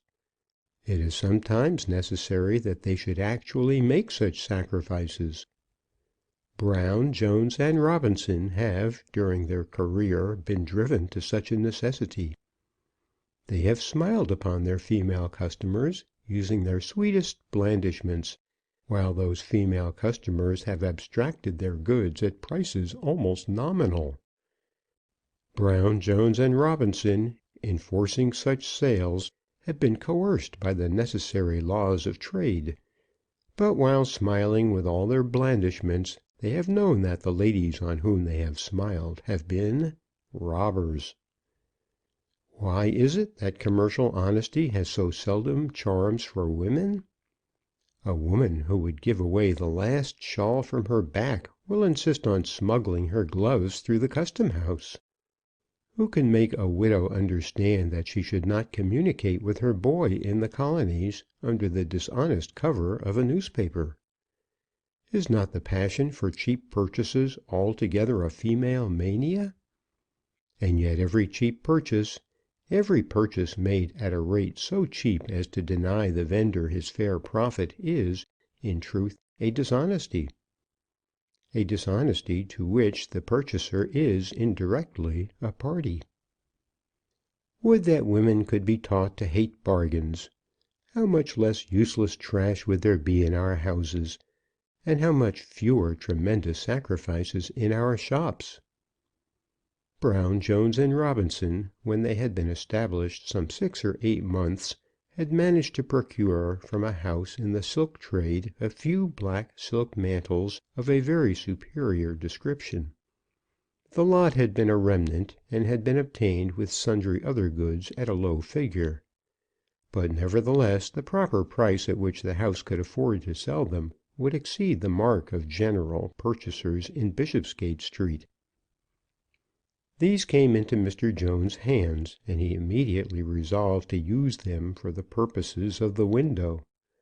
Some half dozen of them were very tastefully arranged upon racks, and were marked at prices which were very tempting to ladies of discernment. In the middle of one window there was a copious mantle of silk, so thick that it stood almost alone, very full in its dimensions, and admirable in its fashion. This mantle, which would not have been dearly bought for £3 10s. or £4, was injudiciously ticketed at 38s. 11½d. "It will bring dozens of women to the shop," said Jones, "and we have an article of the same shape and colour, which we can do at that price uncommonly well."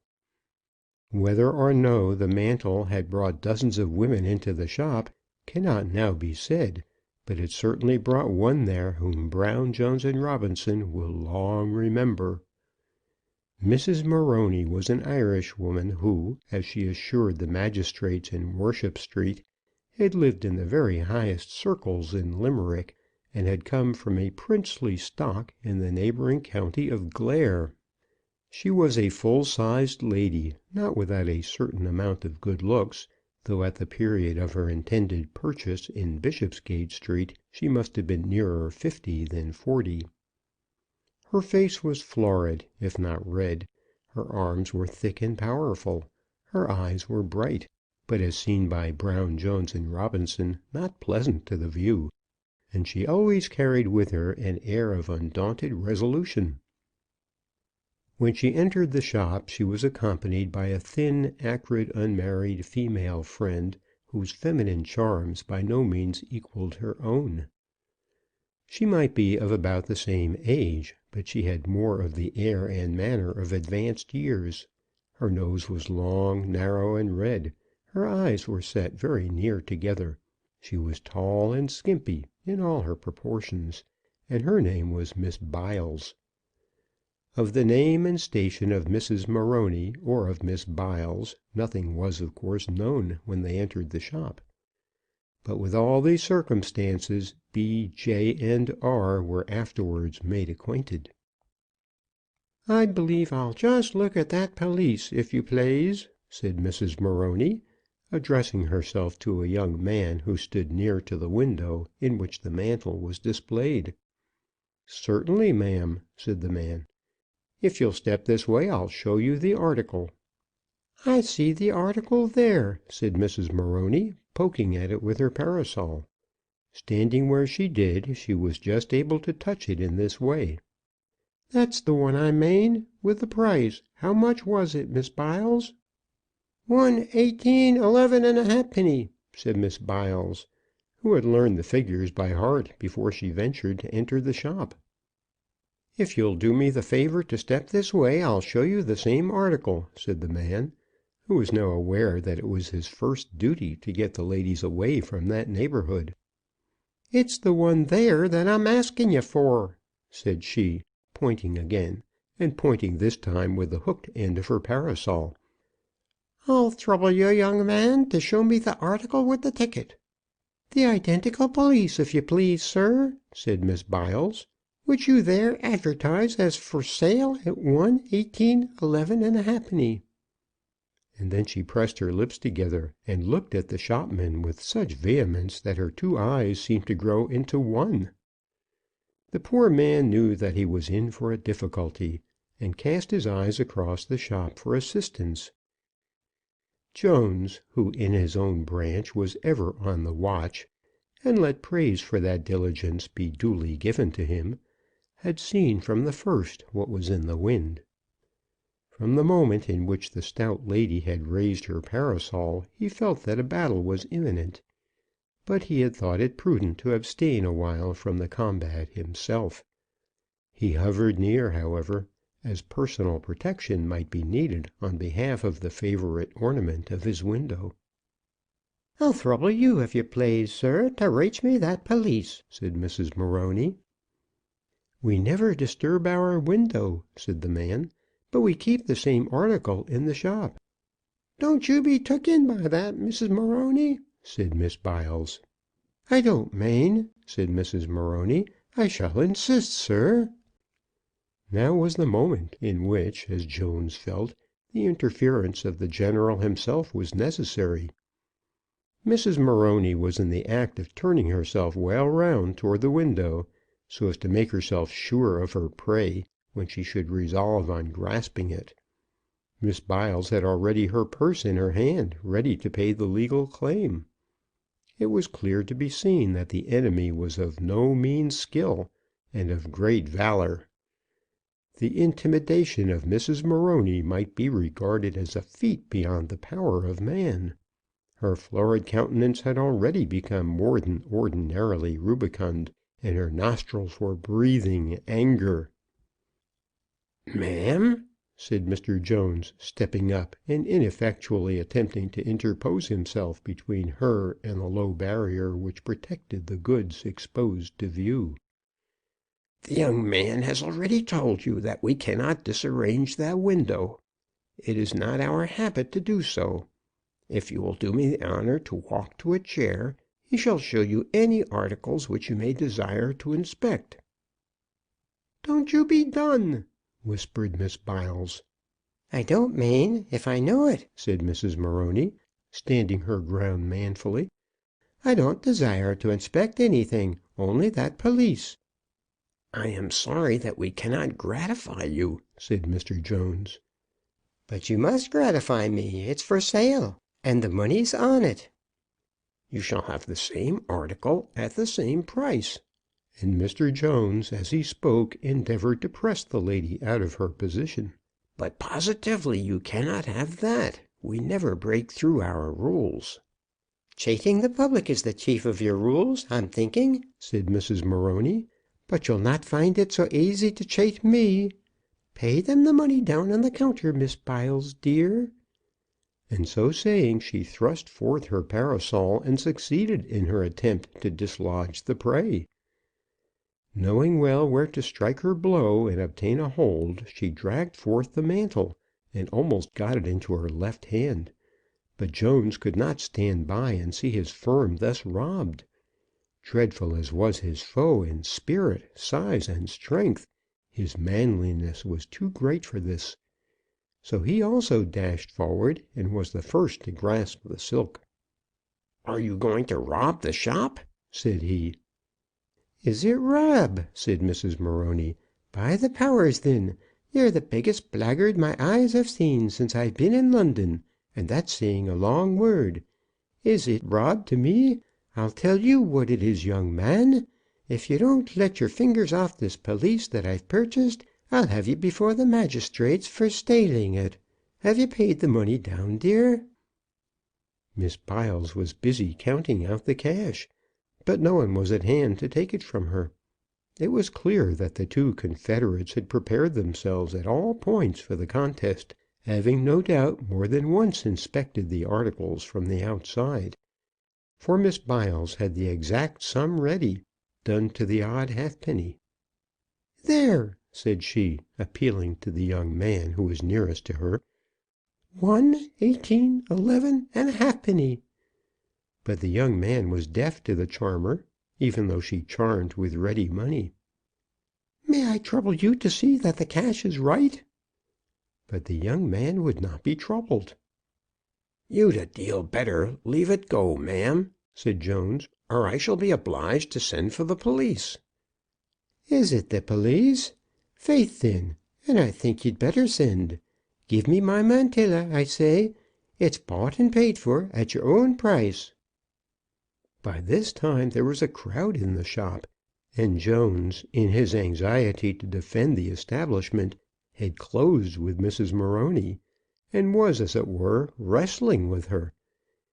His effort, no doubt, had been to disengage her hand from the unfortunate mantle, but in doing so he was led into some slight personal violence towards the lady. And now Miss Biles, having deposited her money, attacked him from behind, declaring that her friend would be murdered. "Come, hands off! A woman's a woman always," said one of the crowd who had gathered round them. "What does this man mean by hauling a female about in that way?" said another. "The poor crathur's nigh murdered wid him entirely," said a countrywoman from the street. "If she's bought a thingumbob at your own price, why don't you give it her?" asked a fourth. "I'll be hanged if she shall have it," said Jones, panting for breath. He was by no means deficient in spirit on such an occasion as this. "And it's my belief you will be hanged," said Miss Biles, who was still working away at his back.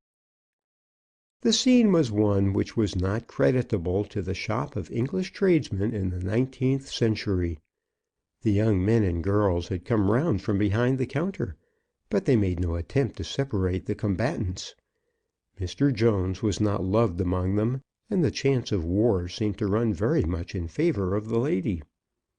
One discreet youth had gone out in quest of a policeman, but he was not successful in his search till he had walked half a mile from the door.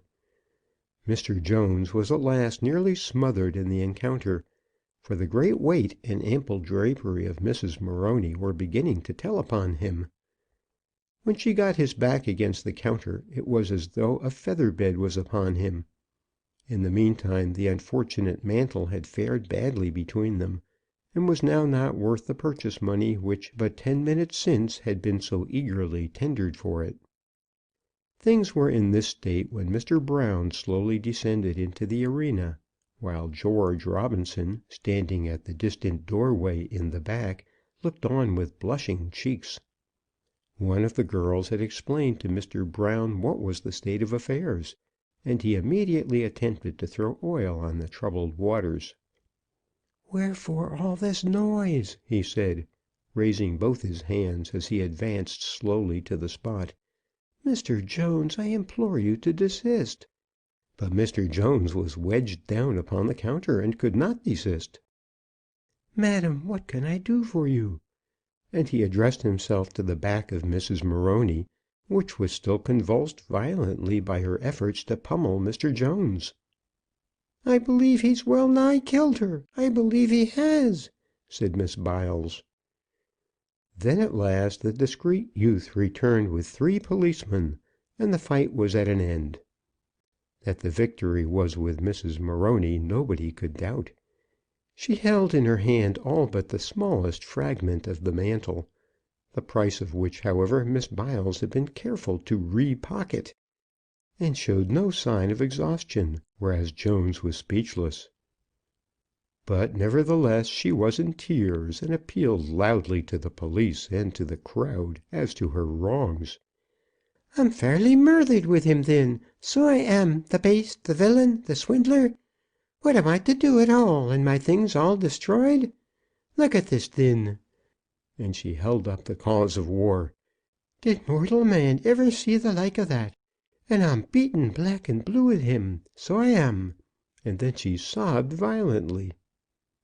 "So you are, Mrs. Morony," said Miss Biles. "He to call himself a man, indeed, and to go to strike a woman. It's true for you, dear," continued Mrs. Morony. "Policeman, mind, I give him in charge. You're all witnesses. I give that man in charge." Mr. Jones also was very eager to secure the intervention of the police, much more so than was Mr. Brown, who was only anxious that everybody should retire. Mr. Jones could never be made to understand that he had in any way been wrong. "A firm needn't sell an article unless it pleases," he argued in the magistrate. "A firm is bound to make good its promises, sir," replied the gentleman in Worship Street, "and no respectable firm would for a moment hesitate to do so." And then he made some remarks of a very severe nature. Mr. Brown did all that he could to prevent the affair from becoming public.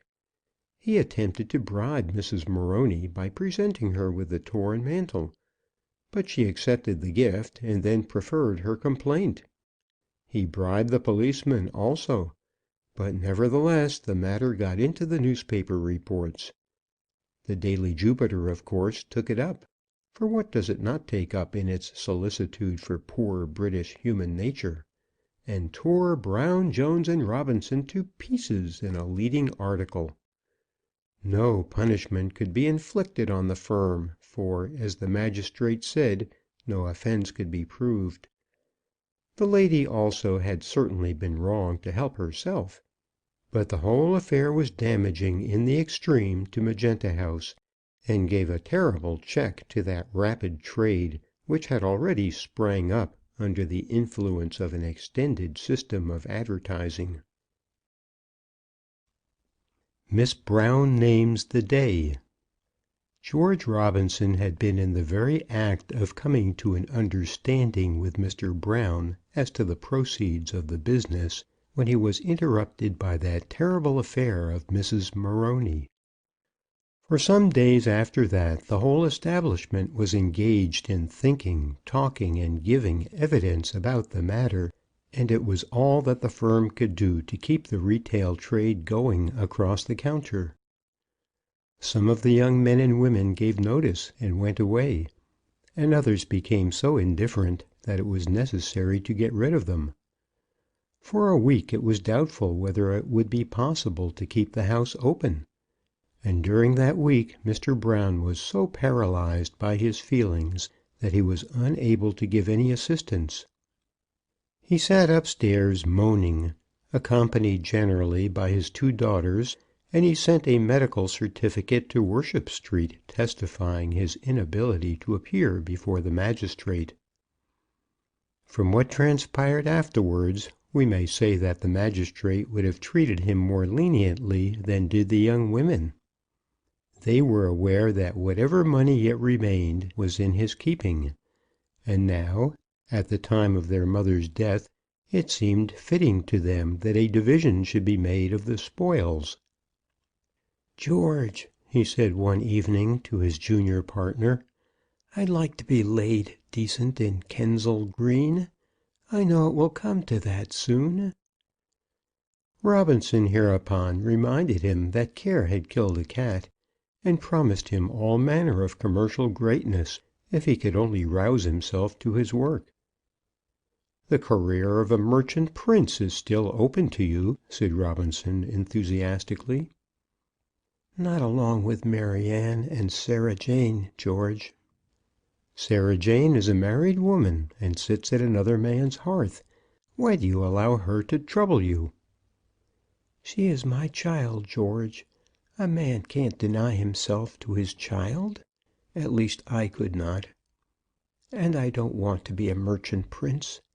If I could only have a little place of my own, that was my own, and where they wouldn't always be nagging after money when they come to see me." Poor Mr. Brown! He was asking from the fairies that for which we are all asking, for which men have ever asked. He merely desired the comforts of the world without its cares. He wanted his small farm of a few acres, as Horace wanted it, and Cincinnatus, and thousands of statesmen, soldiers, and merchants, from their days down to ours, his small farm, on which, however, the sun must always shine, and where no weeds should flourish. Poor Mr. Brown! Such little farms for the comforts of old age can only be attained by long and unwearied cultivation during the years of youth and manhood. It was on one occasion such as this, not very long after the affair of Mrs. Morony, that Robinson pressed very eagerly upon Mr. Brown the special necessity which demanded from the firm at the present moment more than ordinary efforts in the way of advertisement. "Jones has given us a great blow," said Robinson. "I fear he has," said Mr. Brown. "And now, if we do not put our best foot forward, it will be all up with us. If we flag now, people will see that we are down. But if we go on with audacity, all those reports will die away, and we shall again trick our beams and flame once more in the morning sky." It may be presumed that Mr. Brown did not exactly follow the quotation, but the eloquence of Robinson had its desired effect. Mr. Brown did at last produce a sum of £500, with which printers, stationers, and advertising agents were paid, or partially paid, and Robinson again went to work. "It's the last," said Mr. Brown, with a low moan, "and would have been Maryanne's." Robinson, when he heard this, was much struck by the old man's enduring courage. How had he been able to preserve this sum from the young woman's hands, pressed as he had been by her and by Brisket? Of this Robinson said nothing, but he did venture to allude to the fact that the money must, in fact, belong to the firm. This is here mentioned chiefly as showing the reason why Robinson did not for a while renew the business on which he was engaged when Mrs. Morony's presence in the shop was announced. He felt that no private matter should be allowed for a time to interfere with his renewed exertions.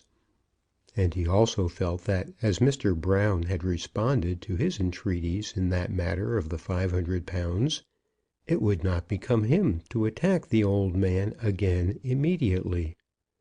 For 3 months he applied himself solely to business, and then, when affairs had partially been restored under his guidance, he again resolved, under the further instigation of Poppins, to put things at once on a proper footing. "So you ain't spliced yet?" said Poppins. "No, not yet." "Nor won't be. Not to Maryanne Brown. There was my wife at Brisket's in Aldersgate Street yesterday, and we all know what that means."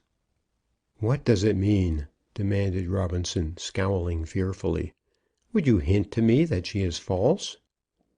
"False? No, she's not false, that I know of. She's ready enough to have you, if you can put yourself right with the old man. But if you can't, why, of course, she's not to wait till her hair's grey. She and Polly are as thick as thieves, and so Polly has been to Aldersgate Street." Polly says that the Jones are getting their money regularly out of the till." "Wait till her hair be grey," said Robinson, when he was left to himself. "Do I wish her to wait? Would I not stand with her at the altar to morrow, though my last half crown should go to the greedy priest who joined us? And she has sent her friend to Aldersgate Street, to my rival! There must, at any rate, be an end of this." Late on that evening, when his work was over, he took a glass of hot brandy and water at the Four Swans, and then he waited upon Mr. Brown. He luckily found the senior partner alone. "Mr. Brown," said he, "I've come to have a little private conversation." "Private, George? Well, I'm all alone. Maryanne is with Mrs. Poppins, I think." With Mrs. Poppins! Yes, and where might she not be with Mrs. Poppins? Robinson felt that he had it within him at that moment to start off for Aldersgate Street. "But first to business," said he, as he remembered the special object for which he had come. "For the present it is well that she should be away," he said. "Mr. Brown, the time has now come at which it is absolutely necessary that I should know where I am." "Where you are, George?" "Yes, on what ground I stand, who I am before the world, and what interest I represent. Is it the fact that I am the junior partner in the house of Brown, Jones, and Robinson?" "Why, George, of course you are." "And is it the fact that by the deed of partnership drawn up between us, I am entitled to receive 1/4 of the proceeds of the business?" "No, George, not the proceeds." "What then?" "Profits, George, 1/4 of the profits." "And what is my share for the year now over?" "You have lived, George. You must always remember that. It is a great thing in itself even to live out of a trade in these days. You have lived. You must acknowledge that." "Mr. Brown, I am not a greedy man, nor a suspicious man, nor an idle man, nor a man of pleasure, but I am a man in love." "And she shall be yours, George." "Ay, sir, that is easily said. She shall be mine, and in order that she may be mine, I must request to know what is accurately the state of our account." "George," said Mr. Brown, in a piteous accent, "you and I have always been friends." "But there are those who will do much for their enemies out of fear, though they will do nothing for their friends out of love. Jones has a regular income out of the business." "Only 40 shillings or so every Saturday night. Nothing more, on my honour. And then they've babies, you know, and they must live."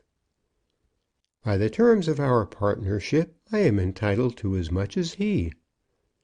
"But then, George, suppose that nobody is entitled to nothing. Suppose there is no profits. We all must live, you know. But then it's only hand to mouth, is it?" How terrible was this statement as to the affairs of the firm, coming as it did from the senior partner, who not more than 12 months since entered the business with a sum of £4,000 in hard cash! Robinson, whose natural spirit in such matters was sanguine and buoyant, felt that even he was depressed. Had £4,000 gone, and was there no profit? He knew well that the stock in hand would not even pay the debts that were due. The shop had always been full, and the men and women at the counter had always been busy. The books had nominally been kept by himself, but who can keep the books of a concern if he be left in ignorance as to the outgoings and incomings?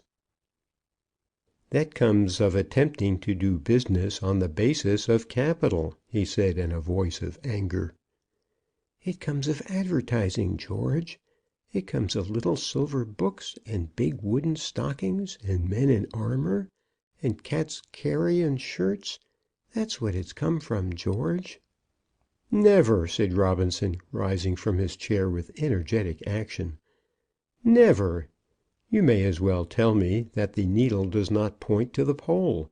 that the planets have not their appointed courses, that the swelling river does not run to the sea. There are facts as to which the world has ceased to dispute, and this is one of them. Advertise, advertise, advertise. It may be that we have fallen short in our duty, but the performance of a duty can never do an injury." In reply to this, Old Brown merely shook his head. "Do you know what Barlywig has spent on his physic, Barlywig's median potion? 40,000 a year for the last 10 years. And now Barlywig is worth, I don't know what Barlywig is worth, but I know he's in Parliament." "We haven't stuff to go on like that, George." In answer to this, Robinson knew not what to urge, but he did know that his system was right. At this moment the door was opened, and Maryanne Brown entered the room. "Father," she said, as soon as her foot was over the threshold of the door. But then, seeing that Mr. Brown was not alone, she stopped herself. There was an angry spot on her cheeks, and it was manifest from the tone of her voice that she was about to address her father in anger. "Oh, George, so you are there, are you? I suppose you came because you knew I was out." "I came, Maryanne," said he, putting out his hand to her. "I came to settle our wedding day." "My children, my children!" said Mr. Brown. "That's all very fine," said Maryanne, "but I've heard so much about wedding days that I'm sick of it, and don't mean to have none." "What! You will never be a bride?" "No, I won't. What's the use?" "You shall be my bride, to morrow if you will." "I'll tell you what it is, George Robinson. My belief of you is, that you are that soft a man might steal away your toes without your feet missing 'em." "You have stolen away my heart, and my body is all the lighter." "It's light enough, there's no doubt of that, and so is your head. Your heels, too, were once, but you've given up that." "Yes, Maryanne. When a man commences the stern realities of life, that must be abandoned. But now I am anxious to commence a reality which is not stern, that reality which is for me to soften all the hardness of this hard-working world. Maryanne, when shall be our wedding day?" For a while the fair beauty was coy, and would give no decisive answer. But at length, under the united pressure of her father and lover, a day was named. A day was named, and Mr. Brown's consent to that day was obtained. But this arrangement was not made till he had undertaken to give up the rooms in which he at present lived, and to go into lodgings in the neighbourhood. "George," said she, in a confidential whisper, before the evening was over, "if you don't manage about the cash now, and have it all your own way, you must be soft." Under the influence of gratified love, he promised her that he would manage it. "Bless you, my children, bless you," said Mr. Brown, as they parted for the night. "Bless you, and may your loves be lasting, and your children obedient." Showing how Robinson walked upon roses. Will it ever be said of me when my history is told that I spent £40,000 a year in advertising a single article? Would that it might be told that I had spent 10 times 40,000. It was thus that Robinson had once spoken to his friend Poppins, while some remnant of that £500 was still in his hands. "But what good does it do? It doesn't make anything." "But it sells them, Poppins." "Everybody wears a shirt, and no one wears more than one at a time. I don't see that it does any good." "It is a magnificent trade in itself. Would that I had a monopoly of all the walls in London. The very arches of the bridges must be worth 10,000 a year. The omnibuses are invaluable. The cabs are a mine of wealth. and the railway stations throughout England would give a revenue for an emperor. Poppins, my dear fellow, I fancy that you have hardly looked into the depths of it." "Perhaps not," said Poppins. "Some objects to them that they're all lies. It isn't that I mind. As far as I can see, everything is mostly lies. The very worst article our people can get for sale they call middlings. The real middlings are very superior, and so on.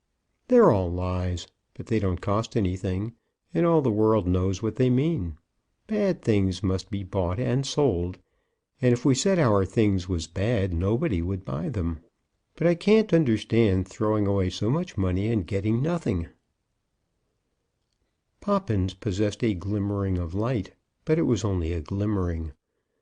He could understand that a man should not call his own goods middling, but he could not understand that a man is only carrying out the same principle in an advanced degree when he proclaims with 100,000 voices in 100,000 places that the article which he desires to sell is the best of its kind that the world has yet produced. He merely asserts with his loudest voice that his middlings are not middlings. A little man can see that he must not cry stinking fish against himself, but it requires a great man to understand that in order to abstain effectually from so suicidal a proclamation, he must declare with all the voice of his lungs that his fish are that moment hardly out of the ocean. "It's the poetry of euphemism," Robinson once said to Poppins, but he might as well have talked Greek to him. Robinson often complained that no one understood him, but he forgot that it is the fate of great men generally to work alone and to be not comprehended. The higher a man raises his head, the more necessary it is that he should learn to lean only on his own strength, and to walk his path without even the assistance of sympathy. The greedy Jones had friends. Poppins, with his easy Epicurean laissez-aller, he had friends. The decent Brown, who would so fain be comfortable, had friends. But for Robinson there was no one on whose shoulder he could rest his head, and from whose heart and voice he could receive sympathy and encouragement. From one congenial soul, from one soul that he had hoped to find congenial, he did look for solace. But even here he was disappointed. It has been told that Maryanne Brown did at last consent to name the day. This occurred in May, and the day named was in August. Robinson was very anxious to fix it at an earlier period, and the good-natured girl would have consented to arrange everything within a fortnight. "What's the use of shilly-shallying?" said she to her father. "If it's to be done, let it be done at once. I'm so knocked about among you, I hardly know where I am." But Mr. Brown would not consent. Mr. Brown was very feeble, but yet he was very obstinate. It would often seem that he was beaten away from his purpose, and yet he would hang on it with more tenacity than that of a stronger man. "Town is empty in August, George, and then you can be spared for a run to Margate for 2 or 3 days." "Oh, we don't want any nonsense," said Maryanne. "Do we, George?" "All I want is your own self," said Robinson. "Then you won't mind going into lodgings for a few months?" said Brown. Robinson would have put up with an attic had she he loved consented to spread her bridal couch so humbly, but Maryanne declared with resolution that she would not marry till she saw herself in possession of the rooms over the shop. "There'll be room for us all for a while," said old Brown. "I think we might manage," said George. "I know a trick worth 2 of that," said the lady. "Who's to make pa go when once we begin in that way? As I mean to end, so I'll begin. And as for you, George, there's no end to your softness. You're that green that the very cows would eat you." Was it not well said by Mr. Robinson in his preface to these memoirs that the poor old commercial Lear, whose name stood at the head of the firm, was cursed with a Goneril and with a Regan? But nothing would induce Mr. Brown to leave his home, or to say that he would leave his home before the middle of August, and thus the happy day was postponed till that time. "There's many a slip 'twixt the cup and the lip," said Poppins, when he was told. "Do you take care that she and Polly ain't off to Aldersgate Street together." "Poppins, I wouldn't be cursed with your ideas of human nature, not for a free use of all the stations on the North Western. Go to Aldersgate Street now that she is my affianced bride?" "That's gammon," said Poppins. "When once she's married she'll go straight enough. I believe that of her, for she knows which side her bread's buttered. But till the splice is made, she's a right to please herself. That's the way she looks at it." "And will it not please her to become mine?" "It's about the same with 'em all," continued Poppins. "My Polly would have been at Hong Kong with the Buffs by this time if I hadn't knocked the daylight out of that sergeant." And Poppins, from the tone in which he spoke of his own deeds, seemed to look back upon his feat of valour with less satisfaction than it had given him at the moment. Polly was his own, certainly, but the comfort of his small ménage was somewhat disturbed by his increasing family. But to return. Robinson, as we have said, looked in vain to his future partner in life for a full appreciation of his own views as to commerce.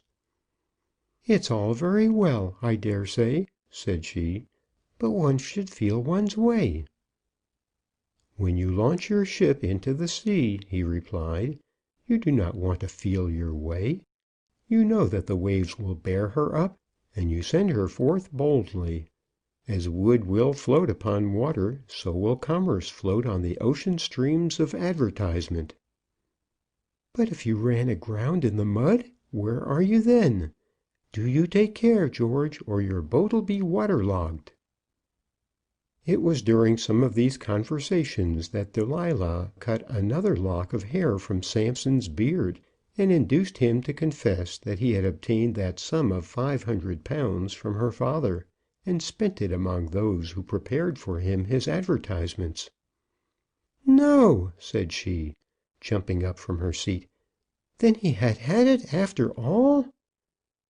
"Yes, he certainly had it." "Well, that passes. And after all he said!" A glimmering of the truth struck coldly upon Robinson's heart. She had endeavoured to get from her father this sum, and had failed. She had failed, and the old man had sworn to her that he had it not. But for what purpose had she so eagerly demanded it? "Maryanne," he said, "if you love another more fondly than you love me—" "Don't you bother about love, George, now. And so you got it out of him, and sent it all flying after the rest. I didn't think you were that powerful." "The money, Maryanne, belonged to the firm." "Gracious knows who it belongs to now. But, laws, when I think of all that he said, it's quite dreadful. One can't believe a word that comes out of his mouth." Robinson also thought that it was quite dreadful when he reflected on all that she must have said before she had given up the task as helpless. Then, too, an idea came upon him of what he might have to endure when he and she should be one bone and one flesh. How charming was she to the eyes! How luxuriously attractive, when in her softer moments she would laugh and smile and joke at the winged hours as they passed!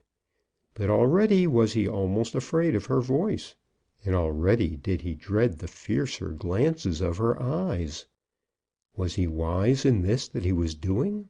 Had he not one bride in commerce, a bride that would never scold, and would it not be well for him to trust his happiness to her alone?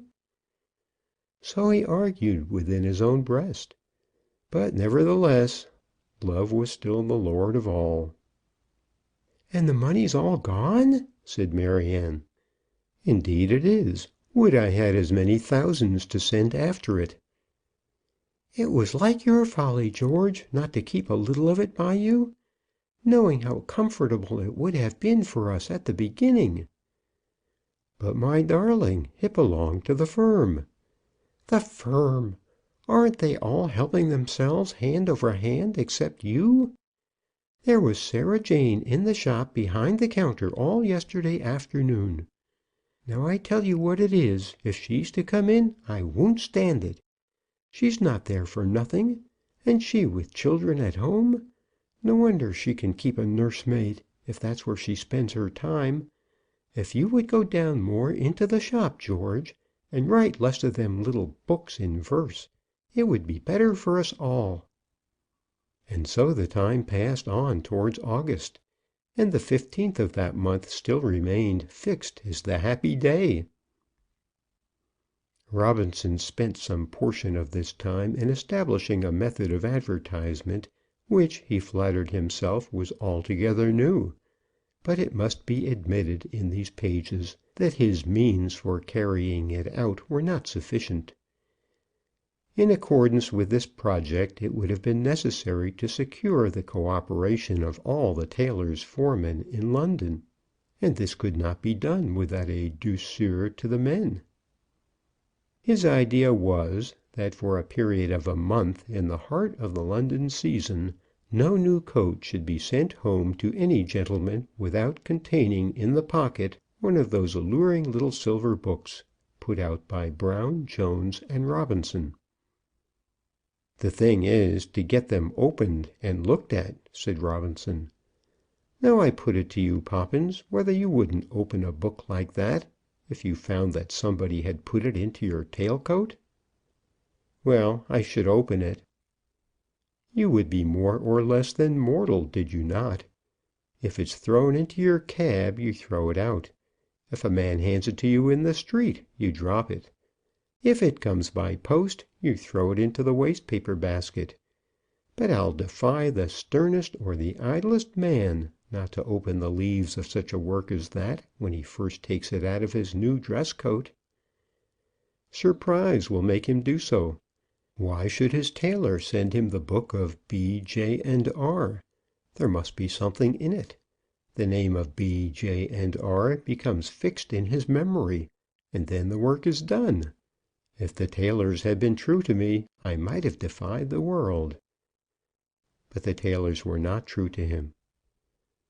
During all this time nothing was heard of Brisket. It could not be doubted that Brisket, busy among his bullocks in Aldersgate Street, knew well what was passing among the Browns in Bishopsgate Street. Once or twice it occurred to Robinson that the young women, Maryanne namely, and Mrs. Poppins, expected some intervention from the butcher. Was it possible that Mr. Brisket might be expected to entertain less mercenary ideas when he found that his prize was really to be carried off by another? But whatever may have been the expectations of the ladies, Brisket made no sign. He hadn't seen his way, and therefore he had retired from the path of love. But Brisket, even though he did not see his way, was open to female seduction. Why was it that at this eventful period of Robinson's existence Mrs. Poppins should have turned against him? Why his old friend Polly Twizzle should have gone over to his rival, Robinson never knew. It may have been because, in his humble way, Poppins himself stood firmly by his friend, for such often is the nature of women. Be that as it may, Mrs. Poppins, who was now again his fast friend, was then his enemy. "We shall have to go to this wedding of George's," Poppins said to his wife when the first week in August had already passed. "I suppose old Pikes'll give me a morning." Old Pikes was a partner in the house to which Mr. Poppins was attached. "I shan't buy my bonnet yet awhile," said Mrs. Poppins. "And why not, Polly?" "For reasons that I know of." "But what reasons?" "You men are always half blind, and t'other half stupid. Don't you see that she's not going to have him?" "She must be pretty sharp changing her mind, then."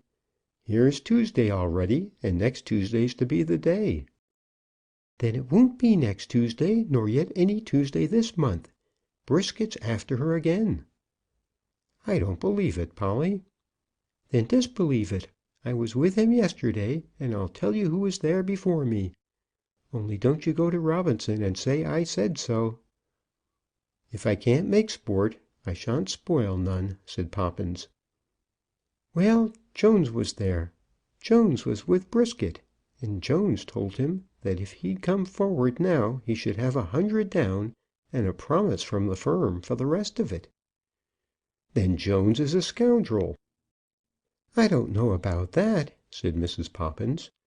"Maryanne is his wife's sister, and he's bound to do the best he can by her.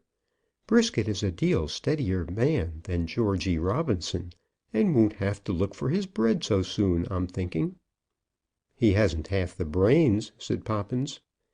"Brains is like soft words. They won't butter no parsnips."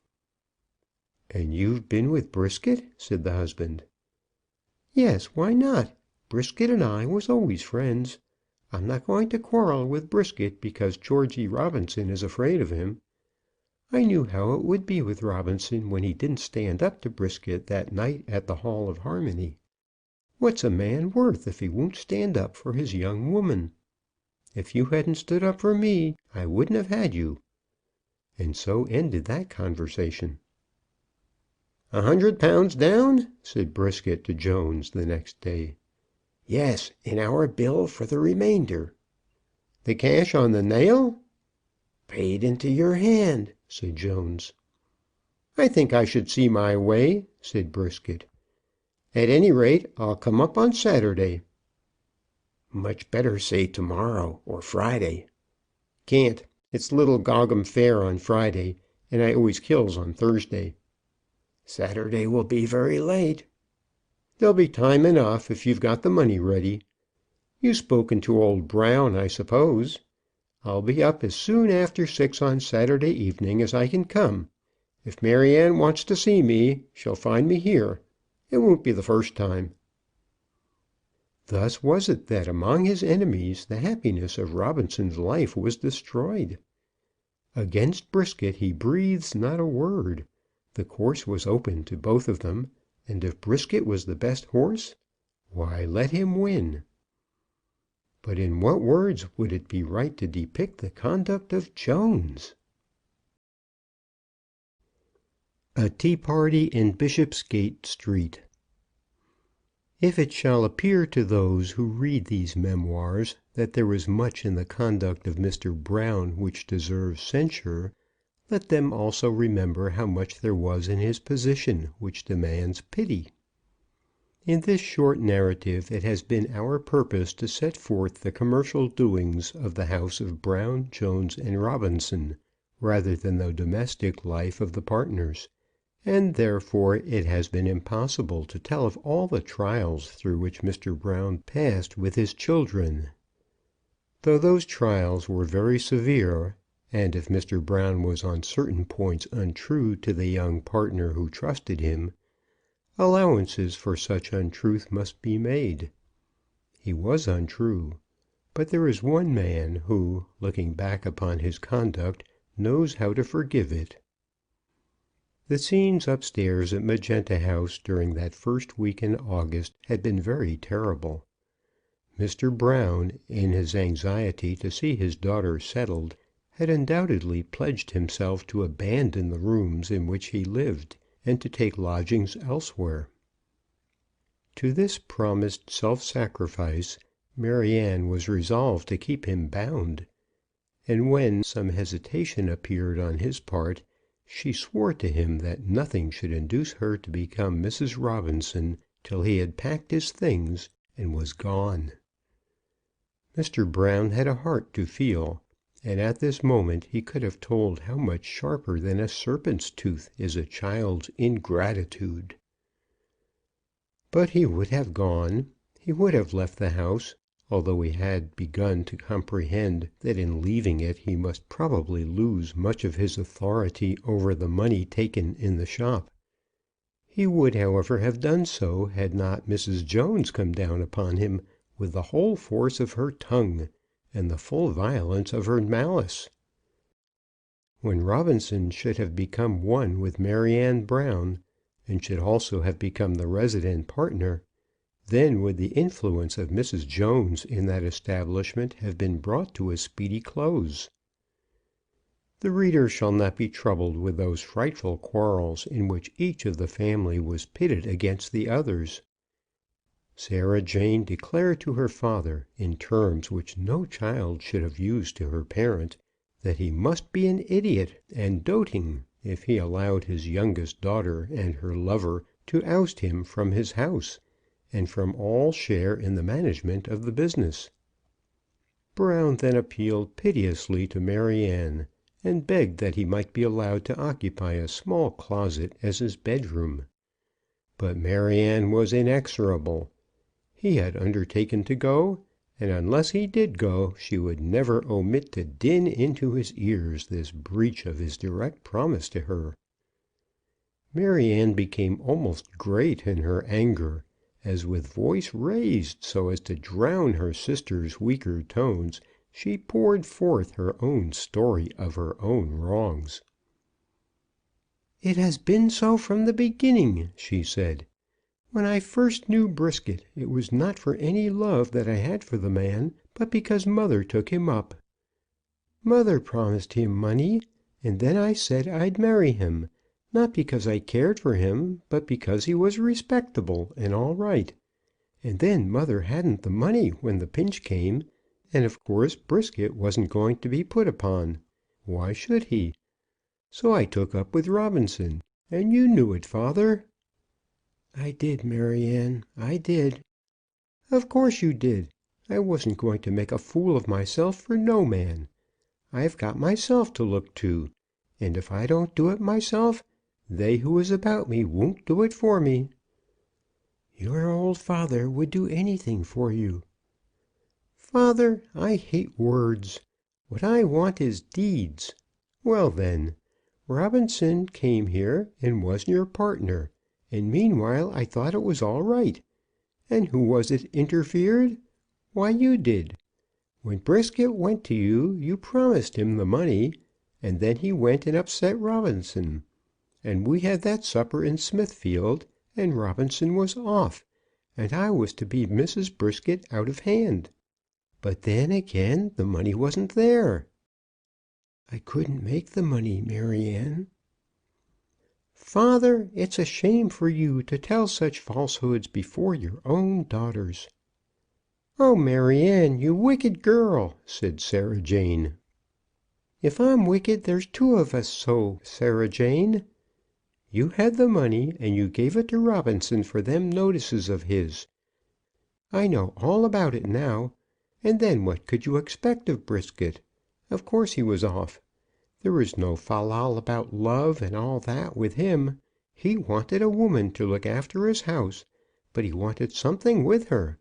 And I wanted a roof over my head, which I'm not likely to have the way you're going on." "While I have a morsel, you shall have half." "And when you haven't a morsel, how will it be then? Of course, when I saw all this, I felt myself put upon. There was Jones getting his money out of the shop." "Well, miss," said Sarah Jane, "and isn't he a partner?" "You ain't a partner, and I don't know what business you have there. But every one was helping themselves except me. I was going to the wall. I have always been going to the wall. Well, when Brisket was off, I took up with Robinson again. I always liked him the best, only I never thought of my own likings. I wasn't that selfish. I took up with Robinson again, but I wasn't going to be any man's wife if he couldn't put a roof over my head.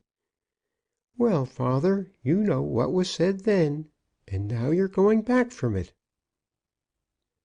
"I suppose you'd better have Mr. Brisket," said the old man, after a pause. "Will you give Brisket those £500?" And then those embassies to Aldersgate Street were made by Mrs. Poppins and by Mr. Jones. During this time Maryanne, having spoken her mind freely, remained silent and sullen. That her father would not go out on the appointed day she knew. That she would not marry Robinson unless he did, she knew also. She did not like Brisket, but, as she had said, she was not so selfish as to let that stand in the way. If it was to be Brisket, let it be Brisket. Only let something be done. Only let something be done. It certainly was not a matter of surprise that she should demand so much. It must be acknowledged that all connected with the firm and family began to feel that the house of Brown, Jones, and Robinson had not succeeded in establishing itself on a sound basis. Mr. Brown was despondent and often unwell. The Joneses were actuated by no ambition to raise themselves to the position of British merchants, but by a greedy desire to get what little might be gotten in the scramble. Robinson still kept his shoulder to the collar, but he did so with but little hope. He had made a fatal mistake in leaguing himself with uncongenial partners, and began to feel that this mistake must be expiated by the ruin of his present venture. Under such circumstances Maryanne Brown was not unreasonable in desiring that something should be done. She had now given a tacit consent to that plan for bringing back Brisket, and consequently her brother-in-law went at once to work. It must be acknowledged that the time was short. When Brisket, with such easy indifference, postponed his visit to Bishopsgate Street till the Saturday, giving to Gogham Market and the slaughtering of his beasts a preference to the renewal of his love, he regarded the task before him as a light one. But it must be supposed that it was no light task to Miss Brown. On the Tuesday following that Saturday she would, if she were true to her word, join herself in wedlock to George Robinson. She now purposed to be untrue to her word, but it must be presumed that she had some misgivings at the heart when she thought of the task before her. On the Thursday and the Friday she managed to avoid Robinson. On the Saturday morning they met in her father's room for a minute, and when he attempted to exercise a privilege to which his near approaching nuptials certainly entitled him, she repulsed him sullenly. "Oh, come, none of that." "I shall require the more on Tuesday," he replied, with his ordinary good humour. She spoke nothing further to him then, but left the room and went away to her friend Mrs. Poppins. Robinson belonged to a political debating club, which met on every Saturday evening at the Goose and Gridiron, in one of the lanes behind the church in Fleet Street. It was therefore considered that the new compact might be made in Bishopsgate Street on that evening without any danger of interruption from him. But at the hour of dinner on that day a word was whispered into his ear by Poppins. "I don't suppose you care about it," said he, "but there's going to be some sort of doing at the old man's this evening." "What doing?" "It's all right, I suppose, but Brisket is going to be there. It's just a farewell call, I suppose." "Brisket with my love?" said Robinson. "Then will I be there also." "Don't forget that you've got to chaw up old Crowdy on the paper question. What will the Geese do if you're not there?" The club in question was ordinarily called the Goose Club, and the members were in common parlance called the Geese. "I will be there also," said Robinson. "But if I should be late, you will tell the Geese why it is so." "They all know you are going to be married," said Poppins. And then they parted. The hour at which the Parliament of the Geese assembled was, as a rule, 8:15 in the evening, so that the debate might absolutely begin at 8. 7 was the hour for tea in Bishopsgate Street, but on the present occasion Brisket was asked for 7:30, so that Robinson's absence might be counted on as a certainty. At 7:30 to the moment Brisket was there, and the greeting between him and Maryanne was not of a passionate nature. "Well, old girl, here I am again," he said, as he swung his burly body into the room. "I see you," she said, as she half reluctantly gave him her hand. "But remember, it wasn't me who sent for you. I'd just as lief you stayed away." And then they went to business. Both Jones and his wife were there, and it may perhaps be said that if Maryanne Brown had any sincerity of feeling at her heart, it was one of hatred for her brother-in-law. But now this new change in her fortunes was being brought about by his interference, and he was, as it were, acting as her guardian. This was very bitter to her, and she sat on one side in sullen silence, and to all appearance paid no heed to what was being said.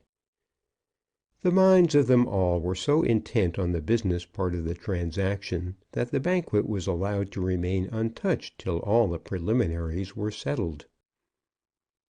There was the tea left to draw till it should be as bitter as Maryanne's temper, and the Sally buns were becoming as cold as Sarah Jane's heart. Mr. Brown did, in some half bashful manner, make an attempt at performing the duties of a host. "My dears, won't Mr. Brisket have his dish of tea now it's here?" But "my dears" were deaf to the hint. Maryanne still sat sullen in the corner, and Sarah Jane stood bolt upright, with ears erect, ready to listen, ready to speak, ready to interfere with violence should the moment come when anything was to be gained on her side by doing so. They went to the work in hand with very little of the preamble of courtesy. Yes, Brisket would marry her on the terms proposed by Jones. He could see his way if he had £100 down, and the bill of the firm at 3 months for the remaining sum. "Not 3 months, Brisket, 6 months," suggested Brown. But in this matter Brisket was quite firm, and Mr. Brown gave way. But, as all of them knew, the heat of the battle would concern the names which were to be written on the bill. Brisket demanded that the bill should be from the firm. Jones held that, as a majority of the firm were willing that this should be so, Mr. Brown was legally entitled to make the bill payable at the bank out of the funds of the house. In this absurd opinion he was supported violently by his wife. Brisket, of course, gave no opinion on the subject. It was not for him to interfere among the partners. All he said was that the bill of the firm had been promised to him, and that he shouldn't see his way with anything else. Mr. Brown hesitated, pondering painfully over the deed he was called upon to do. He knew that he was being asked to rob the man he loved, but he knew also that if he did not do so he must go forth from his home. And then, when he might be in want of comfort, the child for whose sake he should do so would turn from him without love or pity. "Jones and me would do it together," said Mr. Brown. "Jones won't do nothing of the kind," said Jones's careful wife. "It wouldn't be no good if he did," said Brisket. "And I'll tell you what it is, I'm not going to be made a fool of. I must know how it's going to be at once, or I'm off." And he put out his hand as though to take up his hat. "What fools you are!" said Maryanne, speaking from her chair in the corner. "There's not one of you knows George Robinson. Ask him to give his name to the bill, and he'll do it instantly." "Who is it wants the name of George Robinson?" said the voice of that injured man, as at the moment he entered the room. "George Robinson is here." And then he looked round upon the assembled councillors, and his eyes rested at last with mingled scorn and sorrow upon the face of Maryanne Brown. With mingled scorn and sorrow, but not with anger. "George Robinson is here. Who wants his name, and why?" "Will you take a cup of tea, George?" said Mr. Brown, as soon as he was able to overcome his first dismay. "Maryanne," said Robinson, "why is that man here?" and he pointed to Brisket. "Ask them," said Maryanne. and she turned her face away from him in towards the wall. "Mr. Brown, why is he here? Why is your daughter's former lover here on the eve of her marriage with me?" "I will answer that question, if you please," said Jones, stepping up. "You!" And Robinson, looking at him from head to foot, silenced him with his look. "You answer me! From you I will take no answer in this matter. With you I will hold no parley on this subject. I have spoken to two whom I loved, and they have given me no reply. There is one here whom I do not love, and he shall answer me. Mr. Brisket, though I have not loved you, I have believed you to be an honest man. Why are you here?"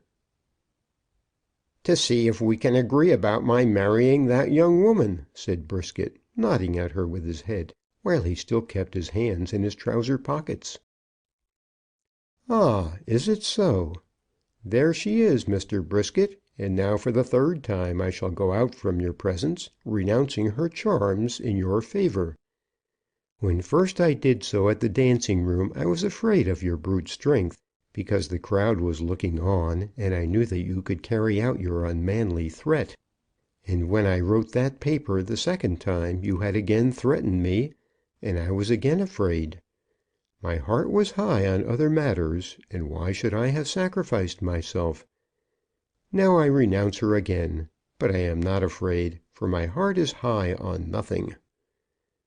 "George, George," said Maryanne, jumping from her seat, leave him, and I'll promise."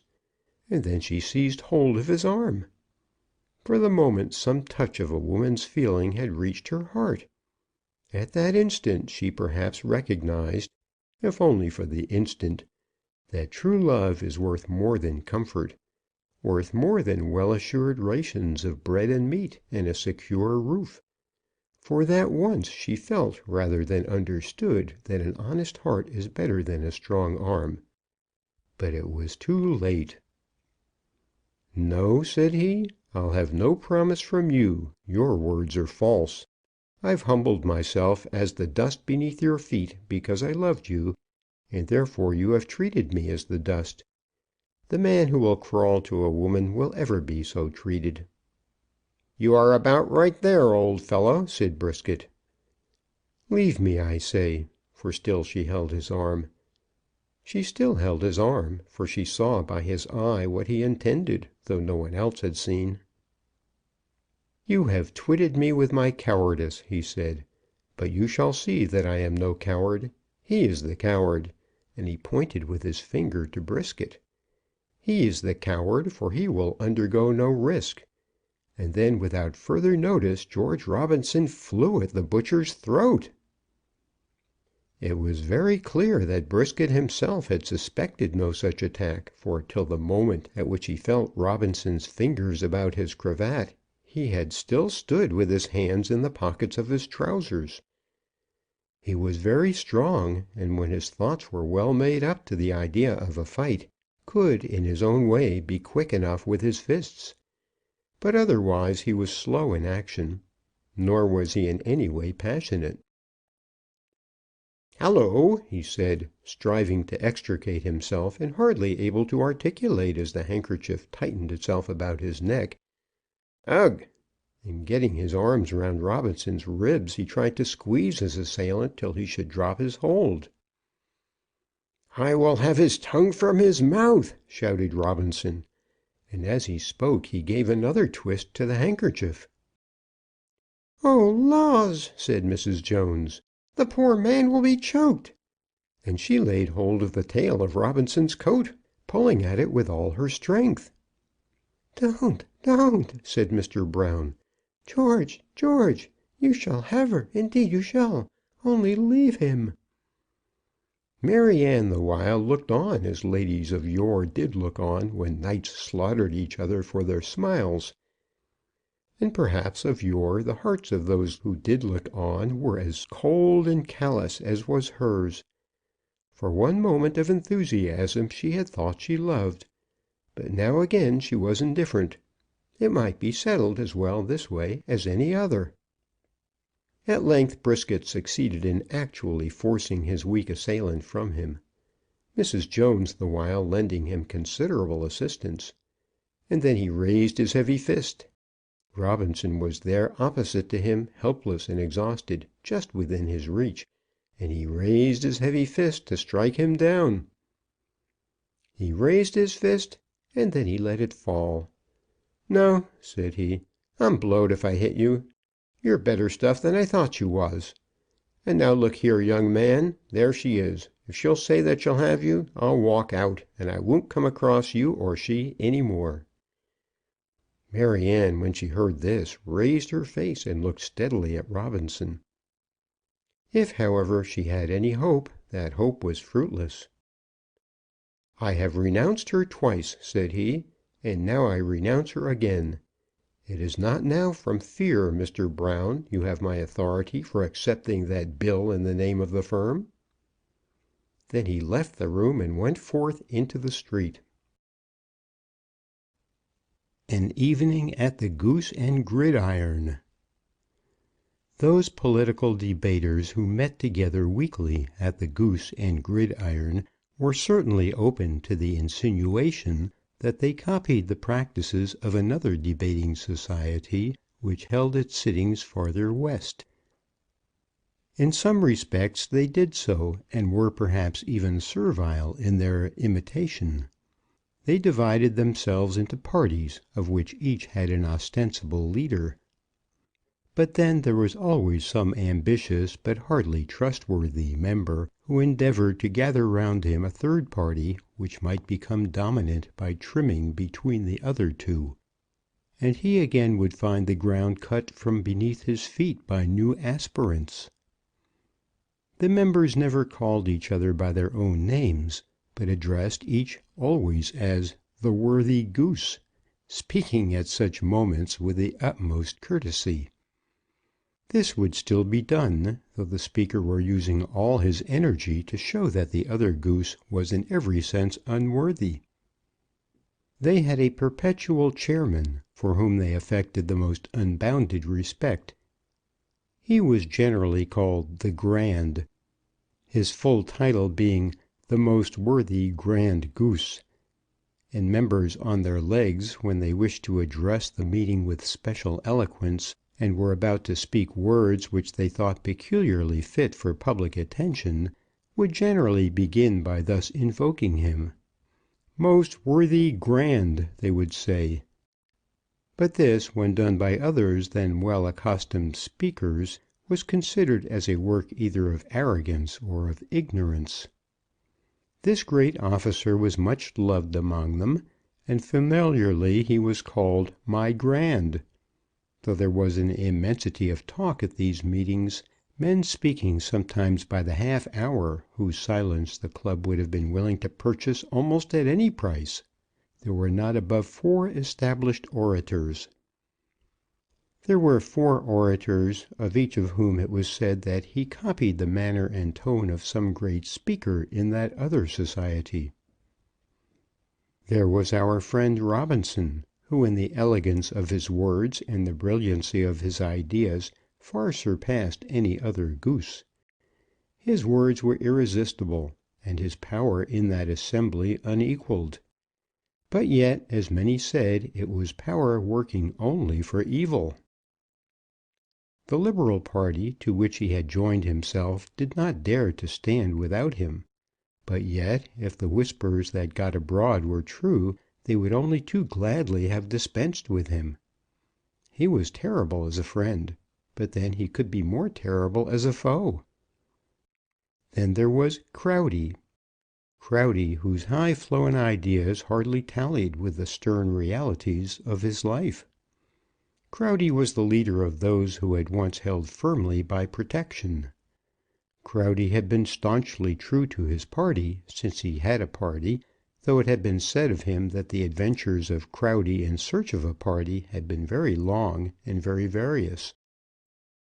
There had been no Goose with a bitterer tongue than Crowdy, but now in these days a spirit of quiescence had fallen on him, and though he spoke as often as ever, he did not wield so deadly a tomahawk.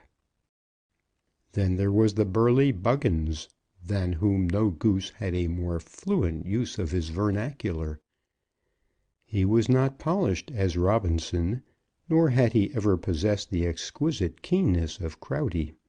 But in speaking he always hit the nail on the head, and carried his hearers with him by the energy and perspicuity of his argument.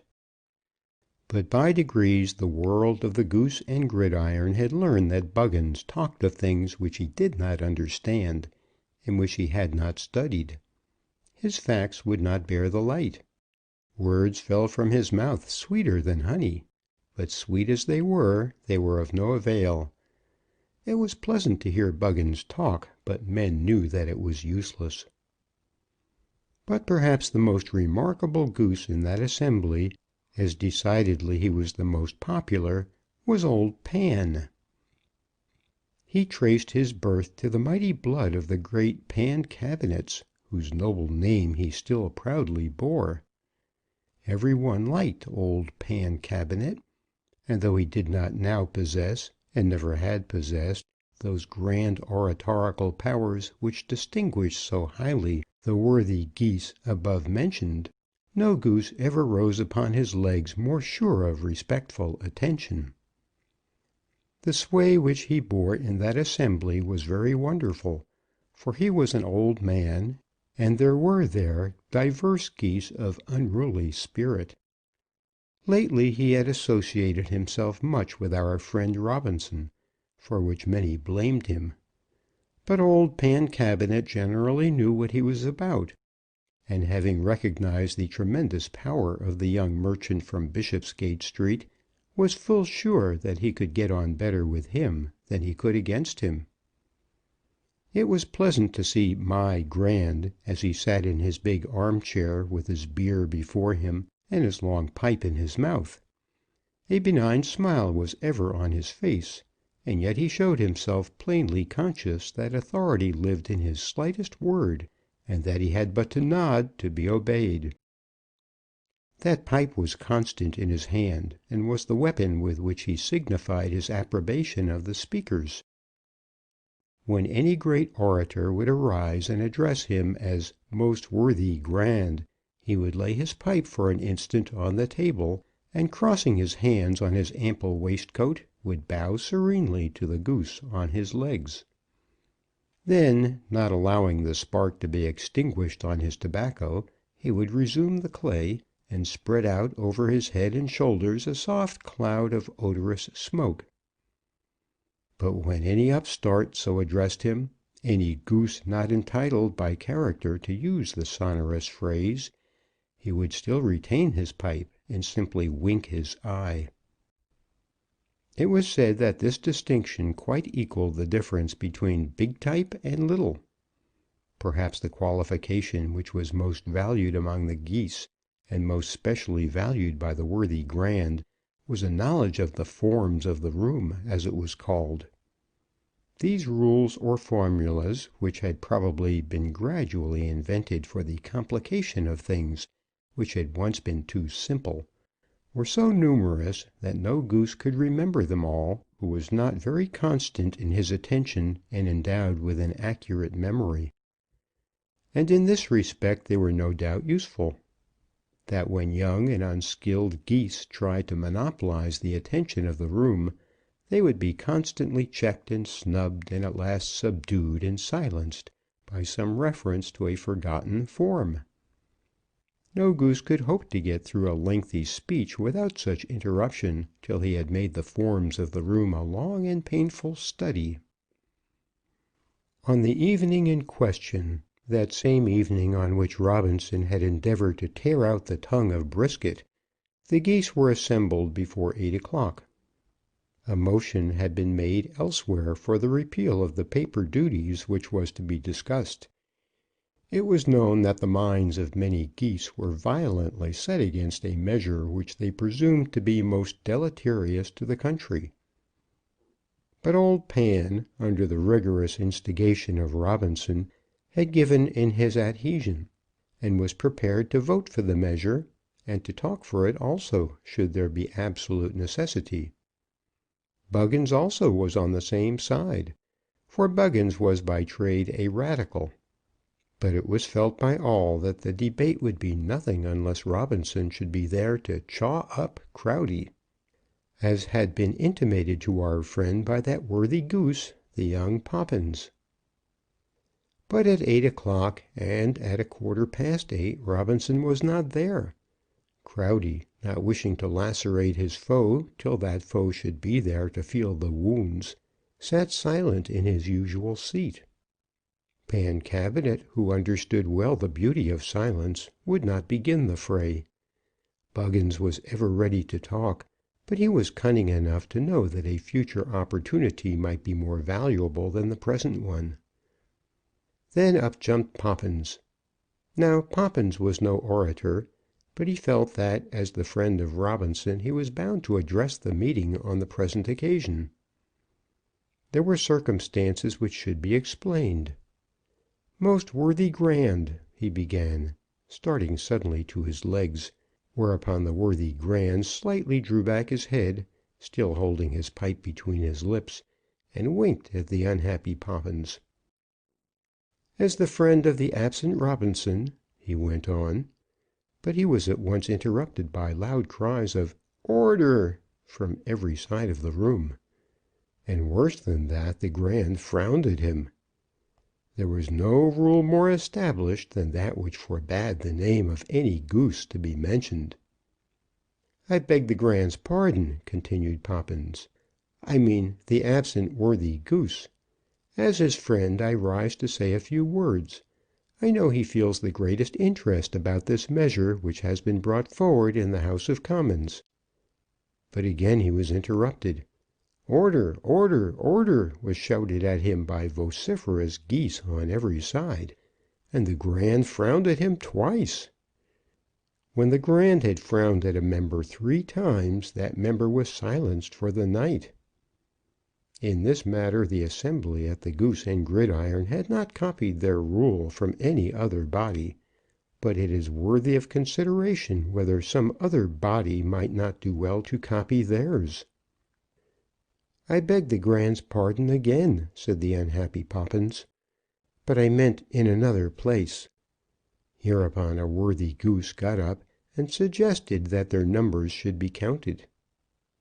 Now there was a rule that no debate could be continued unless a dozen Geese were present, and a debate once closed was closed for that night. When such a hint was given to the Grand, it became the Grand's duty to count his Geese, and in order to effect this in accordance with the constitution of the assembly, it was necessary that the servants should withdraw. Strangers also were sometimes present, and at such moments they were politely asked to retire. When the suggestion was made, the suggester no doubt knew that the requisite number was not there, but it usually happened on such occasions that some hangers-on were at hand to replenish the room. A Goose or 2 might be eating bread and cheese in the little parlour, for food could not be introduced into the debating room, and a few of the younger Geese might often be found amusing themselves with a young lady at the bar.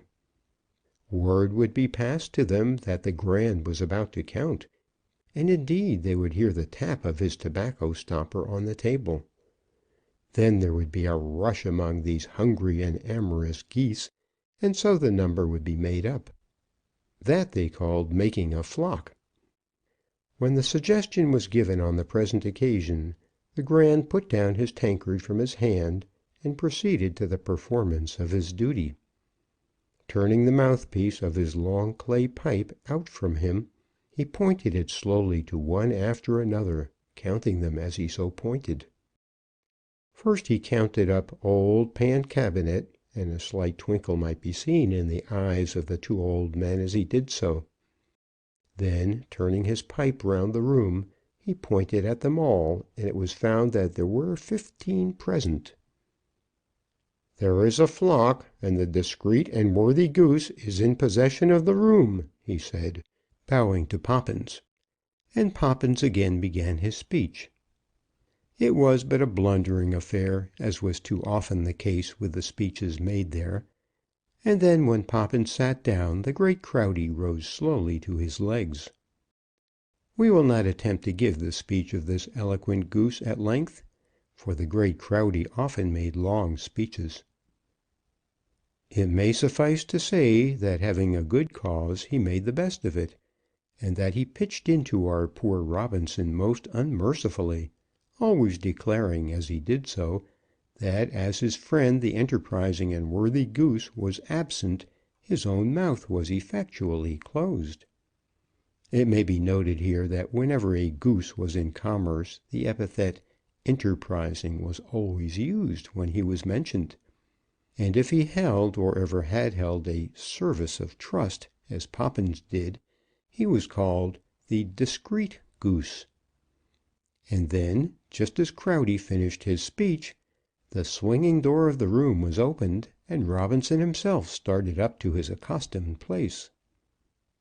It was easy to see that both the inner man had been disturbed and the outer. His hair and clothes had been ruffled in the embrace with Brisket, and his heart had been ruffled in its encounter with Maryanne.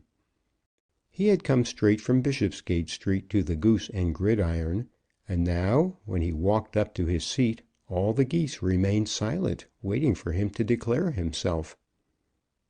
"Most worthy Grand," he began, and immediately the long pipe was laid upon the table, and the hands of the Grand were crossed upon his bosom. "A circumstance has occurred to night which unfits me for these debates." "No, no, no," was shouted on one side, and "Hear, hear, hear," on the other, during which the Grand again bowed, and then resumed his pipe. "If the chamber will allow me to wander away from paper for a moment, and to open the sores of a bleeding heart." "Question, question," was then called by a jealous voice. "The enterprising and worthy Goose is perfectly in order," said the burly Buggins. "Many a good heart will bleed before long if this debate is to be choked and smothered by the cackle of the incapable." "I submit that the question before the chamber is the repeal of the paper duties," said the jealous voice, "and not the bleeding heart of the enterprising and worthy Goose." "The question before the Cabinet is," said my Grand, "that the chamber considers that £2,000,000 a year will be lost for ever by the repeal of the paper duties. But if the enterprising and worthy Goose have any personal remarks to make bearing on that subject, he will be in order." "It is a matter of privilege," suggested Poppins. "A personal explanation is always allowed," said Robinson, indignantly. "Nor did I think that any member of this chamber would have had the baseness to stop my voice when— Order, order, order!" I may have been wrong to say baseness in this chamber, however base the worthy Goose may be, and therefore, with permission of our worthy Grand, I will substitute hardihood. Whereupon the worthy Grand again bowed. But still there were cries of question from the side of the room opposite to that on which Robinson sat. Then old Pancabinet rose from his seat, and all voices were hushed. "If I may be allowed to make a suggestion," said he, "I would say that the enterprising and worthy Goose should be heard on a matter personal to himself. It may very probably be that the privileges of this chamber are concerned, and I think I may say that any worthy Goose speaking on matters affecting privilege in this chamber is always heard with that attention which the interest of the subject demands." After that there was no further interruption, and Robinson was allowed to open his bleeding heart. "Most worthy Grand," he again began, and again the pipe was laid down, for Robinson was much honoured. "I come here hot from a scene of domestic woe, which has robbed me of all political discretion, and made the paper duty to me an inscrutable mystery. The worthy Geese here assembled see before them a man who has been terribly injured, one in whose mangled breast Fate has fixed her sharpest dagger, and poisoned the blade before she fixed it." "No, no, no! Hear, hear, hear!" Yes, my Grand, she poisoned the blade before she fixed it. On Tuesday next I had hoped," and here the voice became inexpressibly soft and tender, "on Tuesday next I had hoped to become one bone and one flesh with a fair girl whom I have loved for months, fair indeed to the outer eye, as flesh and form can make her, but ah, how hideously foul within! And I had hoped on this day sennight to have received the congratulations of this chamber. I need not say that it would have been the proudest moment of my life. But, my Grand, that has all passed away. Her conduct has been the conduct of a harpy. She is a Regan. She is false, heartless, and cruel, and this night I have renounced her." Hereupon a small Goose, very venomous, but vehemently attached to the privileges of his chamber, gave notice of a motion that that false woman should be brought before the most worthy Grand, and heard at the bar of the Goose and Gridiron. But another worthy Goose showed that the enterprising and worthy Goose had by his own showing renounced the lady himself, and that therefore there could have been no breach of the privilege of the chamber. The notice of motion was then withdrawn. "O woman," continued Robinson, "how terrible is thy witchcraft, and how powerful are thy charms! Thou spakest, and Adam fell. Thou sangest, and Samson's strength was gone. The head of the last of the prophets was the reward of thy meretricious feat. 'Twas thy damnable eloquence that murdered the noble Duncan. 'Twas thy lascivious beauty that urged the slaughter of the noble Dane. As were Adam and Samson, so am I. As were Macbeth and the foul king in the play, so is my rival Brisket. Most worthy Grand, this chamber must hold me excused if I decline to night to enter upon the subject of the paper duties." Then Robinson left the chamber, and the discussion was immediately adjourned to that day se'nnight. George Robinson's marriage. Thus ended George Robinson's dream of love. Never again will he attempt that phase of life. Beauty to him in future shall be a thing on which the eye may rest with satisfaction, as it may on the sculptor's chiselled marble, or on the varied landscape. It shall be a thing to look at, possibly to possess. But for the future George Robinson's heart shall be his own. George Robinson is now wedded, and he will admit of no second wife. On that same Tuesday which was to have seen him made the legal master of Maryanne's charms, he vowed to himself that Commerce should be his bride. And as in the dead of night he stood on the top of the hill of Ludgate, he himself as high priest performed the ceremony. "Yes," said he on that occasion, "O goddess, here I devote myself to thy embraces, to thine and thine only. To live for thee shall satisfy both my heart and my ambition. If thou wilt be kind, no softer loveliness shall be desired by me. George Robinson has never been untrue to his vows, nor shalt thou, O my chosen one, find him so now. For thee will I labour, straining every nerve to satisfy thy wishes. Woman shall henceforward be to me a doll for the adornment of whose back it will be my business to sell costly ornaments. In no other light will I regard the loveliness of her form. O sweet Commerce, teach me thy lessons. Let me ever buy in the cheapest market, and sell in the dearest. Let me know thy hidden ways, and if it be that I am destined for future greatness, and may choose the path by which it shall be reached, it is not great wealth at which I chiefly aim. Let it rather be said of me that I taught the modern world of trade the science of advertisement."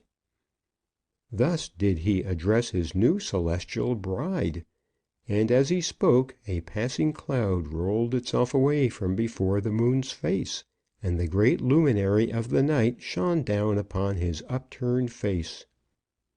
"I accept the omen," said Robinson with lightened heart, and from that moment his great hopes never again altogether failed him, though he was doomed to pass through scorching fires of commercial disappointment. But it must not be supposed that he was able to throw off his passion for Maryanne Brown without a great inward struggle. Up to that moment, in which he found Brisket in Mr. Brown's room, and as he stood for a moment on the landing place, heard that inquiry made as to the use of his name, he had believed that Maryanne would at last be true to him. Poppins, indeed, had hinted his suspicions, but in the way of prophecy Poppins was a Cassandra. Poppins saw a good deal with those twinkling eyes of his, but Robinson did not trust to the wisdom of Poppins. Up to that hour he had believed in Maryanne, and then in the short flash of an instant the truth had come upon him. She had again promised herself to Brisket, if Brisket would only take her. Let Brisket have her if he would. A minute's thought was sufficient to bring him to this resolve. But hours of scorching torment must be endured ere he could again enjoy the calm working of a sound mind in a sound body. It has been told how, in the ecstasy of his misery, he poured out the sorrows of his bleeding heart before his brethren at the debating club. They, with that ready sympathy which they always evince for the success or failure of any celebrated brother, at once adjourned themselves, and Robinson walked out, followed at a distance by the faithful Poppins. "George, old fellow," said the latter, touching his friend on the shoulder at the corner of Bridge Street. "Leave me," exclaimed Robinson. "Do not pry into sorrows which you cannot understand. I would be alone with myself this night." "You'd be better if you'd come to the Mitre and smoke a pipe," said Poppins. "Pipe me no pipes," said Robinson. "Oh, come, you'd better quit that and take it easy. After all, isn't it better so than you should find her out when it was too late? There's many would be glad to have your chance." "Man!" shouted Robinson, and as he did so he turned round upon his friend and seized him by the collar of his coat. "I loved that woman. 40,000 Poppinses could not, with all their quantity of love, make up my sum." "Very likely not," said Poppins. "Wouldst thou drink up Esil? Wouldst thou eat a crocodile?" "Heaven forbid," said Poppins. "I'll do it. And if thou prate of mountains—" "But I didn't." "No, Poppins, no. That's true. Though I should be Hamlet, yet art thou not Laertes. But, Poppins, thou art Horatio." "I'm Thomas Poppins, old fellow, and I mean to stick to you till I see you safe in bed." "Thou art Horatio, for I found thee honest. There are more things in heaven and earth, Horatio, than are dreamed of in our philosophy." "Come, old fellow." "Poppins, give me that man that is not passion's slave, and I will wear him in my heart's core, ay, in my heart of hearts, as I do thee." And then, falling on Poppins' neck, George Robinson embraced him. "You'll be better after that," said Poppins. "Come, let's have a little chat over a drop of something hot, and then we'll go to bed. I'll stand Sammy." "Something hot!" said Robinson. "I tell you, Poppins, that everything is hot to me. Here, here, I'm hot!" And then he struck his breast. "And yet I'm very cold. 'Tis cold to be alone, cold to have lost one's all. Poppins, I've loved a harpy." "I believe you're about right there," said Poppins. "A harpy. Her nails will grow to talons, and on her feet are hoofs. Within she is horn all over. There's not a drop of blood about her heart. Oh, Poppins!" "You're very well out of it, George. But yet I'm sorry for you. I am indeed." "And now, good night. This way is mine, yours there. What, to the bridge? No, I'm blessed if you do, at any rate not alone. Poppins, tell me this. Was Hamlet mad, or did he feign so? Faith was very likely the latter. Many do that now. There are better rations in Bedlam than in any of the gaols, let alone the workhouses. Ay, go mad for rations. There's no feigning there, Poppins. The world is doing that. But, Poppins, Hamlet feigned, and so do I. Let the wind blow as it may, I know a hawk from a handsaw. Therefore you need not fear me. I don't, but I won't let you go on to that bridge alone. You'll be singing that song of a suicide till you're as low. Come and drink a drop of something, and wish Brisket joy with his wife." "I will," said Robinson. And so the two went to the Mitre, and there, comforted by the truth and honesty of his friend, Robinson resolved that he would be weak no longer.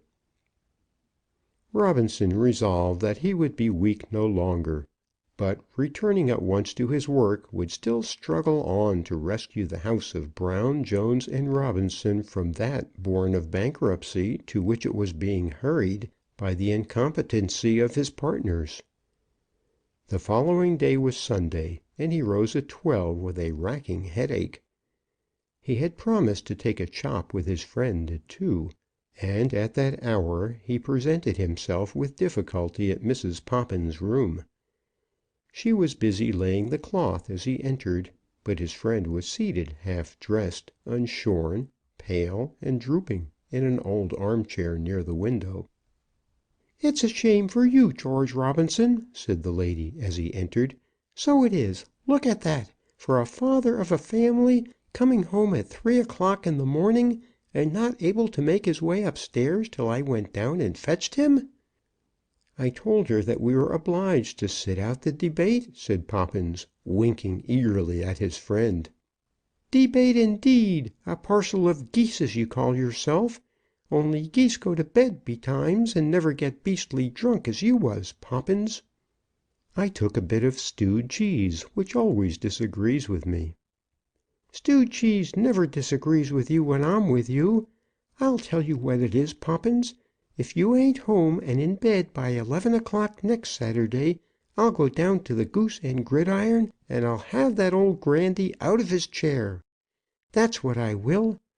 I suppose you're so bad you can't eat a bit of nothing?" In answer to which Robinson said that he did not feel himself to be very hungry. "It's a blessing to Maryanne to have lost you. That's what it is." "Stop, woman," said Robinson. "Don't you woman me any womans. I know what stuff you're made of. It's a blessing for her not to have to do with a man who comes home roaring drunk like a dead log at 3 o'clock in the morning." "Now, Polly," began poor Poppins. Polly, yes, Polly's very well. But it was a bad day for Polly when she first set eyes on you. There was Sergeant McNash never took a drop too much in his life, and you're worse than Robinson, 10 times. He's got no children at home, and no wife. If he kills hisself with tobacco and gin, nobody will be much the worse. I know one who's got well out of it anyway. And now, if either of you are able to eat, you can come." Robinson did not much enjoy his afternoon, but the scenes as they passed served to reconcile him to that lonely life which must henceforward be his fate. What was there to enjoy in the fate of Poppins, and what in the proposed happiness of Brisket? Could not a man be sufficient for himself alone? Was there aught of pleasantness in that grinding tongue of his friend's wife? Should not one's own flesh, the bone of one's bone, bind up one's bruises, pouring in balm with a gentle hand? Poppins was wounded sorely about the head and stomach, and of what nature was the balm which his wife administered? He, Robinson, had longed for married bliss, but now he longed no longer. On the following Monday and Tuesday he went silently about his work, speaking hardly a word to anybody. Mr. Brown greeted him with an apologetic sigh, and Jones with a triumphant sneer. But he responded to neither of them. He once met Maryanne in the passage, and bowed to her with a low salute, but he did not speak to her. He did not speak to her, but he saw the colour in her cheek, and watched her downcast eye. He was still weak as water, and had she clung to him even then, he would even then have forgiven her. But she passed on, and as she left the house she slammed the door behind her. A little incident happened on that day which is mentioned to show that, even in his present frame of mind, Robinson was able to take advantage of the smallest incident on behalf of his firm. A slight crowd had been collected round the door in the afternoon, for there had been a quarrel between Mr. Jones and one of the young men, in which loud words had reached the street, and a baby, which a woman held in her arms, had been somewhat pressed and hurt. As soon as the tidings reached Robinson's ear, he was instantly at his desk, and before the trifling accident was 2 hours past, the following bill was in the printer's hands: "Caution to mothers! Mothers, beware! 3 suckling infants were yesterday pressed to death in their mothers' arms by the crowd which had congregated before the house of Brown, Jones, and Robinson, at 9 times 9 Bishopsgate Street, in their attempts to be among the first purchasers of that wonderful lot of cheap but excellent flannels which B, J, and R have just imported. Such flannels at such a price were never before offered to the British public. The sale at the figures quoted below will be continued for 3 days more. Magenta House." And then followed the list.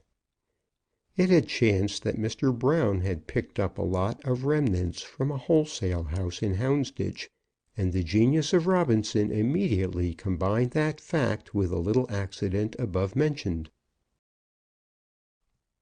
Showing how Mr. Brisket didn't see his way. Then 2 months passed by, and the summer was over. Early in September Mr. Brown had been taken ill, and he went to Margate for a fortnight with his unmarried daughter. This had been the means of keeping Brisket quiet for a while with reference to that sum of money which he was to receive, and had given a reason why the marriage with him should not be performed at once. On Mr. Brown's return the matter was discussed, and Brisket became impatient. But the middle of October had come before any steps were taken to which it will be necessary to allude in the annals of the firm. At that time Brisket, on 2 successive days, was closeted with his proposed father-in-law, and it was evident to Robinson that after each of these interviews Mr. Brown was left in an unhappy frame of mind. At this time the affairs of the shop were not absolutely ruinous, or would not have been so had there been a proper watch kept on the cash taken over the counter. The heaviest amounts due were to the stationer, printer, and advertising agents. This was wrong, for such people of course press for their money, and whatever hitch or stoppage there may be in trade, there should at any rate be no hitch or stoppage in the capability for advertising. For the goods disposed of by the house payments had been made, if not with absolute punctuality on every side, at any rate so fairly that some supply was always forthcoming.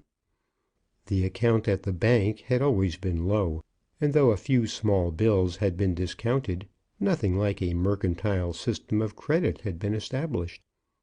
All this was wrong, and had already betrayed the fact that Brown, Jones, and Robinson were little people, trading in a little way. It is useless to conceal the fact now, and these memoirs would fail to render to commerce that service which is expected from them, were the truth on this matter kept back from the public. Brown, Jones, and Robinson had not soared upwards into the empyrean vault of commercial greatness on eagle's wings. There are bodies so ponderous in their nature that for them no eagle's wings can be found. The firm had commenced their pecuniary transactions on a footing altogether weak and unsubstantial. They had shown their own timidity, and had confessed, by the nature of their fiscal transactions, that they knew themselves to be small. To their advertising agents they should never have been behindhand in their payments for one day. But they should have been bold in demanding credit from their bank, and should have given their orders to the wholesale houses without any of that hesitation or reserve which so clearly indicates feebleness of purpose. But in spite of this acknowledged weakness, a brisk trade over the counter had been produced, and though the firm had never owned a large stock, an unremitting sale was maintained of small goods, such as ribbons, stockings, handkerchiefs, and cotton gloves. The Katakarian shirts had also been successful, and now there was a hope that during the coming winter something might be done in African monkey muffs. At that time, therefore, the bill of the house at 3 months, though not to be regarded as a bank note, was not absolutely waste paper. How far Brisket's eyes were open on this matter cannot now be said, but he still expressed himself willing to take £100 in cash, and the remainder of Maryanne's fortune in the bill of the firm at 3 months. And then Mr. Brisket made a third visit to Bishopsgate Street. On all these occasions he passed by the door of the little room in which Robinson sat, and well did his late rival know his ponderous step. His late rival, for Brisket was now welcome to come and go.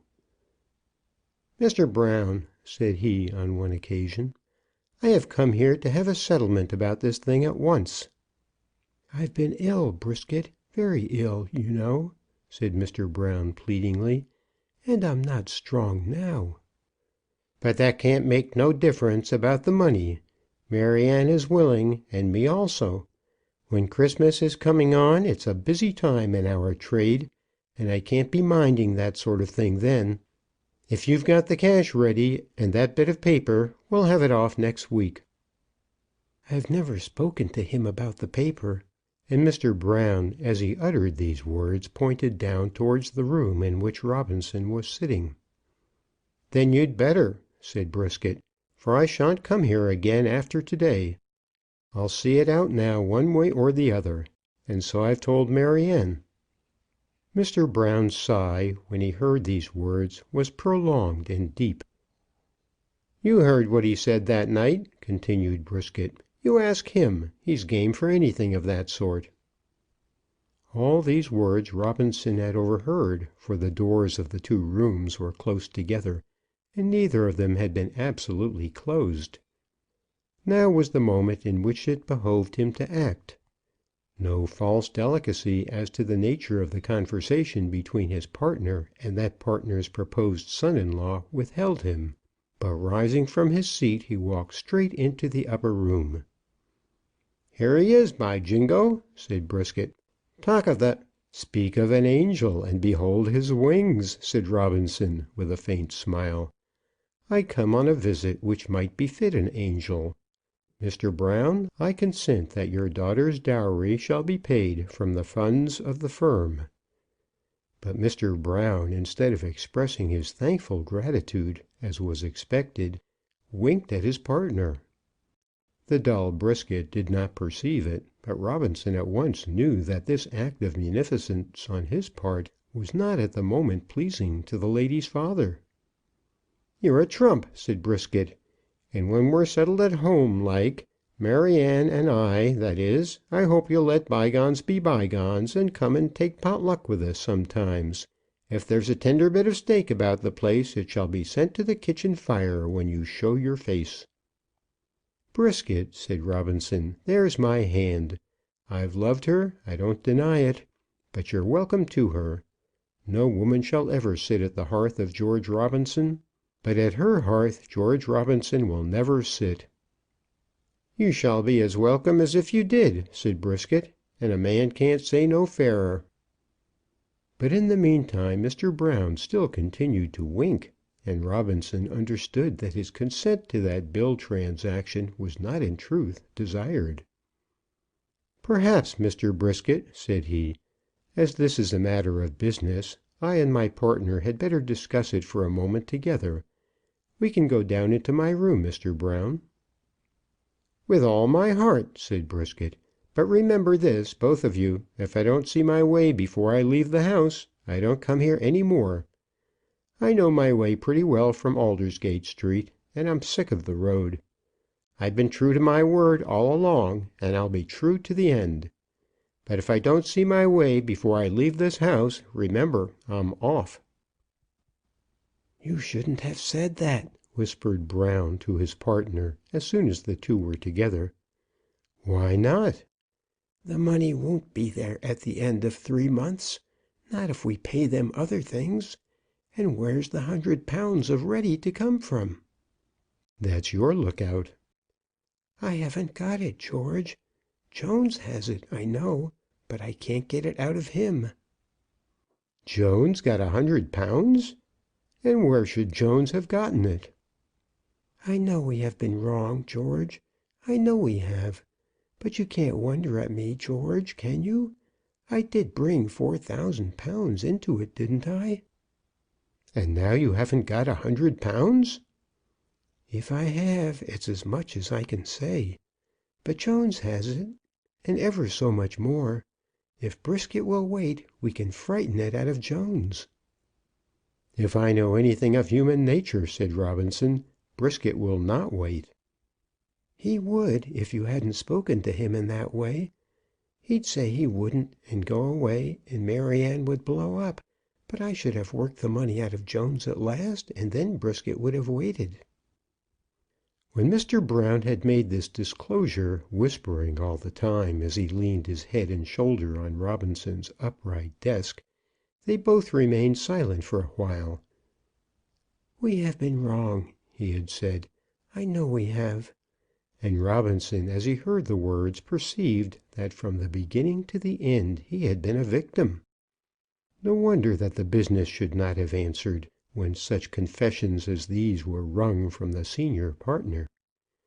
But the fact alleged by Mr. Brown in his own excuse was allowed its due weight by Robinson, even at that moment. Mr. Brown had possessed money, money which might have made his old age comfortable and respectable in obscurity. It was not surprising that he should be anxious to keep in his own hand some small remnant of his own property. But as for Jones, what excuse could be made for Jones? Jones had been a thief, and worse than ordinary thieves, for his thefts were committed on his own friends. "And he has got the money?" said Robinson. "Oh, yes," said Mr. Brown. "There's no doubt in life about that." "Then by the heaven above us he shall refund it to the firm from which he has stolen it," shouted Robinson, striking the desk with his fist as he did so. "Whish, George, whish! Brisket will hear you." "Who cares? I have been robbed on every side till I care for nothing. What is Brisket to me, or what is your daughter? What is anything?" "But, George—" "Is there no honesty left in the world, Mr. Brown?" That there is no love I had already learned. Ah me, what an age is this in which we live! Deceit, deceit, deceit! It is all deceit." "The heart of a man is very deceitful," said Mr. Brown, "and a woman's especially." "Delilah would have been a true wife nowadays. But never mind. That man is still there, and he must be answered. I have no £100 to give him." "No, George, no. We're sure of that." "When this business is broken up, as broken up it soon will be." "Oh, George, don't say so." "Ay, but it will. Then I shall walk out from Magenta House with empty pockets and with clean hands." "But think of me, George. I had £4,000 when we began, hadn't I now?" "I do think of you, and I forgive you. Now go up to Brisket, for he will want his answer. I can assist you no further. My name is still left to me, and of that you may avail yourself. But as for money, George Robinson has none." About half an hour after that Mr. Brisket again descended the stairs with his usual ponderous and slow step, and went forth into the street, shaking the dust from his feet as he did so. He was sore offended, and vowed in his heart that he would never enter that house again. He had pressed Mr. Brown home about the money, and that gentleman had suggested to him first that it should be given to him on the day after the marriage, and then that it should be included in the bill. "You offered to take it all in one bill before, you know," said Mr. Brown. Hereupon Brisket began to think that he did not see his way at all, and finally left the house in great anger. He went direct from thence to Mrs. Poppins' lodgings, where he knew that he would find Miss Brown. Poppins himself was, of course, at his work, and the two ladies were together. "I've come to wish you good bye," he said, as he walked into the room. "Laws, Mr. Brisket!" exclaimed Mrs. Poppins. "It's all up about this marriage, and so I thought it right to come and tell you. I began straightforward, and I mean to end straightforward." "You mean to say that you're not going to have her?" said Mrs. Poppins. "Polly, don't make a fool of yourself," said Maryanne. "Do you think I want the man? Let him go." And then he did go, and Miss Brown was left without a suitor. Mr. Brown is taken ill. Brisket kept his word and never entered Magenta House again, nor, as far as George Robinson is aware, has he seen any of the Brown family from that day on which he gave up his intended marriage to this present. For a while Maryanne Brown protested that she was well satisfied that this should be so.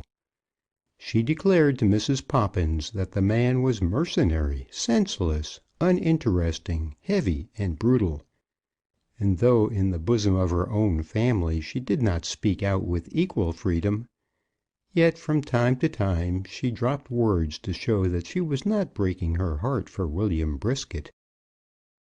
But this mood did not last long.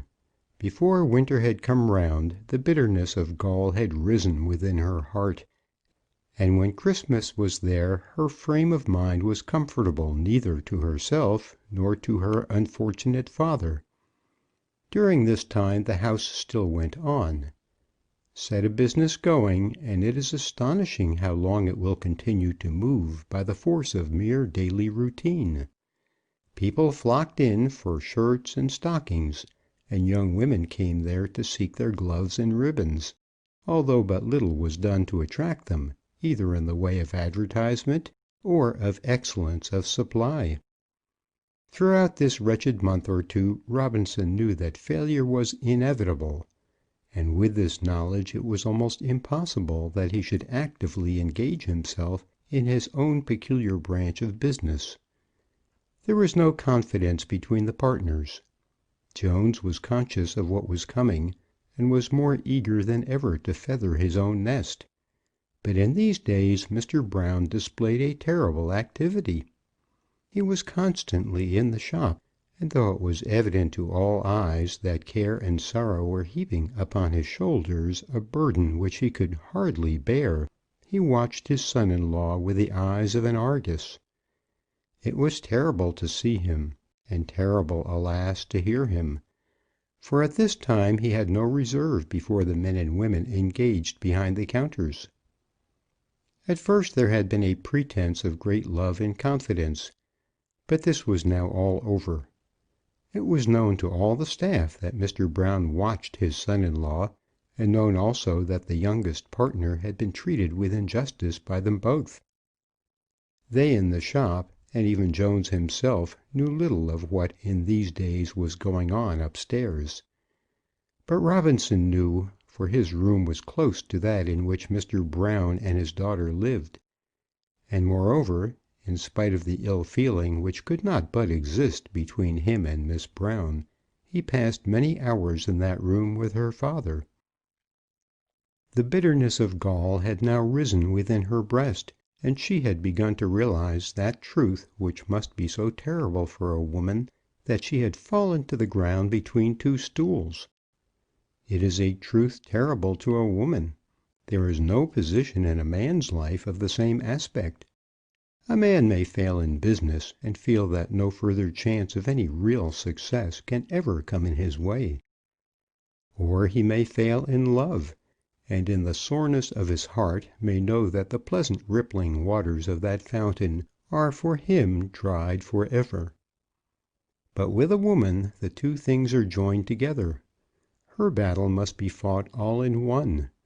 Her success in life and her romance must go together hand in hand. She is called upon to marry for love, and if she marry not for love she disobeys the ordinance of nature, and must pay the penalty. But at the same time all her material fortune depends upon the nature of that love. An industrious man may marry a silly, fretful woman, and may be triumphant in his counting house, though he be bankrupt in his drawing room. But a woman has but the one chance. She must choose her life's companion because she loves him, but she knows how great is the ruin of loving one who cannot win for her that worldly success which all in the world desire to win. With Maryanne Brown these considerations had become frightfully momentous. She had in her way felt the desire for some romance in life, but she had felt more strongly still how needful it was that she should attain by her feminine charms a position which would put her above want. "As long as I have a morsel, you shall have half of it," her father had said to her more than once. And she had answered him with terrible harshness. "But what am I to do when you have no longer a morsel to share with me? When you are ruined or dead, where must I then look for support and shelter?" The words were harsh, and she was a very Regan to utter them. But nevertheless they were natural. It was manifest enough that her father would not provide for her, and for her there was nothing but Eve's lot of finding an Adam who would dig for her support. She was hard, coarse, almost heartless, but it may perhaps be urged in her favour that she was not wilfully dishonest. She had been promised to one man, and though she did not love him, she would have married him, intending to do her duty. But to this he would not consent, except under certain money circumstances which she could not command. Then she learned to love another man, and him she would have married, but prudence told her that she should not do so until he had a home in which to place her. And thus she fell to the ground between two stools, and, falling, perceived that there was nothing before her on which her eye could rest with satisfaction. There are women, very many women, who could bear this, if with sadness, still without bitterness. It is a lot which many women have to bear. But Maryanne Brown was one within whose bosom all feelings were turned to gall by the prospect of such a destiny. What had she done to deserve such degradation and misfortune? She would have been an honest wife to either husband. That it could be her own fault in any degree she did not for a moment admit. It was the fault of those around her, and she was not the woman to allow such a fault to pass unavenged. "Father," she would say, "you will be in the workhouse before this new year is ended." "I hope not, my child." "Hope! What's the good of hoping? You will, and where am I to go then? Mother left a handsome fortune behind her, and this is what you've brought us to." "I've done everything for the best, Maryanne." "Why didn't you give that man the money when you had it? You'd have had a home then when you'd ruined yourself. Now you'll have no home. Neither shall I." All this was very hard to be borne. "She nags at me that dreadful, George," he once said, as he sat in his old arm-chair, with his head hanging wearily on his chest, "that I don't know where I am or what I'm doing. As for the workhouse, I almost wish I was there." She would go also to Poppin's lodgings, and there quarrel with her old friend Polly. It may be that at this time she did not receive all the respect that had been paid to her some months back, and this reverse was, to her proud spirit, unendurable. "Polly," she said, "if you wish to turn your back upon me, you can do so, but I won't put up with your airs." "There's nobody turning their back upon you, only yourself," Polly replied. "But it's frightful to hear the way you're always a grumbling, as if other people hadn't had their ups and downs besides you." Robinson also was taught by the manner of his friend Poppins that he could not now expect to receive that high deference which was paid to him about the time that Johnson of Manchester had been in the ascendant. Those had been the halcyon days of the firm, and Robinson had then been happy. Men at that time would point him out as he passed as one worthy of notice. His companions felt proud when he would join them, and they would hint to him with a mysterious reverence that was very gratifying their assurance that he was so deeply occupied as to make it impossible that he should give his time to the ordinary slow courtesies of life. All this was over now, and he felt that he was pulled down with rough hands from the high place which he had occupied. "It's all very well," Poppins would say to him, "but the fact is you're a doing of nothing." "If 14 hours a day," began Robinson, but Poppins instantly stopped him. "14 hours' work a day is nothing, if you don't do anything.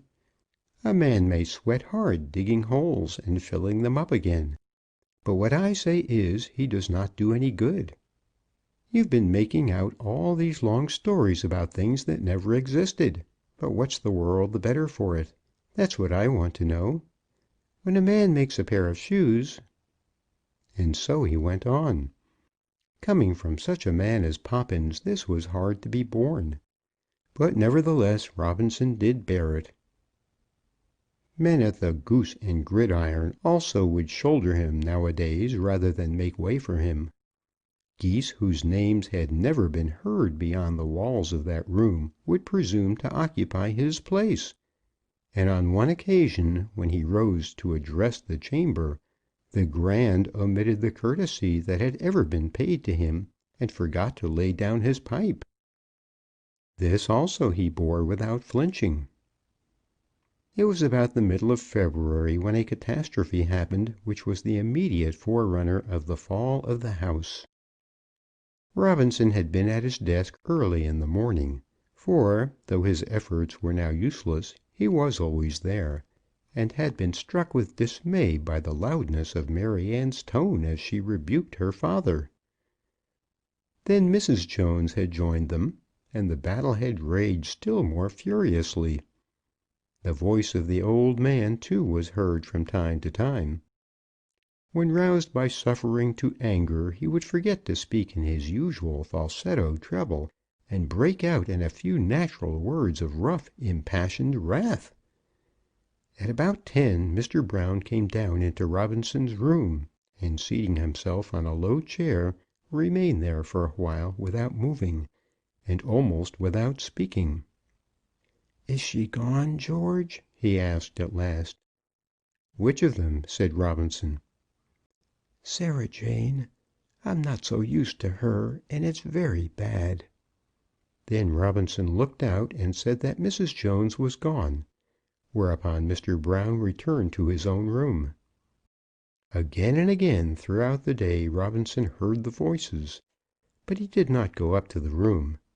He never did go up there now unless specially called upon to do so by business. At about noon, however, there came a sudden silence, a silence so sudden that he noticed it. And then he heard a quick step across the floor. It was nothing to him, and he did not move from his seat, but still he kept his ears open, and sat thoughtless of other matters, as though he expected that something was about to happen. The room above was perfectly still, and for a minute or two nothing was done. But then there came the fall of a quicker step across the room, and the door was opened. and Maryanne, descending the 4 stairs which led to his own closet, was with him in an instant. "George," she said, forgetting all propriety of demeanour, "father's in a fit." It is not necessary that the scene which followed should be described with minuteness in these pages. Robinson, of course, went up to Mr. Brown's room, and a doctor was soon there in attendance upon the sick man. He had been struck by paralysis, and thus for a time had been put beyond the reach of his daughter's anger. Sarah Jane was very soon there, but the wretched state in which the old man was lying quieted even her tongue. She did not dare to carry on the combat as she looked on the contorted features and motionless limbs of the poor wretch as he lay on his bed. On her mind came the conviction that this was partly her work, and that if she now spoke above her breath, those around her would accuse her of her cruelty. So she slunk about into corners, whispering now and again with her husband, and quickly took herself off, leaving the task of nursing the old man to the higher courage of her sister. And Maryanne's courage sufficed for the work. Now that she had a task before her, she did it, as she would have done her household tasks had she become the wife of Brisket or of Robinson. To the former she would have been a good wife, for he would have required no softness. She would have been true to him, tending him and his children, scolding them from morning to night, and laying not infrequently a rough hand upon them. But for this Brisket would not have cared. He would have been satisfied, and all would have been well. It is 1,000 pities that, in that matter, Brisket could not have seen his way. And now that her woman's services were really needed, she gave them to her father readily. It cannot be said that she was a cheerful nurse. Had he been in a state in which cheerfulness would have relieved him, her words would have again been sharp and pointed. She was silent and sullen, thinking always of the bad days that were coming to her. But nevertheless she was attentive to him, and during the time of his terrible necessity, even good to him. It is so natural to women to be so, that I think even Regan would have nursed Lear had Lear's body become impotent instead of his mind. There she sat close to his bed, and there from time to time Robinson would visit her.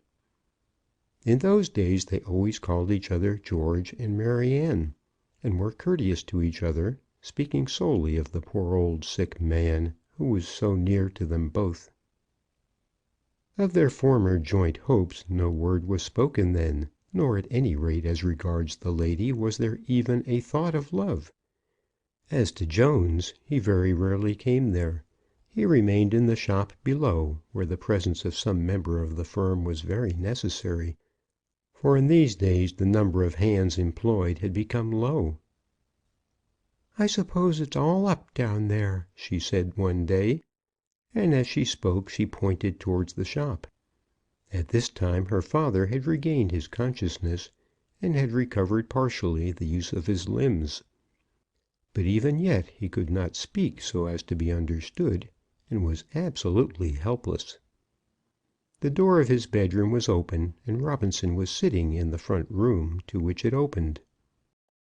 "I'm afraid so," said he. "There are creditors who are pressing us, and now that they have been frightened about Mr. Brown, we shall be sold up." "You mean the advertising people?" "Yes, the stationer and printer, and 1 or 2 of the agents. The fact is that the money which should have satisfied them has been frittered away uselessly." "It's gone at any rate," said she. "He hasn't got it," and she pointed to her father. "Nor have I," said Robinson. "I came into it empty-handed, and I shall go out as empty. No one shall say that I cared more for myself than for the firm. I've done my best, and we have failed. That's all." "I am not going to blame you, George. My lookout is bad enough, but I will not say that you did it. It is worse for a woman than for a man, and what am I to do with him?" And again she pointed toward the inner room. In answer to this, Robinson said something as to the wind being tempered for the shorn lamb. "As far as I can see," she continued, "the sheep is best off that knows how to keep its own wool. It's always such cold comfort as that one gets when the world means to thrust one to the wall. It's only the sheep that lets themselves be shorn. The lions and the tigers know how to keep their own coats on their own backs. I believe the wind blows colder on poor naked wretches than it does on those as have their carriages to ride in. Providence is very good to them that know how to provide for themselves." "You are young," said he, "and beautiful." "Psha!" "You will always find a home if you require one." "Yes, and sell myself. I'll tell you what it is, George Robinson. I wish to enter no man's home unless I can earn my meat there by my work. No man shall tell me that I am eating his bread for nothing. As for love, I don't believe in it. It's all very well for them as have nothing to do and nothing to think of. For young ladies who get up at 10 in the morning and ride about with young gentlemen, and spend half their time before their looking glasses. It's like those poetry books you're so fond of. But it's not meant for them as must earn their bread by their own sweat. You talk about love, but it's only madness for the likes of you." "I shall talk about it no more." "You can't afford it, George, nor yet can't I. What a man wants in a wife is some one to see to his cooking and his clothes, and what a woman wants is a man who can put a house over her head. Of course, if she have something of her own, she'll have so much the better house. As for me, I've got nothing now." "That would have made no difference with me." Robinson knew that he was wrong to say this, but he could not help it. He knew that he would be a madman if he again gave way to any feeling of tenderness for this girl who could be so hard in her manner, so harsh in her speech, and whose temperament was so utterly unsuited to his own. But as she was hard and harsh, so was he in all respects the reverse. As she had told him over and over again, he was tender-hearted even to softness. "No, it wouldn't," she replied, "and therefore, with all your cleverness, you are little better than a fool. You have been working hard and living poor these 2 years back, and what better are you? When that old man was weak enough to give you the last of his money, you didn't keep a penny." "Not a penny," said Robinson, with some feeling of pride in his heart. "And what the better are you for that? Look at them Joneses. They have got money. When the crash comes, they won't have to walk out into the street. They'll start somewhere in a little way, and will do very well." "And would you have had me become a thief?" "A thief? You needn't have been a thief. You needn't have taken it out of the drawers, as some of them did. I couldn't do that myself. I've been sore tempted, but I could never bring myself to that." Then she got up and went to her father, and Robinson returned again to the figures that were before him. "What am I to do with him?" she again said when she returned. "When he is able to move, and the house is taken away from us, what am I to do with him? He's been bad to me, but I won't leave him." "Neither will I leave him, Maryanne." "That's nonsense. You've got nothing, no more than he has, and he's not your flesh and blood. Where would you have been now if we'd been married on that day?"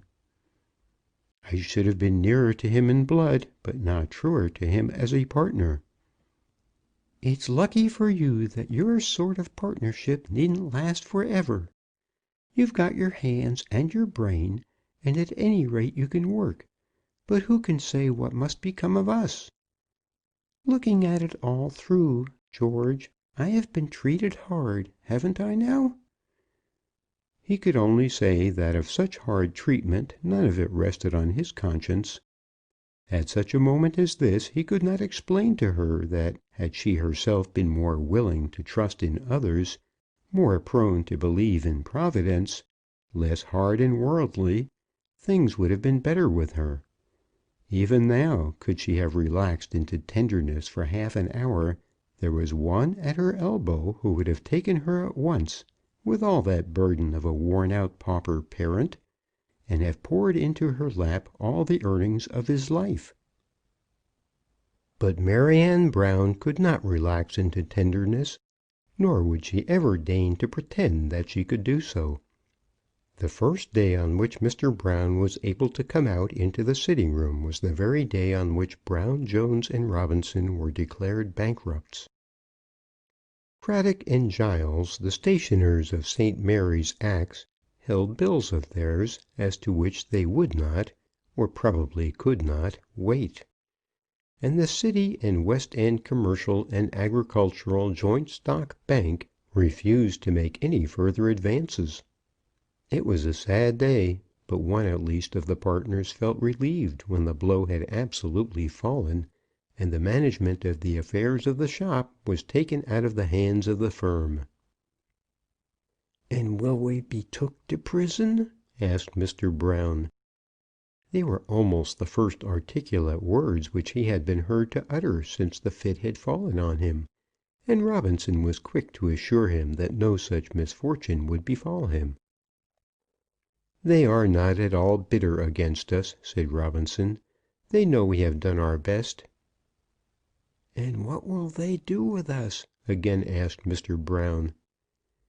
"We shall have a sale, and clear out everything, and pay a dividend, and then the world will be open to us for further efforts." "The world will never be open to me again," said Mr. Brown. "And if I had only have kept the money when I had it." "Mr. Brown," said Robinson, taking him by the hand, "you are ill now, and seen through the sickly hue of weakness and infirmity, affairs look bad and distressing. But ere long you will regain your strength." "No, George, I shall never do that." On this day the business of the shop still went on, but the proceeds of such sales as were made were carried to the credit of the assignees. Mr. Jones was there throughout the day, doing nothing and hardly speaking to any one. He would walk slowly from the front of the shop to the back, and then returning would stand in the doorway, rubbing his hands one over the other. When any female of specially smart appearance entered the shop, he would hand to her a chair, and whisper a few words of oily courtesy. But to those behind the counter he did not speak a word. In the afternoon Mrs. Jones made her appearance, and when she had been there a few minutes was about to raise the counter door and go behind; but her husband took her almost roughly by the arm, and muttering something to her, caused her to leave the shop. "Ah, I knew what such dishonest doings must come to," she said as she went her way; "and what's more, I know who's to blame." And yet it was she and her husband who had brought this ruin on the firm. "George," said Mr. Brown that evening, "I have intended for the best. I have indeed." "Nobody blames you, sir." "You blame me about Maryanne." "No, by heaven, not now." "And she blames me about the money. But I've meant it for the best. I have indeed." All this occurred on a Saturday, and on that same evening Robinson attended at his debating club, for the express purpose of explaining to the members the state of his own firm. "It shall never be thrown in my teeth," said he, "that I became a bankrupt and was ashamed to own it." So he got up and made a speech in which he stated that Brown, Jones, and Robinson had failed, but that he could not lay it to his own charge that he had been guilty of any omission or commission of which he had reason to be ashamed as a British merchant. This is mentioned here in order that a fitting record may be made of the very high compliment which was paid to him on the occasion by old Pancabinet. "Most worthy Grand," said old Pan, and as he spoke he looked first at the chairman and then down the long table of the room. I am sure I may truly say that we have all of us heard the statement made by the enterprising and worthy Goose with sentiments of regret and pain, but I am equally sure that we have none of us heard it with any idea that either dishonour or disgrace can attach itself in the matter to the name of Order, order, order.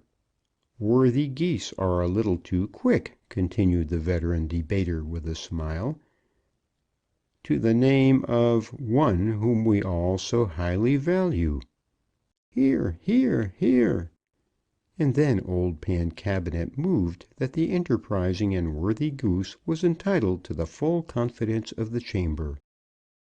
Crowdy magnanimously seconded the motion, and the resolution, when carried, was communicated to Robinson by the worthy Grand. Having thanked them in a few words, which were almost inaudible from his emotion, he left the chamber, and immediately afterwards the meeting was adjourned. Wasteful and impetuous sale.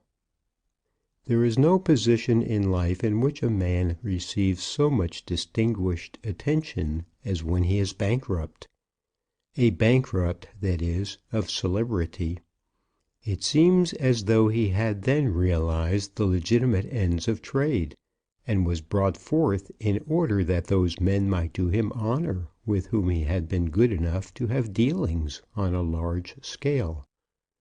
Robinson was at first cowed when he was called upon to see men who were now becoming aware that they would not receive more than 2 shillings 9 in the pound out of all the hundreds that were owed to them.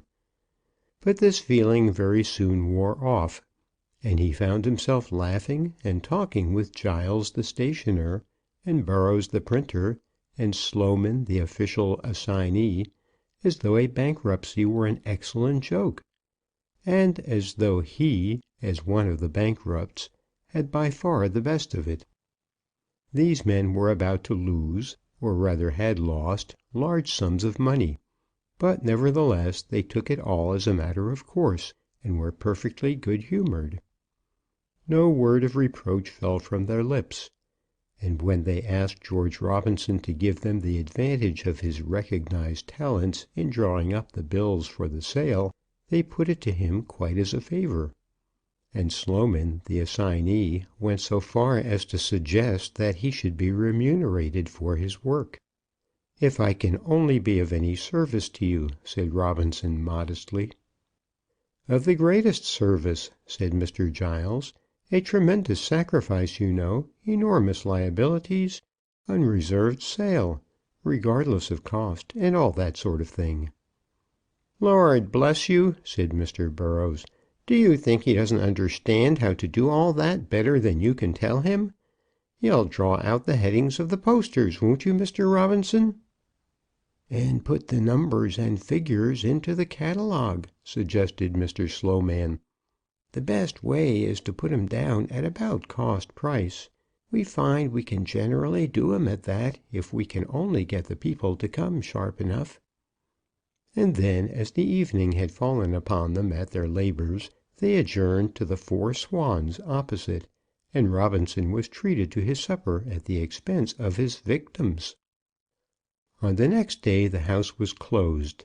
This was done in order that the goods might be catalogued and prepared for the final sale.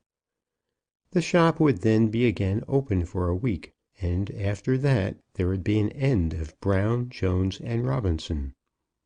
In spite of the good humour which was shown by those from whom ill humour on such an occasion might have been expected, there was a melancholy about this which was inexpressible.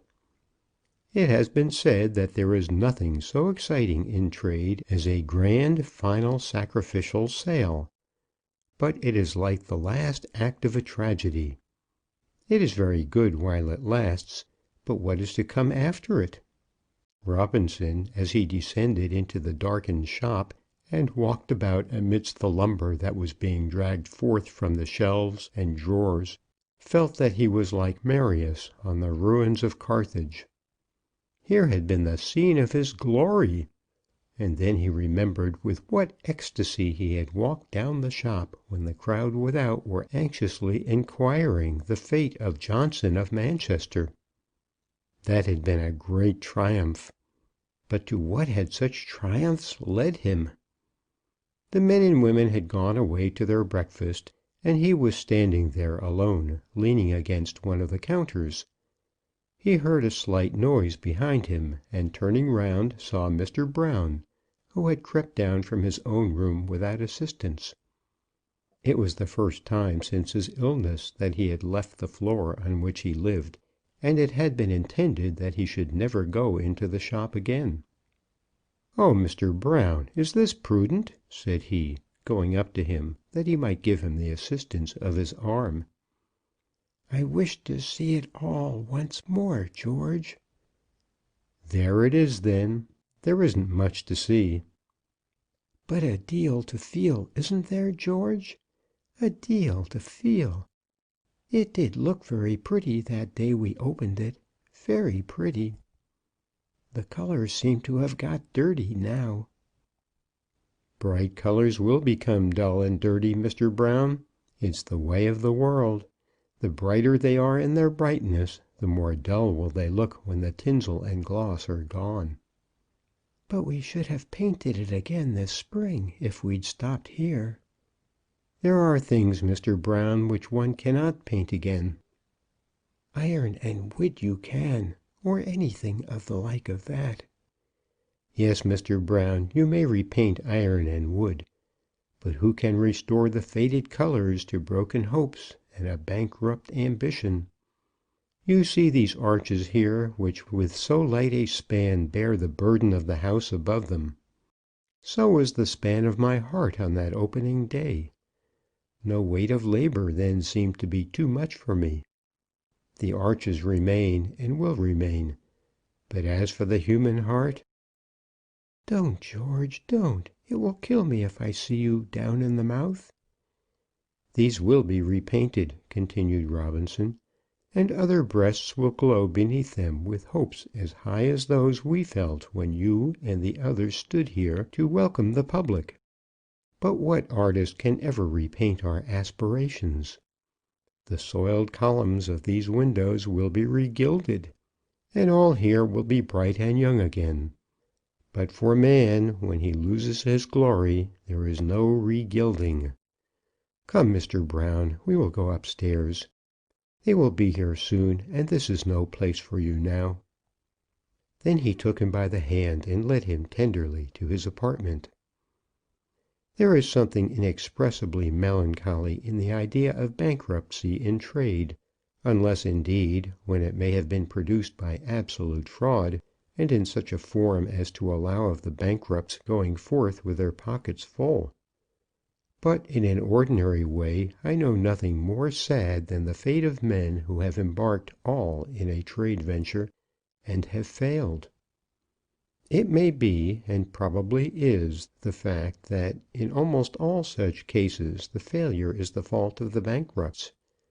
But the fault is so generally hidden from their own eyes that they cannot see the justice of their punishment, and is often so occult in its causes that the justice cannot be discerned by any without deep scrutiny. They who have struggled and lost all feel only that they have worked hard and worked in vain, that they have thrown away their money and their energy, and that there is an end now and for ever to those sweet hopes of independence with which they embarked their small boats upon the wide ocean of commerce. The fate of such men is very sad. Of course, we hear of bankrupts who come forth again with renewed glories, and who shine all the brighter in consequence of their temporary obscurity. These are the men who can manage to have themselves repainted and regilded, but their number is not great. One hears of such because they are in their way memorable, and one does not hear of the poor wretches who sink down out of the world, back behind counters, and to menial work in warehouses. Of ordinary bankrupts one hears nothing. They are generally men who, having saved a little with long patience, embark it all, and lose it with rapid impotence. They come forward once in their lives with their little ventures, and then retire, never more to be seen or noticed. Of all the shops that are opened year after year in London, not above a half remain in existence for a period of 12 months, and not a half ever afford a livelihood to those who open them. Is not that a matter which ought to fill one with melancholy? On the establishment of every new shop there are the same high hopes, those very hopes with which Brown, Jones, and Robinson commenced their career. It is not that all expect to shine forth upon the world as merchant princes, but all do expect to live upon the fruit of their labour, and to put by that which will make their old age respectable. Alas, alas! Of those who thus hope, how much the larger proportion are doomed to disappointment! The little lots of goods that are bought and brought together with so much pride turn themselves into dust and rubbish. The gloss and gilding wear away, as they wear away also from the heart of the adventurer, and then the small aspirant sinks back into the mass of nothings from whom he had thought to rise. When one thinks of it, it is very sad. But the sadness is not confined to commerce. It is the same at the bar, with the army, and in the church. We see only the few who rise above the waves, and know nothing of the many who are drowned beneath the waters. Perhaps something of all this was in the heart of our friend Robinson as he placed himself at his desk in his little room. Now for this next day or two he would still be somebody in the career of Magenta House. His services were wanted, and therefore, though he was ruined, men smiled on him. But how would it be with him when that sale should be over, and when he would be called upon to leave the premises and walk forth into the street? He was aware now, though he had never so thought of himself before, that in the short days of his prosperity he had taken much upon himself as the member of a prosperous firm. It had never then occurred to him that he had given himself airs because he was Robinson of the house in Bishopsgate Street. But now he bethought himself that he had perhaps done so. How would men treat him when he should no longer be the same Robinson? How had he condescended to Poppins? How had he domineered at the Goose and Gridiron? How had he patronized those who served him in the shop? Men remember these things of themselves quite as quickly as others remember them. Robinson thought of all this now, and almost wished that those visits to Blackfriars Bridge had not been in vain. But nevertheless it behoved him to work. He had promised that he would use his own peculiar skill for the benefit of the creditors, and therefore, shaking himself, as it were, out of his despondency, he buckled himself to his desk. "It is a grand opportunity," he said, as he thought of the task before him, "but my work will be no longer for myself and my partners. The lofty rhyme I still must make, though other hands shall touch the money. So do the bees for others' sake fill their waxen combs with honey." Then, when he had thus solaced himself with verse, he sat down to his work. There was a mine of wealth before him from which to choose. A tradesman, in preparing the ordinary advertisements of his business, is obliged to remember the morrow. He must not risk everything on one cast of the die. He must be in some degree modest and circumspect, lest he shut himself out from all possibility of rising to a higher note on any future opportunity. But in preparing for a final sacrifice, the artist may give the reins to his imagination, and plunge at once into all the luxuries of the superlative. But to this pleasure there was one drawback.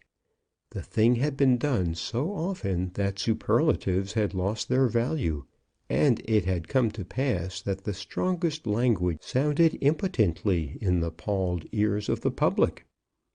What idea can, in its own nature, be more harrowing to the soul than that of a tremendous sacrifice. But what effect would arise nowadays from advertising a sale under such a heading? Every little milliner about Tottenham Court Road has her tremendous sacrifice when she desires to rid her shelves of ends of ribbons and bits of soiled flowers. No, some other language than this must be devised. A phraseology not only startling but new must be invented in preparing the final sale of the house of Brown, Jones, and Robinson. He threw himself back in his chair, and sat for a while silent, with his finger fixed upon his brow. The first words were everything, and what should be the first words?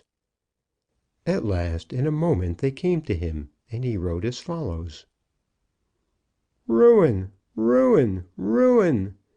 Wasteful and impetuous sale! At Magenta House, 81 Bishopsgate Street, on March the 5th, and 3 following days, the stock in trade of the bankrupts Brown, Jones, and Robinson, valued at £209,657 15 shillings 3 will be thrown broadcast before the public at the frightful reduction of 75 per cent. On the cost price. To acquire the impetus and force necessary for the realization of so vast a property, all goods are quoted for true, honest, bona fide sale, at 1/4 the cost price. This is a solemn fact, and one which well merits the earnest attention of every mother of a family in England. The goods are of the first class, and as no attempt in trade has ever hitherto been made of equal magnitude to that of the bankrupts, it may with absolute truth be said that no such opportunity as this has ever yet been afforded to the public of supplying themselves with the richest articles of luxury, at prices which are all but nominal. How will any lady hereafter forgive herself who shall fail to profit by such an opportunity as this? Such was the heading of his bills, and he read and reread the words, not without a glow of pleasure. One can be in love with ruin so long as the excitement lasts. A solemn fact, he repeated to himself, or shall I say a glorious fact? Glorious would do well for the public view of the matter. But as it touches the firm, solemn perhaps is more appropriate. Mother of a family. Shall I say also of every father? I should like to include all, but then the fathers never come, and it would sound loaded.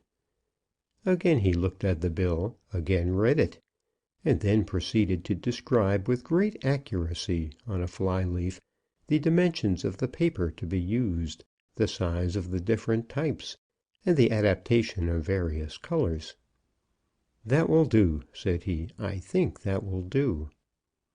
But this, which he had now done, though perhaps the most important part of his task, was by no means the most laborious. He had before him various catalogues of the goods, and it remained for him to affix the prices, to describe the qualities, and to put down the amount of each on hand. This was no light task, and he worked hard at it into the middle of the night. But long before that time came he had thrust away from him the inefficient lists with which he had been supplied, and trusted himself wholly to his imagination.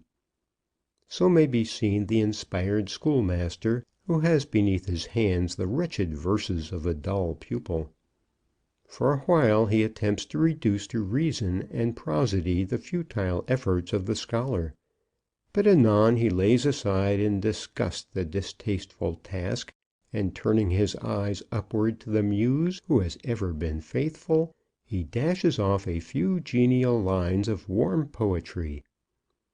The happy juvenile with wondering pen copies the work, and the parent's heart rejoices over the prize which his child has won. So was it now with Robinson. What could he do with a poor gross of hose numbered 7 to 10, Or what with a score or two of middling kids? There were 59 left of the catechirions. Was he to put down such a number as those in his sacrificial catalogue? For a while he kept these entries before him as a guide which in some sort he might follow at a wide distance. But he found that it was impossible for him to be so guided, even at any distance, and at last he thrust the poor figures from him altogether, and trampled them under his feet. Tablecloths 7 dozen and a half, different sizes. That was the last item he read, and as he pushed it away the following were the words which his fertile pen produced: "The renowned Flemish treble table damasks of Argentine brightness and snow-like purity, with designs of absolute grandeur and artistic perfection of outline. To dine 8 persons, worth £1 8s. 6d. for 7s. 3d. To dine 12, worth £1 8s. 6d. for 10s. To dine 12, worth £1 18s. 6d. for 10s. 11½d. To dine 16, worth £3 19s. 6d. for 19s. 9¼ and so on, at the same rate, to any size which the Epicurean habits of this convivial age can possibly require. Space will not permit us here to give the bill entire, but after this fashion was it framed, and then the final note was as follows: N.B. Many tons weight of first-class table damasks and sheetings, soiled but not otherwise impaired, also of ribbons, gloves, hose, shirts, crinolines, paletots, mantles, shawls, prints, towels, blankets, quilts, and flouncings, will be sold on the first 2 days at buyer's own prices. "There," said he, as he closed down his ink bottle at 3 o'clock in the morning. "That, I suppose, is my last day's work in the house of Brown, Jones, and Robinson. I have worked not for myself, but for others, and I have worked honestly." Then he went home and slept as though he had no trouble on his mind. On the following morning he again was there, and Messrs. Giles, Burrows, and Sloman attended with him. Mr. Brown also and Mr. Jones were present. On this occasion the meeting was held in Mr. Brown's sitting room, and they were all assembled in order that Mr. Robinson might read over the sale list as he had prepared it. Poor Mr. Brown sat in a corner of his old sofa, very silent. Now and again, as some long number or specially magniloquent phrase would strike his ear, he expressed his surprise by a sort of gasp. But throughout the whole morning he did not speak a word as to the business on hand. Jones, for the first few minutes, attempted to criticise, but the authority of Mr. Sloman and the burly aspect of Mr. Giles, the paper dealer, were soon too much for his courage, and he also collapsed into silence. But the 3 gentlemen who were most concerned did not show all that silent acquiescence which George Robinson's painful exertions on their behalf so richly deserved. "Impetuous," said Mr. Sloman. "What does impetuous mean? I never heard tell before of an impetuous sacrifice. Tremendous is the proper word, Mr. Robinson." "Tremendous is not my word," answered Robinson. "And as to the meaning of impetuous—" "It sounds well, I think," said Mr. Burrows, and then they went on. "Broadcast, broadcast," said Mr. Giles. "That means sowing, don't it?" "Exactly," said Robinson. "Have not I sown, and are not you to reap? If you will allow me, I will go on." He did go on, and by degrees got through the whole heading. But there was hardly a word which was not contested. It is all very well for a man to write when he himself is the sole judge of what shall be written, but it is a terrible thing to have to draw up any document for the approval of others.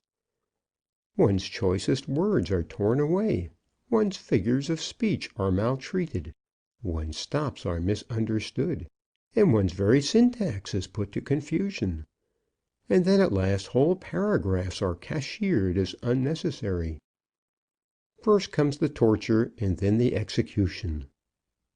Come, Wilkins, you have the pen of a ready writer. Prepare for us this document. In such words is the victim addressed by his colleagues. Unhappy Wilkins! He little dreams of the misery before him as he proudly applies himself to his work. But it is beautiful to hear and see, when two scribes have been appointed, how at first they praise each other's words, as did Trisiton and Vedius. How gradually each objects to this comma or to that epithet, how from moment to moment their courage will arise, till at last every word that the other has written is foul nonsense and flat blasphemy, till Vedius at last will defy his friend in prose and verse, in Greek and Latin. Robinson on this occasion had no rival, but not the less were his torments very great. "Argentine brightness!" said Mr. Giles. "What's Argentine? I don't like Argentine. You'd better put that out, Mr. Robinson." "It's the most effective word in the whole notice," said Robinson, and then he passed on. "Tons weight of towelling!" said Mr. Slowman. "That's coming it a little too strong, Mr. Robinson." This was the end of the catalogue. "Gentlemen," said Robinson, rising from his chair, "what little I have been able to do for you in this matter I have done willingly. There is the notice of your sale, drawn out in such language as seems suitable to me. If it answers your purpose, I pray that you will use it. If you can frame one that will do so better, I beg that no regard for my feelings may stand in your way.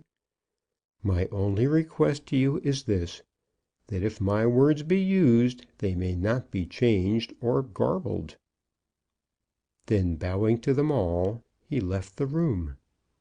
They knew the genius of the man, and the notice afterwards appeared exactly in the form in which Robinson had framed it.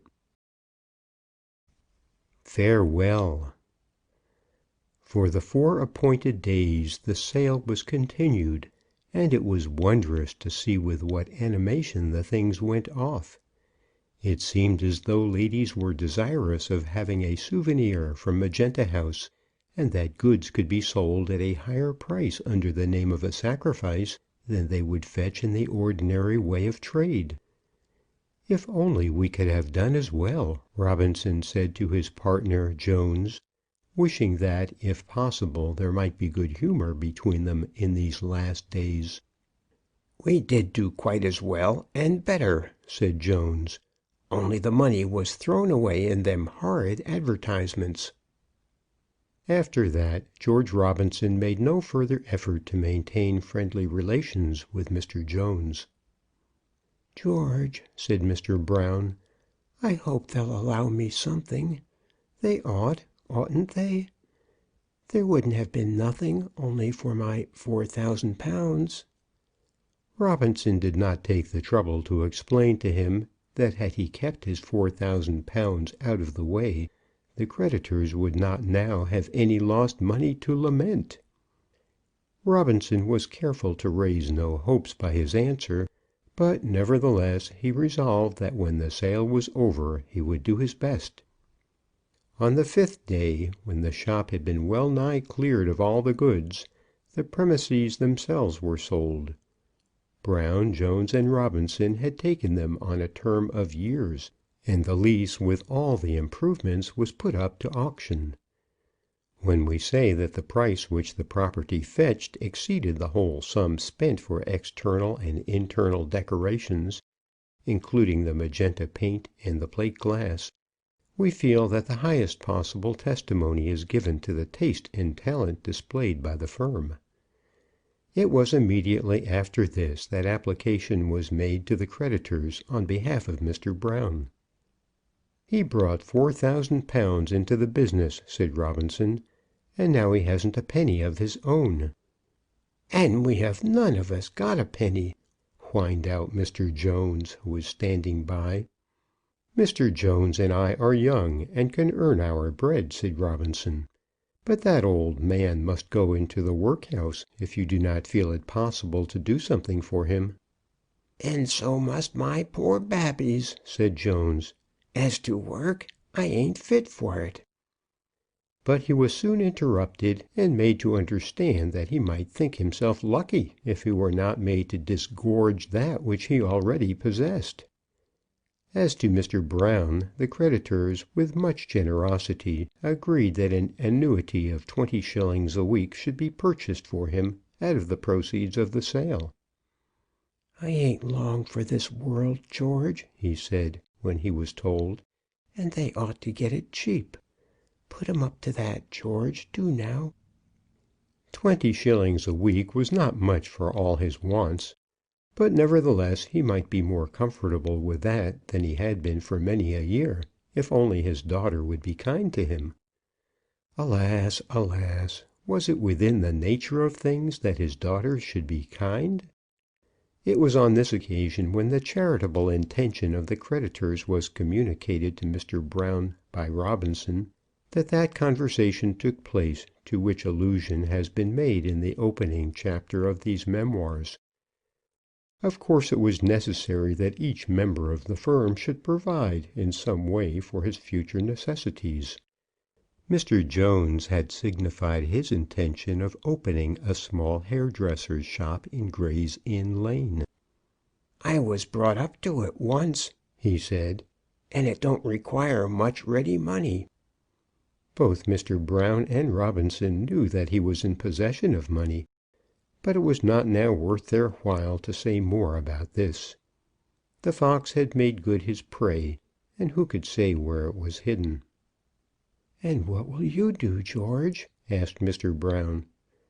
Then it was that Robinson communicated to them the fact that application had been made to him by the editor of a first-class magazine for a written account of the doings of the firm. "I think it may be of advantage to commerce in general," the editor had said, with his customary dignity of expression and propriety of demeanour. "I quite agree with you," Robinson had replied, "if only the commercial world of Great Britain can be induced to read the lesson."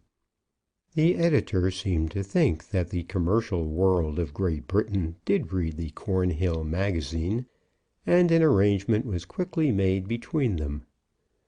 Those who have perused the chapters in question will remember how Robinson yielded when the senior partner pleaded that as they had been partners so long they should still be partners to the end, and how he had yielded again when it was suggested to him that he should receive some assistance in the literary portion of the work.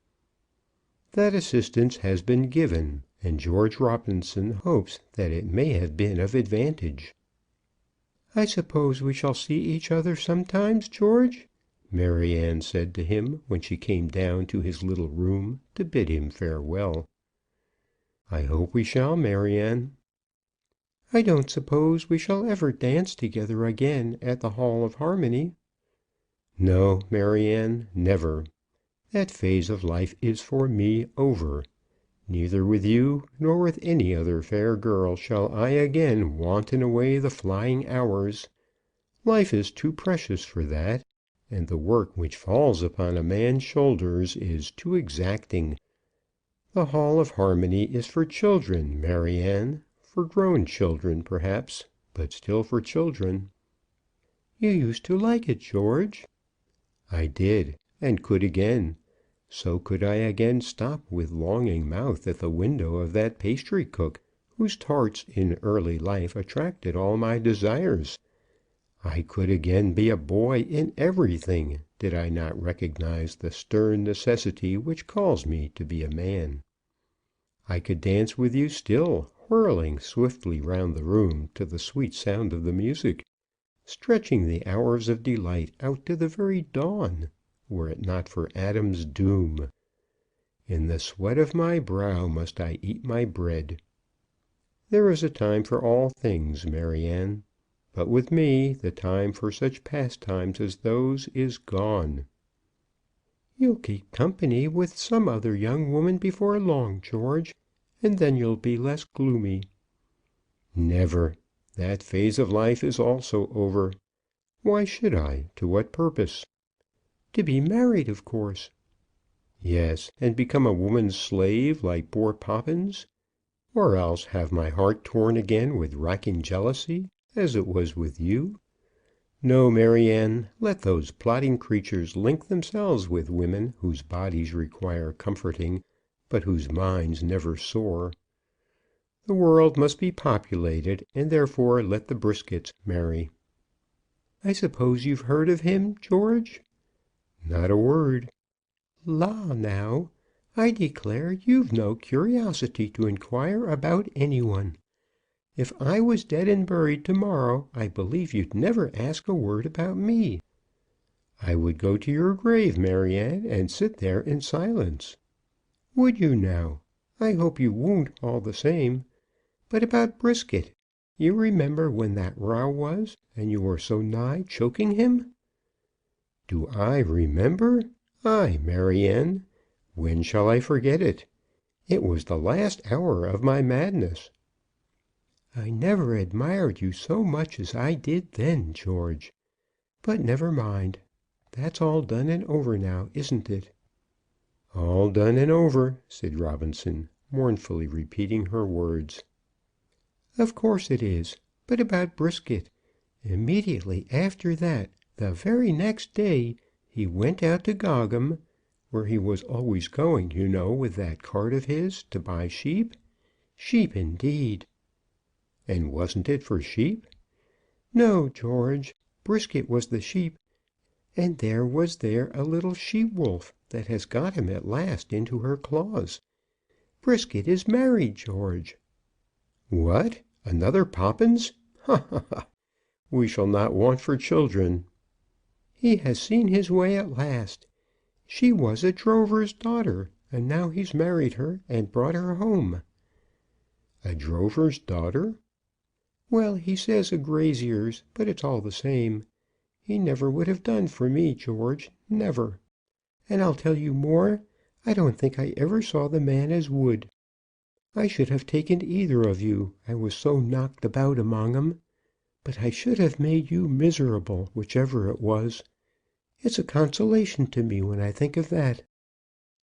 And it was a consolation also to him. He had loved her very dearly. He had been almost mad for love of her. But yet he had always known that had he won her, she would have made him miserable. There was consolation in that when he thought of his loss. Then at last he wished her good-bye. And now farewell, Maryanne. Be gentle with that old man.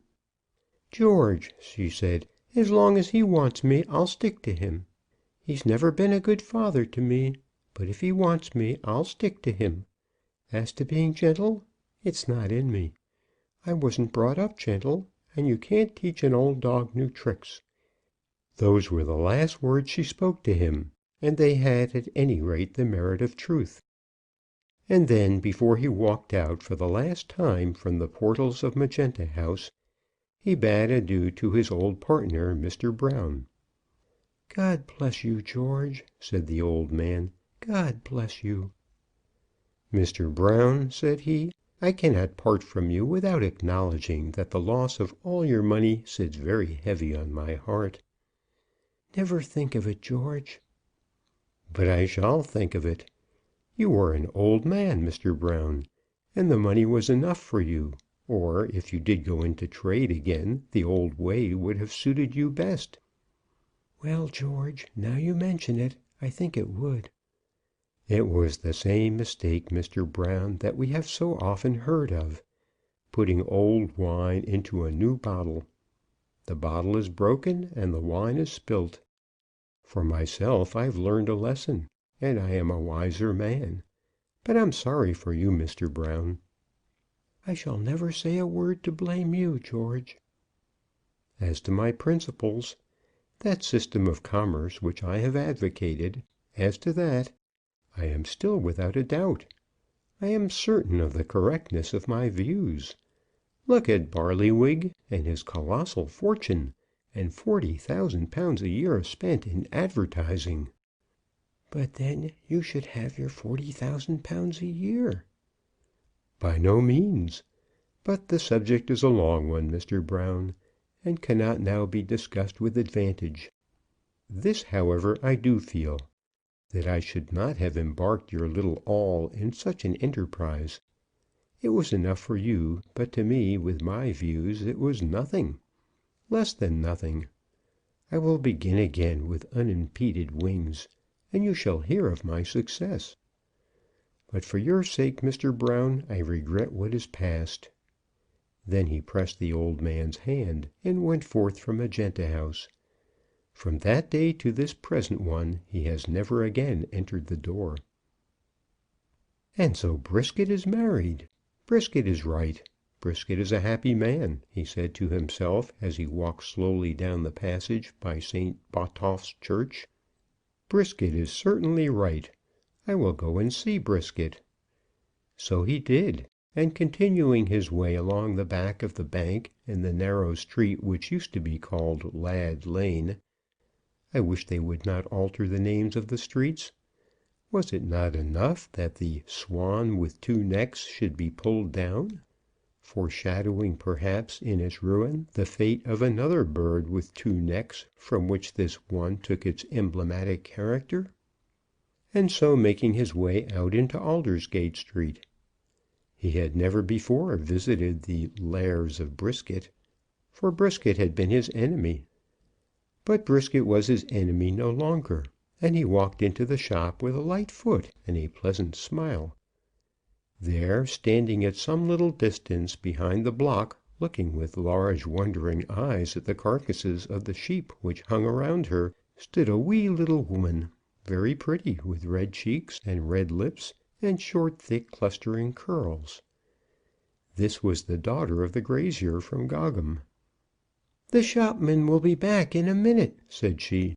"I ought to be able to do it myself, but I'm rather astray about the things yet a while."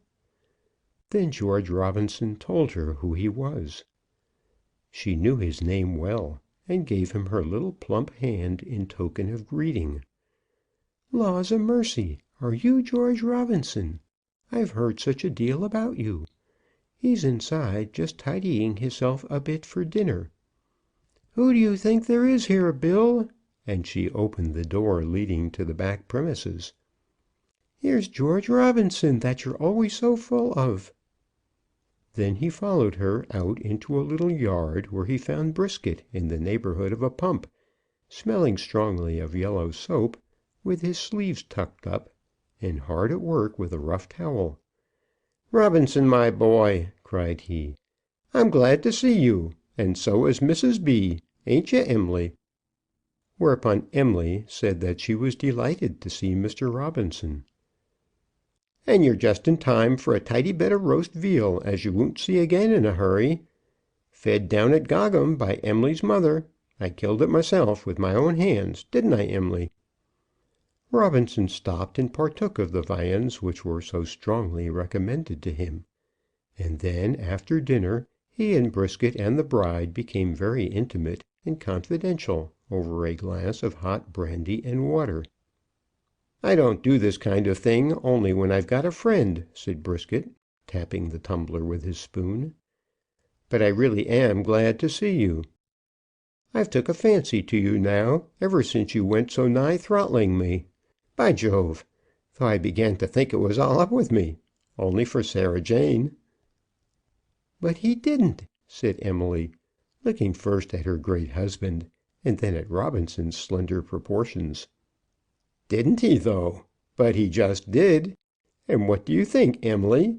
He wanted me once to sit with him on a barrel of gunpowder." "A barrel of gunpowder?" "And smoke our pipes there, quite comfortable. and then he wanted me to go and fling ourselves into the river. That was uncommon civil, wasn't it? And then he well nigh choked me." "It was all about that young woman," said Emily, with a toss of her head. "And from all I can hear tell, she wasn't worth fighting for. As for you, Bill, I wonder at you, so I do." "I thought I saw my way," said Brisket. "It's well for you that you've got somebody near you that will see better now. And as for you, Mr. Robinson, I hope you won't be long in the dumps neither." Whereupon he explained to her that he was by no means in the dumps. He had failed in trade, no doubt, but he was now engaged upon a literary work as to which considerable expectation had been raised, and he fully hoped to provide for his humble wants in this way till he should be able to settle himself again to some new commercial enterprise. "It isn't that as she means," said Brisket. "She means about taking a wife. That's all the woman ever thinks of." "What I was saying is, that as you and Bill were both after her, and as you are both broke with her, and seeing that Bill's provided himself like—" "And a charming provision he has made," said Robinson.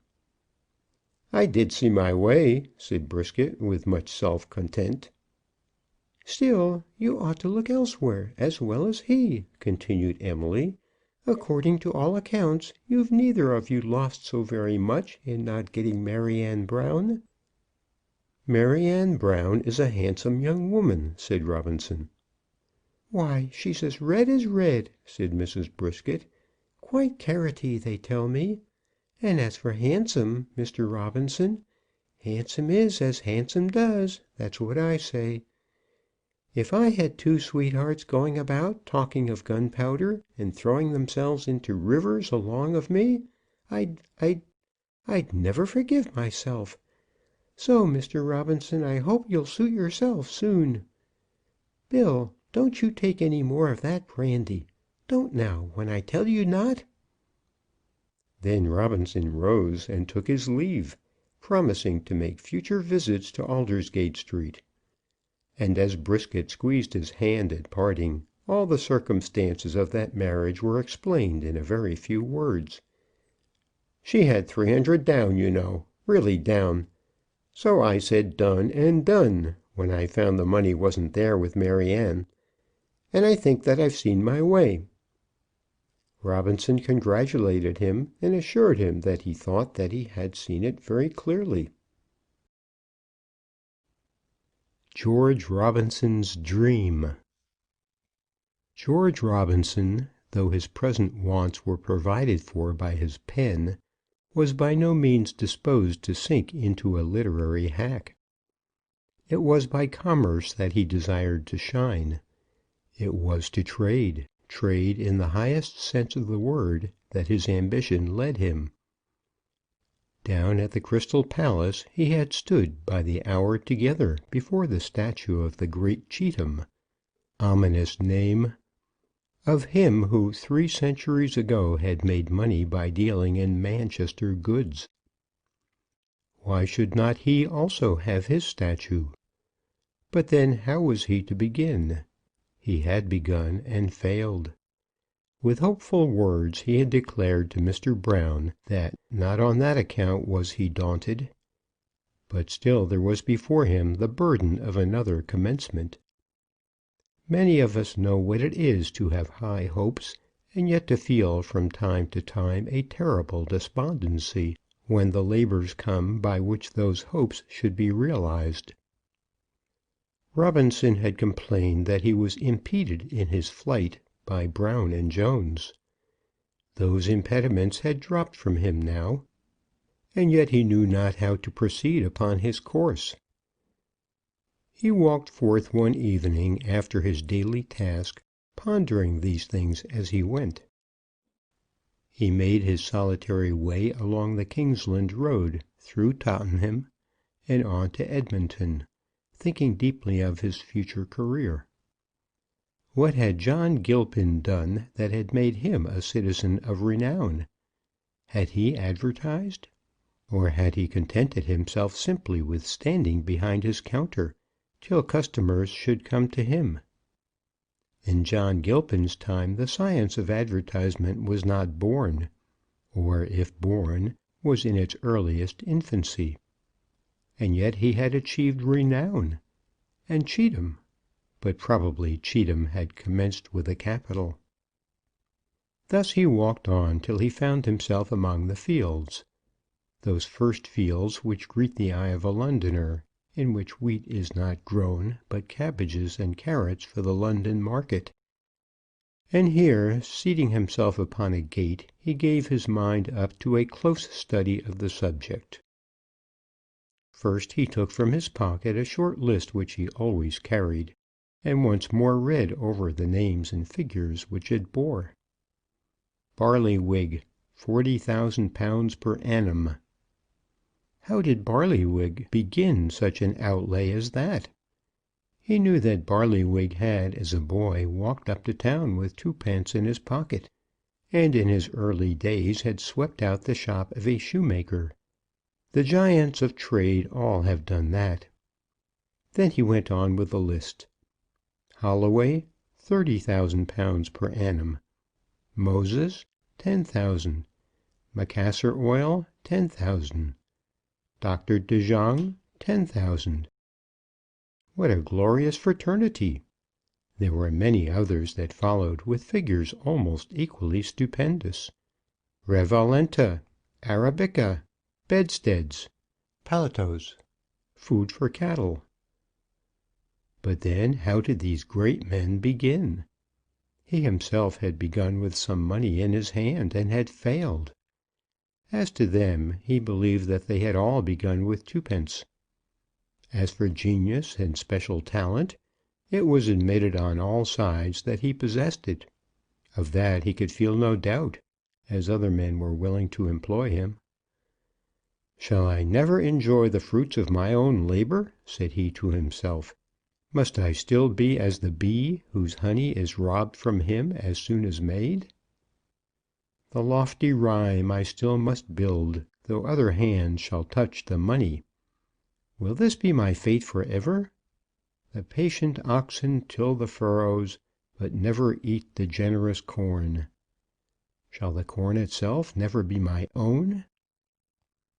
And as he sat there, the words of Poppins came upon his memory. "You advertising chaps never do anything. All that printing never makes the world any richer." At the moment he had laughed down Poppins with absolute scorn. But now, at this solitary moment, he began to reflect whether there might be any wisdom in his young friend's words. "The question has been argued," he continued in his soliloquy, "by the greatest philosopher of the age. A man goes into hats, and in order to force a sale he builds a large cart in the shape of a hat, paints it blue, and has it drawn through the streets. He still finds that his sale is not rapid, and with a view of increasing it, what shall he do? Shall he make his felt hats better, or shall he make his wooden hat bigger? Poppins and the philosopher say that the former plan will make the world the richer, but they do not say that it will sell the greater number of hats. Am I to look after the world? Am I not to look to myself? Is not the world a collection of individuals, all of whom are doing so? Has anything been done for the world by the quixotic aspirations of general philanthropy, at all equal to that which individual enterprise has achieved? Poppins and the philosopher would spend their energies on a good hat. But why? Not that they love the head that is to wear it. The sale would still be their object. They would sell hats, not that the heads of men may be well covered, but that they themselves might live and become rich. To force a sale must be the first duty of a man in trade, and a man's first duty should be all in all to him. If the hats sold from the different marts be not good enough, with whom does the fault rest? Is it not with the customers who purchase them? Am I to protect the man who demands from me a cheap hat? Am I to say, "Sir, here is a cheap hat. It is made of brown paper, and the gum will run from it in the first shower. It will come to pieces when worn, and disgrace you among your female acquaintances by becoming dinged and bulged"? Should I do him any good? He would buy his cheap hat elsewhere, and tell pleasant stories of the madman he had met. The world of purchasers will have cheap articles, and the world of commerce must supply them. The world of purchasers will have their ears tickled, and the world of commerce must tickle them. Of what use is all this about adulteration? If Mrs. Jones will buy her sausages at a lower price per pound than pork fetches in the market, has she a right to complain when some curious doctor makes her understand that her viands have not been supplied exclusively from the pig? She insists on milk at 3 halfpence a quart, but the cow will not produce it. The cow cannot produce it at that price, unless she be aided by the pump, and therefore the pump aids her. If there be dishonesty in this, it is with the purchaser, not with the vendor, with the public, and not with the tradesman.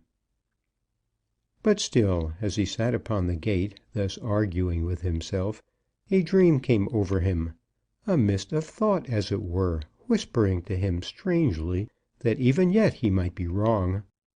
He endeavored to throw it off, shaking himself, as it were, and striving to fix his mind firmly upon his old principles. But it was of no avail. He knew that he was awake, but yet he dreamed, and his dream was to him as a terrible nightmare. What if he were wrong? What if those two philosophers had on their side some truth? He would fain be honest if he knew the way. What if those names upon his list were the names of false gods, whose worship would lead him to a hell of swindlers instead of the bright heaven of commercial nobility? Barlywig is in Parliament, he said to himself over and over again in loud tones, striving to answer the spirit of his dream. In Parliament! He sits upon committees. Men jostle to speak to him, and he talks loud among the big ones of the earth. He spends 40,000 a year in his advertisements, and grows incredibly rich by the expenditure. Men and women flock in crowds to his shop. He lives at Albert Gate, in a house big enough for a royal duke, and is the lord of 10,000 acres in Yorkshire. Barlywig cannot have been wrong, let that philosopher philosophize as he will. But still the dream was there, crushing him like a nightmare. "Why don't you produce something so as to make the world richer?" Poppins had said. He knew well what Poppins had meant by making the world richer. If a man invent a Katakarian shirt, he does make the world richer. If it be a good one, he makes it much richer. But the man who simply says that he has done so adds nothing to the world's wealth. His answer had been that it was his work to sell the shirts, and that of the purchaser to buy them. Let each look to his own work. If he could be successful in his selling, then he would have a right to be proud of his success. The world would be best served by close attention on the part of each to his own business. Such had been the arguments with which he had silenced his friend, and contented himself while the excitement of the shop in Bishopsgate Street was continued. But now, as he sat there upon the gate, this dream came upon him, and he began to doubt. Could it be that a man had a double duty, each separate from the other, a duty domestic and private, requiring his devotion and loyalty to his wife, his children, his partners, and himself, and another duty, widely extended in all its bearings, and due to the world in which he lived? Could Poppins have seen this while he was blind? Was a man bound to produce true shirts for the world's benefit, even though he should make no money by doing so, either true shirts or none at all? The evening fell upon him as he still sat there on the gate, and he became very melancholy. "If I have been wrong," he said to himself, "I must give up the fight. I cannot begin again now and learn new precepts. After all that I have done with that old man's money, I cannot now own that I have been wrong, and commence again on a theory taught to me by Poppins. If this be so, then farewell to commerce." And as he said so he dropped from his seat, and leaning over the rail hid his face within his hands. As he stood there, suddenly a sound struck his ears, and he knew that the bells of Edmonton were ringing. The church was distant, but nevertheless the tones came sharp upon him with their clear music. They rang on quickly, loudly, and with articulate voice. Surely there were sounds within those sounds. What was it they were saying to him? He listened for a few seconds, for a minute or two, for 5 minutes, and then his ears and senses had recognized the language. "Turn again, Robinson, Member of Parliament." He heard it so distinctly that his ear would not for a moment abandon the promise. The words could not be mistaken. "Turn again, Robinson, Member of Parliament." Then he did turn, and walked back to London with a trusting heart.